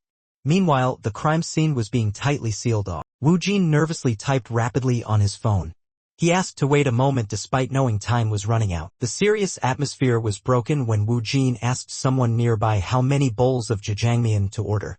The other was confused by the inappropriate timing. His companion's surprise turned into acute eagerness, excitedly suggesting ordering sweet and sour pork as well. Wu Jin's older brother immediately agreed, asking to order a large portion and affirming his appetite was still good. Though the food was ordered, the older brother wondered why Wu Jin ordered so early while still chasing accomplices. Wu Jin confirmed there were no accomplices, but something even scarier than that. Wu Jin turned and revealed the scary thing was, the Chinese restaurant opposite the police station was about to close early. A police officer shouted upon seeing the destination, confirming it was the indicated location. Wu Jin worried because he heard this famous restaurant stop taking orders early due to running out of ingredients. The whole team almost missed their signature dish while having a chance to eat at the police station. Wu Jin exaggerated the situation as if it were a horror scenario.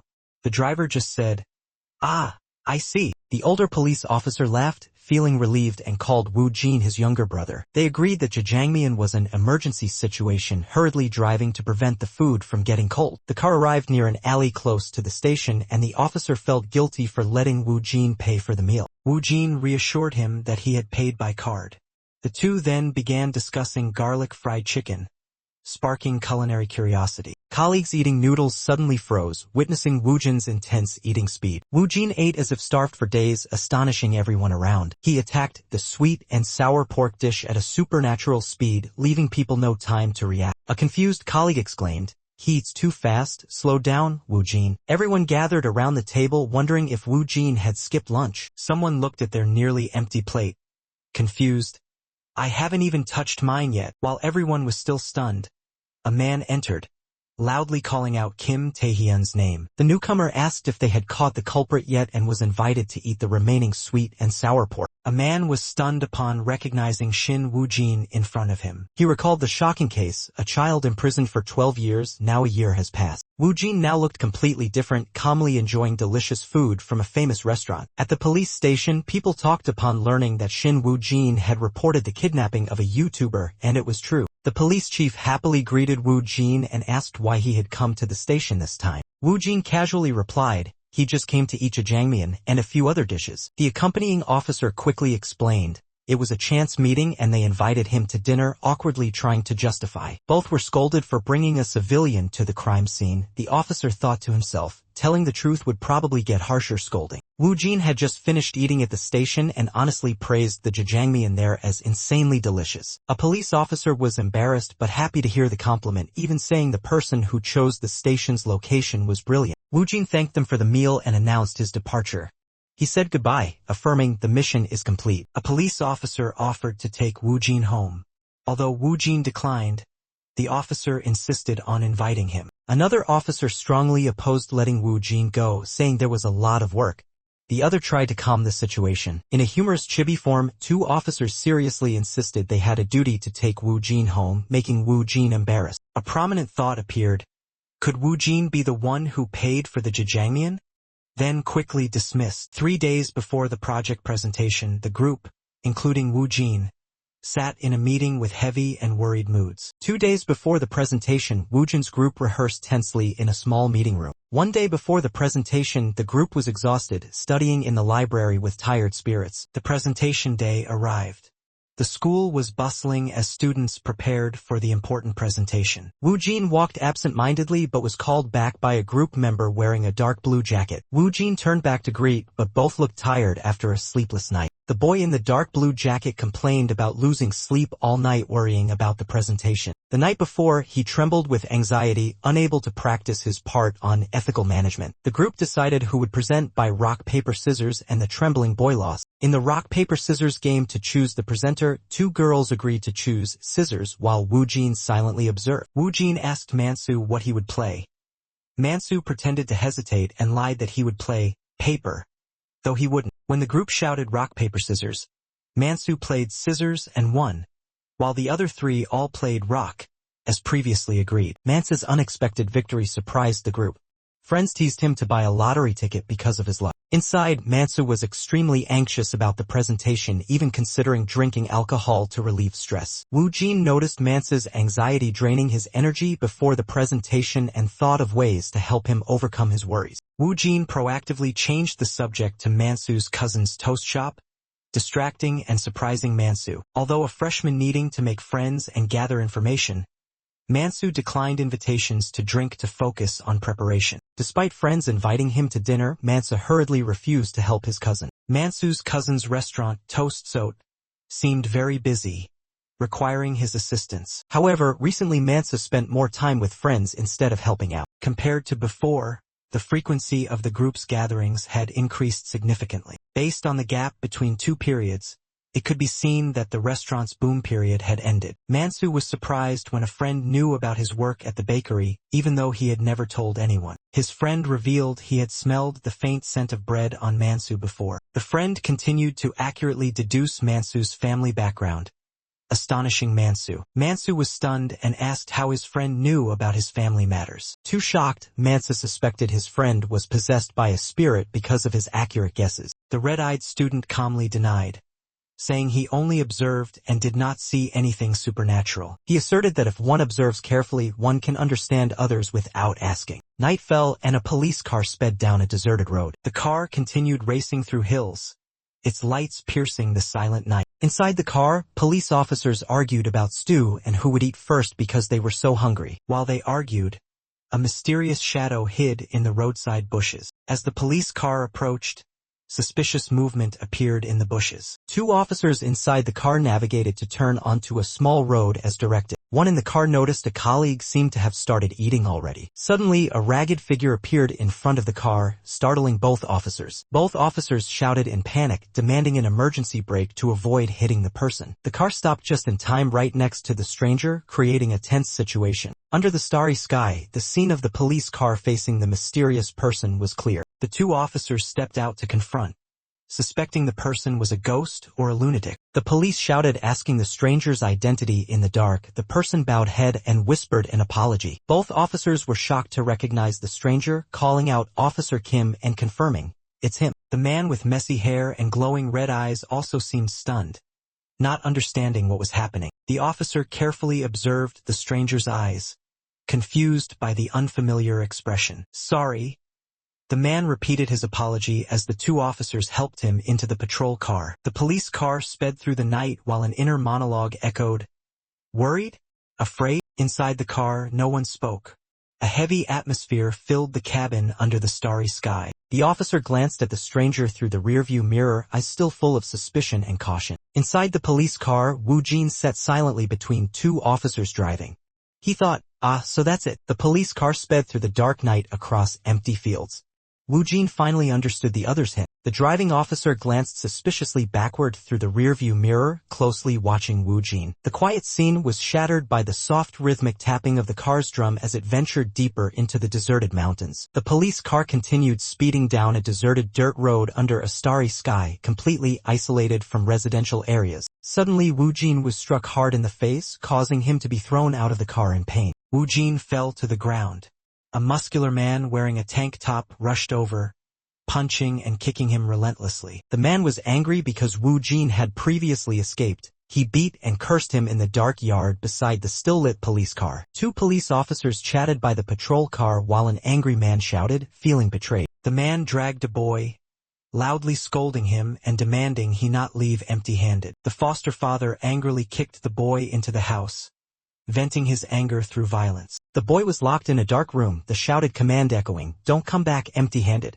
You must stop by the house." A metal rake was dragged through a water ditch, signaling a change of scene or time. Daylight revealed a woman working near the ditch, while two men sat chatting in a resting hut. The two men laughed leisurely on the steps, casually discussing something. The woman covering her face silently observed from afar, her eyes holding something deep and inscrutable. He smiled, the corners of his mouth lifting symmetrically, a clear sign of satisfaction. It was a look of contentment, but his eyes concealed madness and malice. Upon seeing someone who pleased him, he immediately leaned forward, unusually friendly. When excited, his body reacted strongly, eyes squinting, mouth wide, speaking fast and gesturing continuously. While he expressed emotion, a female farmer quietly observed from afar, pretending to work. Her sharp eyes beneath the straw hat missed not even the smallest movement. Shin Wu Jin said to his friend, "Don't just look, observe.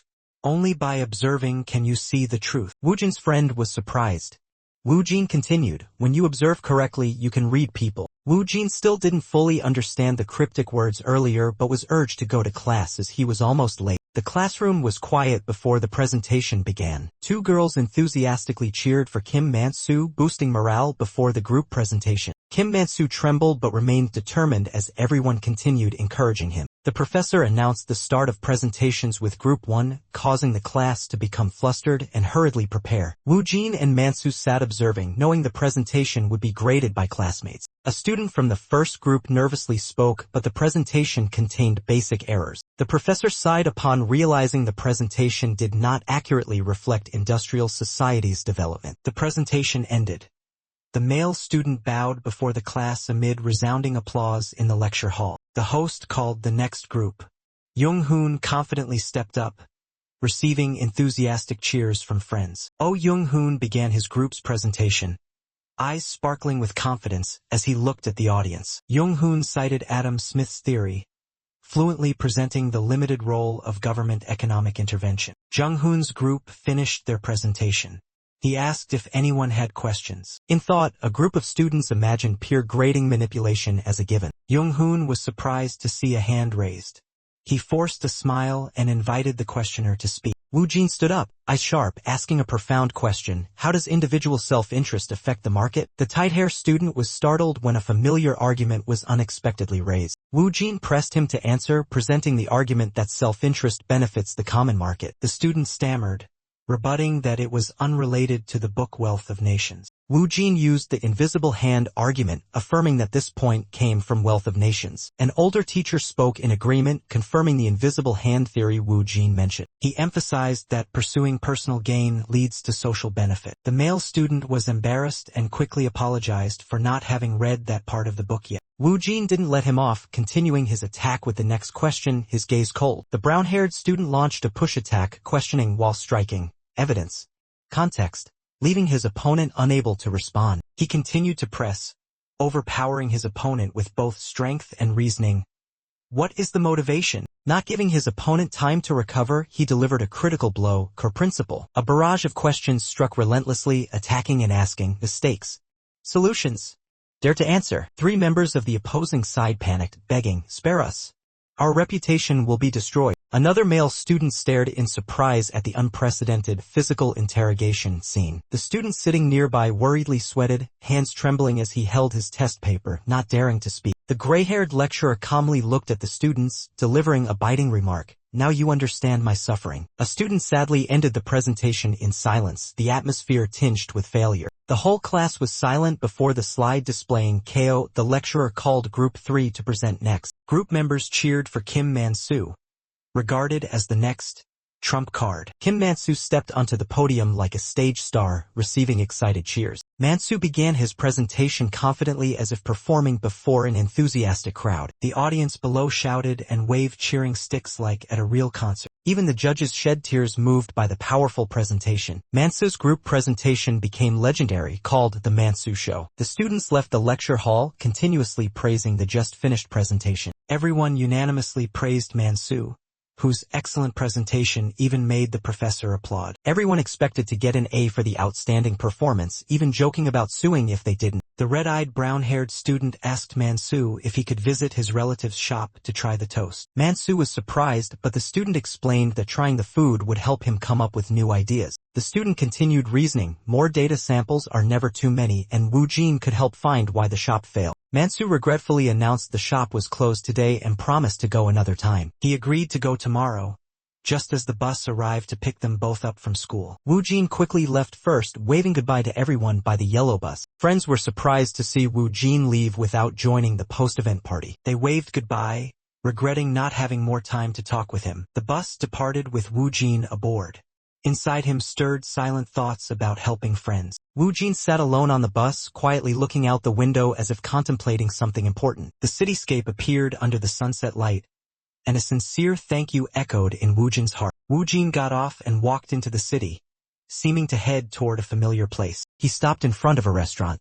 Behind him, an elderly man was being pushed in a wheelchair approaching. Woo Jin stood silently watching the man in the wheelchair, thinking this was a good moment to practice helping intervention. Woo Jin initiated conversation, wishing the elderly man a speedy recovery, surprising both of them. Woo Jin continued explaining that older people often drink bone broth for nourishment, while the old man insisted he didn't know him. He began lecturing knowledge. Phosphorus in broth can leach calcium from bones, which is bad for fracture patients. Woo Jin suggested calcium-rich foods instead, making the wheelchair pusher embarrassed, while the old man irritably told him to stop talking. Woo Jin left feeling successful, confident that his recent natural intervention had gone well. He continued walking down the street as dusk fell, the city gradually becoming quiet. Suddenly, Woo Jin heard a loud scream from behind, causing him to stop, his eyes becoming alert. Woo Jin passed an alley and saw a group of young men surrounding and beating someone, creating a tense and gloomy atmosphere. One of them shouted loudly when he saw Woo Jin looking, but Woo Jin kept walking without responding. The thug intended to rush out and cause trouble, but his friend stopped him while Woo Jin maintained a calm expression. He did not turn back, silently continuing to walk through the late afternoon light with determined steps. Woo Jin suddenly stopped, his legs hesitating as if deciding something serious. He turned around and straightforwardly asked the group,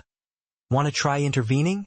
Want to try meddling?" From the darkness, a gleam appeared. The dark persona of Woo Jin whispered, "I'm ready." Woo Jin continued walking, feeling this was the perfect intervention, just in time and just right. A student stepped into the empty hallway, his firm footsteps echoing on the wooden tile floor. He stopped, his white shoes touching the ground decisively, like a silent declaration. The male student named Woo Jin looked ahead and asked in a deep voice, "Want to try being curious about others' business?" In the darkness, Woo Jin's dark persona appeared, eyes shining with excitement.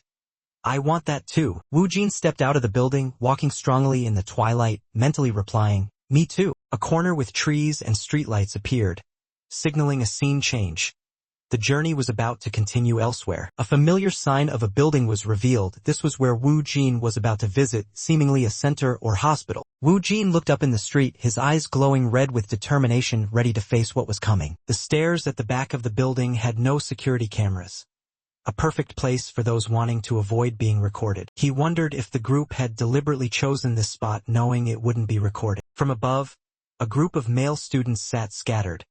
A stranger, the male lead, suddenly appeared, drawing their attention. The group began teasing, asking the male lead if he wanted to try smoking and acting challengingly. The male lead calmly replied that underage smoking was nothing new. However, he expressed discomfort seeing people like them doing wrong so blatantly. One of them got angry, threatening and setting conditions for the male lead to leave if he didn't want to get beaten. The male lead said nothing, silently stepping forward, creating a tense atmosphere signaling an impending confrontation. The male lead approached closely, staring directly at one of the troublemakers, startling him and making him suspect a connection between them. Without hesitation, he bent down, eyes sharp, directly asking why he chose to live that way. The other was dumbfounded, not understanding the question's meaning, only stammering in confusion. The male lead recalled being beaten and shouted angrily, "Why live so miserably, letting others trample on you?" The other was completely speechless, silent, his eyes touched by deep shame. The male lead confessed he couldn't stand seeing weak people bullied and silently enduring it. He laughed coldly, declaring no interest in those people and told them to continue, making them furious. With cold eyes, he contemptuously called them cheap scum, enraging the whole group to the extreme. One thug screamed angrily and lunged to attack the male lead, unable to contain his rage at being insulted. The male lead easily dodged and then delivered a powerful kick that unbalanced his opponent. The thug panicked, unable to react in time, being thrown into the air by the counterattack. He fell hard on his back onto the tiled ground,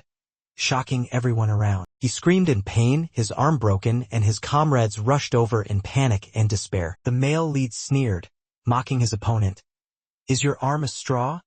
teasing his weakness. Another thug angrily shouted and charged to counterattack but was still overwhelmed by the male lead's cold gaze. He rushed in but was immediately knocked to the ground by the male lead, thrown far and slammed into the wall like a punching bag. One in the group screamed in terror seeing their comrades repeatedly defeated, panicking not knowing what to do next. The atmosphere became tense like a stretched string.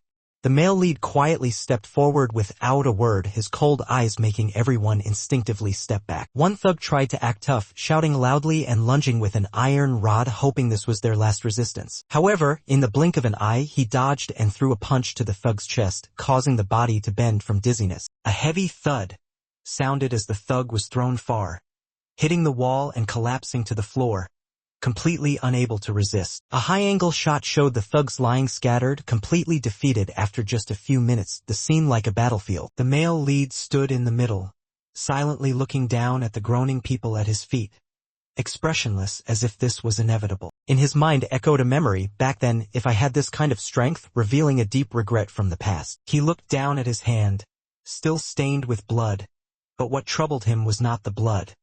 It was the growing emptiness inside. He recalled images from childhood, weak and unable to protect himself. The memory surged like a knife to the heart. The male lead quietly sat on a stone bench, his vacant eyes staring into the void.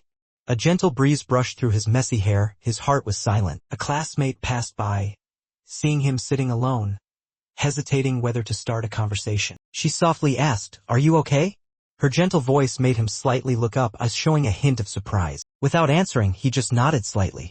She noticed the bloodstain on his sleeve, her face briefly showing concern. She sat down beside him, saying nothing more, silently staying close, a way to share loneliness without words. He tilted his head, glanced at her. For the first time, a faint warmth appeared in his eyes, a first sign of change. The girl gently took a tissue from her bag, silently bent down to wipe the remaining blood on his hand. The male lead looked at her intently, not avoiding her gaze, as if for the first time feeling genuine unconditional care. She softly said, "Your hand is injured," her voice worried but not blaming, eyes gentle as if soothing his inner pain. He did not reply, only looked at her gently, his eyes less cold, carrying some gratitude mixed with surprise. The late afternoon sky blazed red as if on fire, the wind lightly stirred their hair, creating a quiet yet profound moment. The girl turned and smiled softly. "I don't know what happened, but you don't have to endure it alone." Those words confused him. For the first time in a long while, he felt someone touch the vulnerable part of his heart. The male lead bowed his head and nodded slightly as an acceptance, not needing to be strong all the time, at least for now.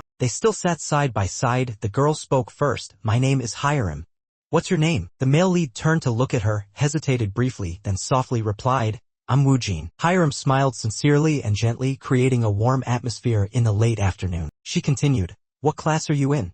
You don't look like a newcomer," clearly trying to make him comfortable. Woojin was silent for a moment, then replied, "I just moved here recently, don't really know many people." Hiram propped her chin, as showing concern. "So today you handled all those guys by yourself?" Woojin glanced lightly toward the distance, where the signs of the fight still remained, and softly said, I just don't like seeing others behave like that. The girl nodded softly. I understand. But if you're tired, you don't have to fight alone anymore. Like a silent promise from a new friend. Hiram stood up, brushed off her skirt, and stretched gently. It's late. I have to go. See you at school tomorrow. Woo Jin watched her leave, slightly nodding. Yeah, thanks for staying. Hiram turned back, a smile still on her lips. I'm not good at fighting like you, but if you need someone to listen, I'm here. Woo Jin was slightly stunned. Those words echoed in his mind, simple but powerfully moving. Hiram's figure disappeared into the fading afternoon light, a peaceful image completely contrasting with the earlier fight. Woo Jin turned his face toward the sunset, his eyes softening. For the first time in many years, he felt his heart could lighten a bit. He sat for a while, sighed, then slowly stood up, carrying both old wounds and a very small new hope. As he walked, Woo Jin quietly thought, maybe I don't have to be alone forever anymore. The next morning, Woo Jin came to school with a quiet but less closed-off attitude. He stopped at the gate and took a deep breath. As he entered the classroom, some classmates looked at him curiously and whispered. Clearly news of yesterday had spread. A male student at the back desk stared at Woo Jin with an unfriendly expression. He smirked slightly as if judging him. Hiram appeared and waved brightly at Woo Jin. Woo Jin, come sit with me. Woo Jin was slightly surprised but still walked over and sat beside her. The atmosphere was somewhat lighter than the first day. The teacher entered the classroom and began the lesson. While everyone gradually focused on the board, Woo Jin glanced lightly at the strange boy from earlier. That boy also glanced back. Their eyes met, but no words were exchanged. It was just a feeling like a silent warning. Woo Jin turned forward, saying nothing.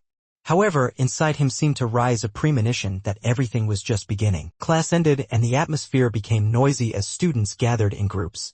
Woo Jin quietly organized his books. The strange boy from the morning, black hair, wearing headphones, cold eyes, approached Woo Jin with a clearly challenging expression. He tapped lightly on Woo Jin's desk, his tone indifferent but full of implication. Are you the one who beat up Kwang Ho's gang yesterday? Woo Jin looked up, his gaze calm. Not beating. Just self-defense. Some nearby students turned their heads, beginning to pay attention to the ongoing conversation. The strange boy sneered. Self-defense? First time I've seen self-defense that sends them to the hospital. Woo Jin stood up, his gaze unwavering. If they didn't stop, what happened isn't my fault. The tension between them was like a stretched string. Hiram watched from afar, eyes worried. A confrontation was about to begin, and this time it wouldn't be resolved with words alone. The classroom fell silent as they faced each other. The boy named Min-jae smirked and said, let's see if you can defend yourself this time. Woo Jin didn't answer, just stared straight into Min-jae's eyes. Without any fear, the look made those around shudder. A ting sounded from the recess bell. The teacher had just left, no adults were in the classroom, anything could happen. Min-jae stepped back, then suddenly gestured. 4 other students stood up from the back of the class, surrounding Woo Jin. Woo Jin remained unafraid. He placed his bag on the desk and glanced at each person, as if analyzing their speed, distance, and intent. One boy in the group rushed forward, trying to push Woo Jin into a desk. But he was quick as a flash, dodged to the side, and firmly grabbed the opponent's wrist. In an instant, a groan sounded as the student was pushed back toward the board. The whole class gasped. Woo Jin's reaction far exceeded that of a normal person. Min-jae frowned, completely pulling out his earphones. You really aren't ordinary. But it's far from over. Min-jae signaled again, and 2 people behind lunged forward. Woo Jin leaned, grabbed the opponent's hand, and twisted it back, causing both to collide. He kept a cold expression, his movements decisive and precise, as if he had done this countless times before. Another student tried to strike from behind but was stopped by Woo Jin with a powerful elbow jerk that made the opponent buckle. Min-jae began to grit his teeth, clearly not expecting Woo Jin to overpower the whole group alone. He stepped forward, no longer indifferent, his eyes briefly flashing a faint red, strange and dangerous. Hiram ran into the classroom just in time to see Woo Jin turn his head. She was stunned, the look in his eyes was not normal. Woo Jin stopped immediately when he saw Hiram. His breath was still heavy, his hands still clenched.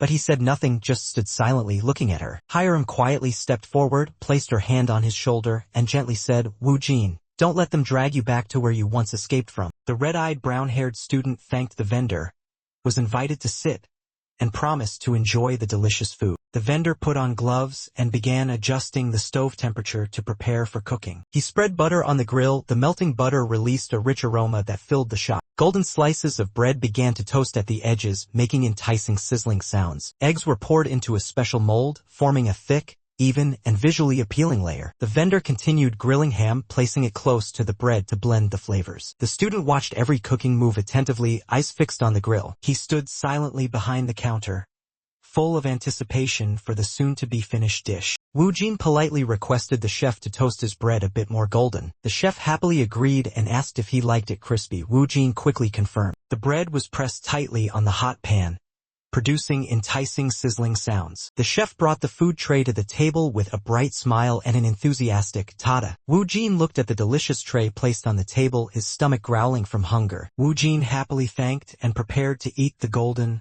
crispy sandwich. The chef wished him a good meal while welcoming a new customer who just entered the shop. Woo Jin took his first excited bite.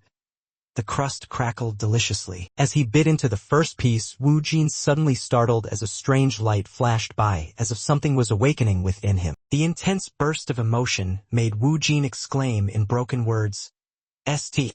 Oyuan," an expression both amazed and stunned. After the initial shock, he chewed normally and realized the most special thing was the astonishing normality. The man sitting at the same table, a new character with short hair, broad forehead, and gentle face, worriedly asked Woo Jin if there was something wrong with the bread. Woo Jin smiled softly, reassuring him that the bread was perfectly fine, nothing to worry about. Hyung sighed in relief upon hearing the answer, feeling more at ease watching Woo Jin continue eating. The scene outside Toast Sot was peaceful, matching the satisfaction in Woo Jin's mind.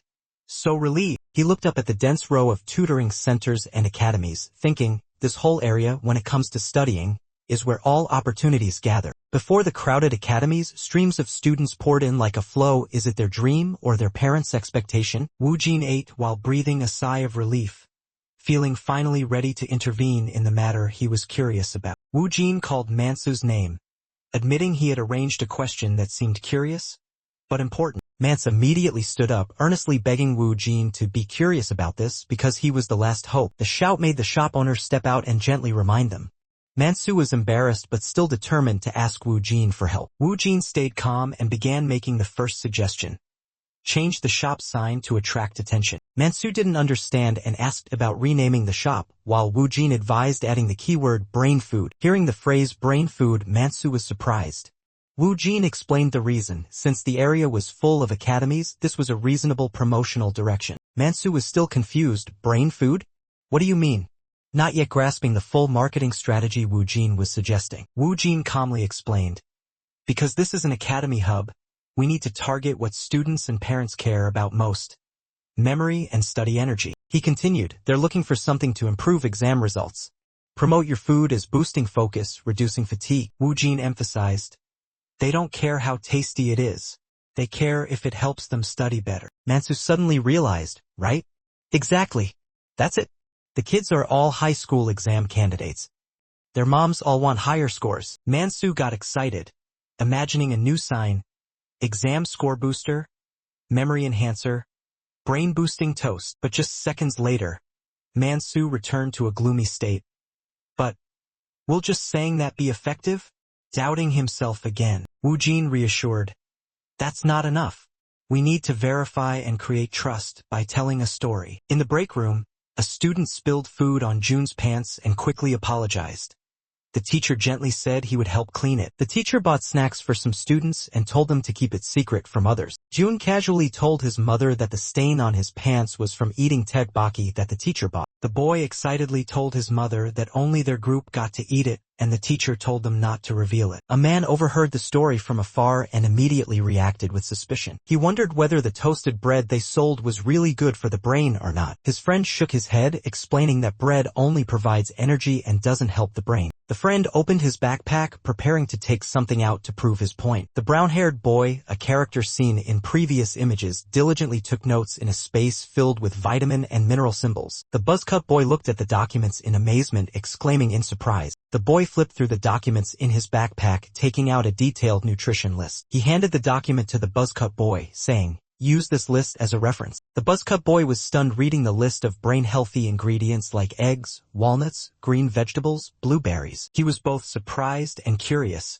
asking the boy, "Why study business administration with this level of knowledge?" The boy calmly replied, "These are just normal things everyone should know." The buzzcut boy seemed confused by the boy's normal standards, while the boy continued suggesting replacing bread with whole grain ciabatta. The brown-haired boy presented a handwritten recipe for ingredients and secret sauce, astonishing Mansu. He also advised Mansu to target parents and academy principals to develop the dish. Mansu enthusiastically rushed into the school, personally handing flyers to the principal as directed by the boy. He emphasized that the dish must be extremely delicious regardless of whether it tastes healthy but still good for the brain. Before leaving, he revealed he had also noted how to make a spicy sauce at the bottom of the page as a signature dish. Meanwhile, a strange girl was eating spicy noodles and pondering that the spicy taste was not really a flavor but a sensation of pain. The girl exhaled in relief after eating, feeling her stress melt away thanks to the effects of adrenaline and endorphins. The boy bowed his head to say goodbye to the chef, leaving the shop amid surprise and friendly farewells from everyone. The brown-haired boy stood in front of the ramen shop window, noticing the shop was holding a super spicy ramen eating challenge. He observed the sign,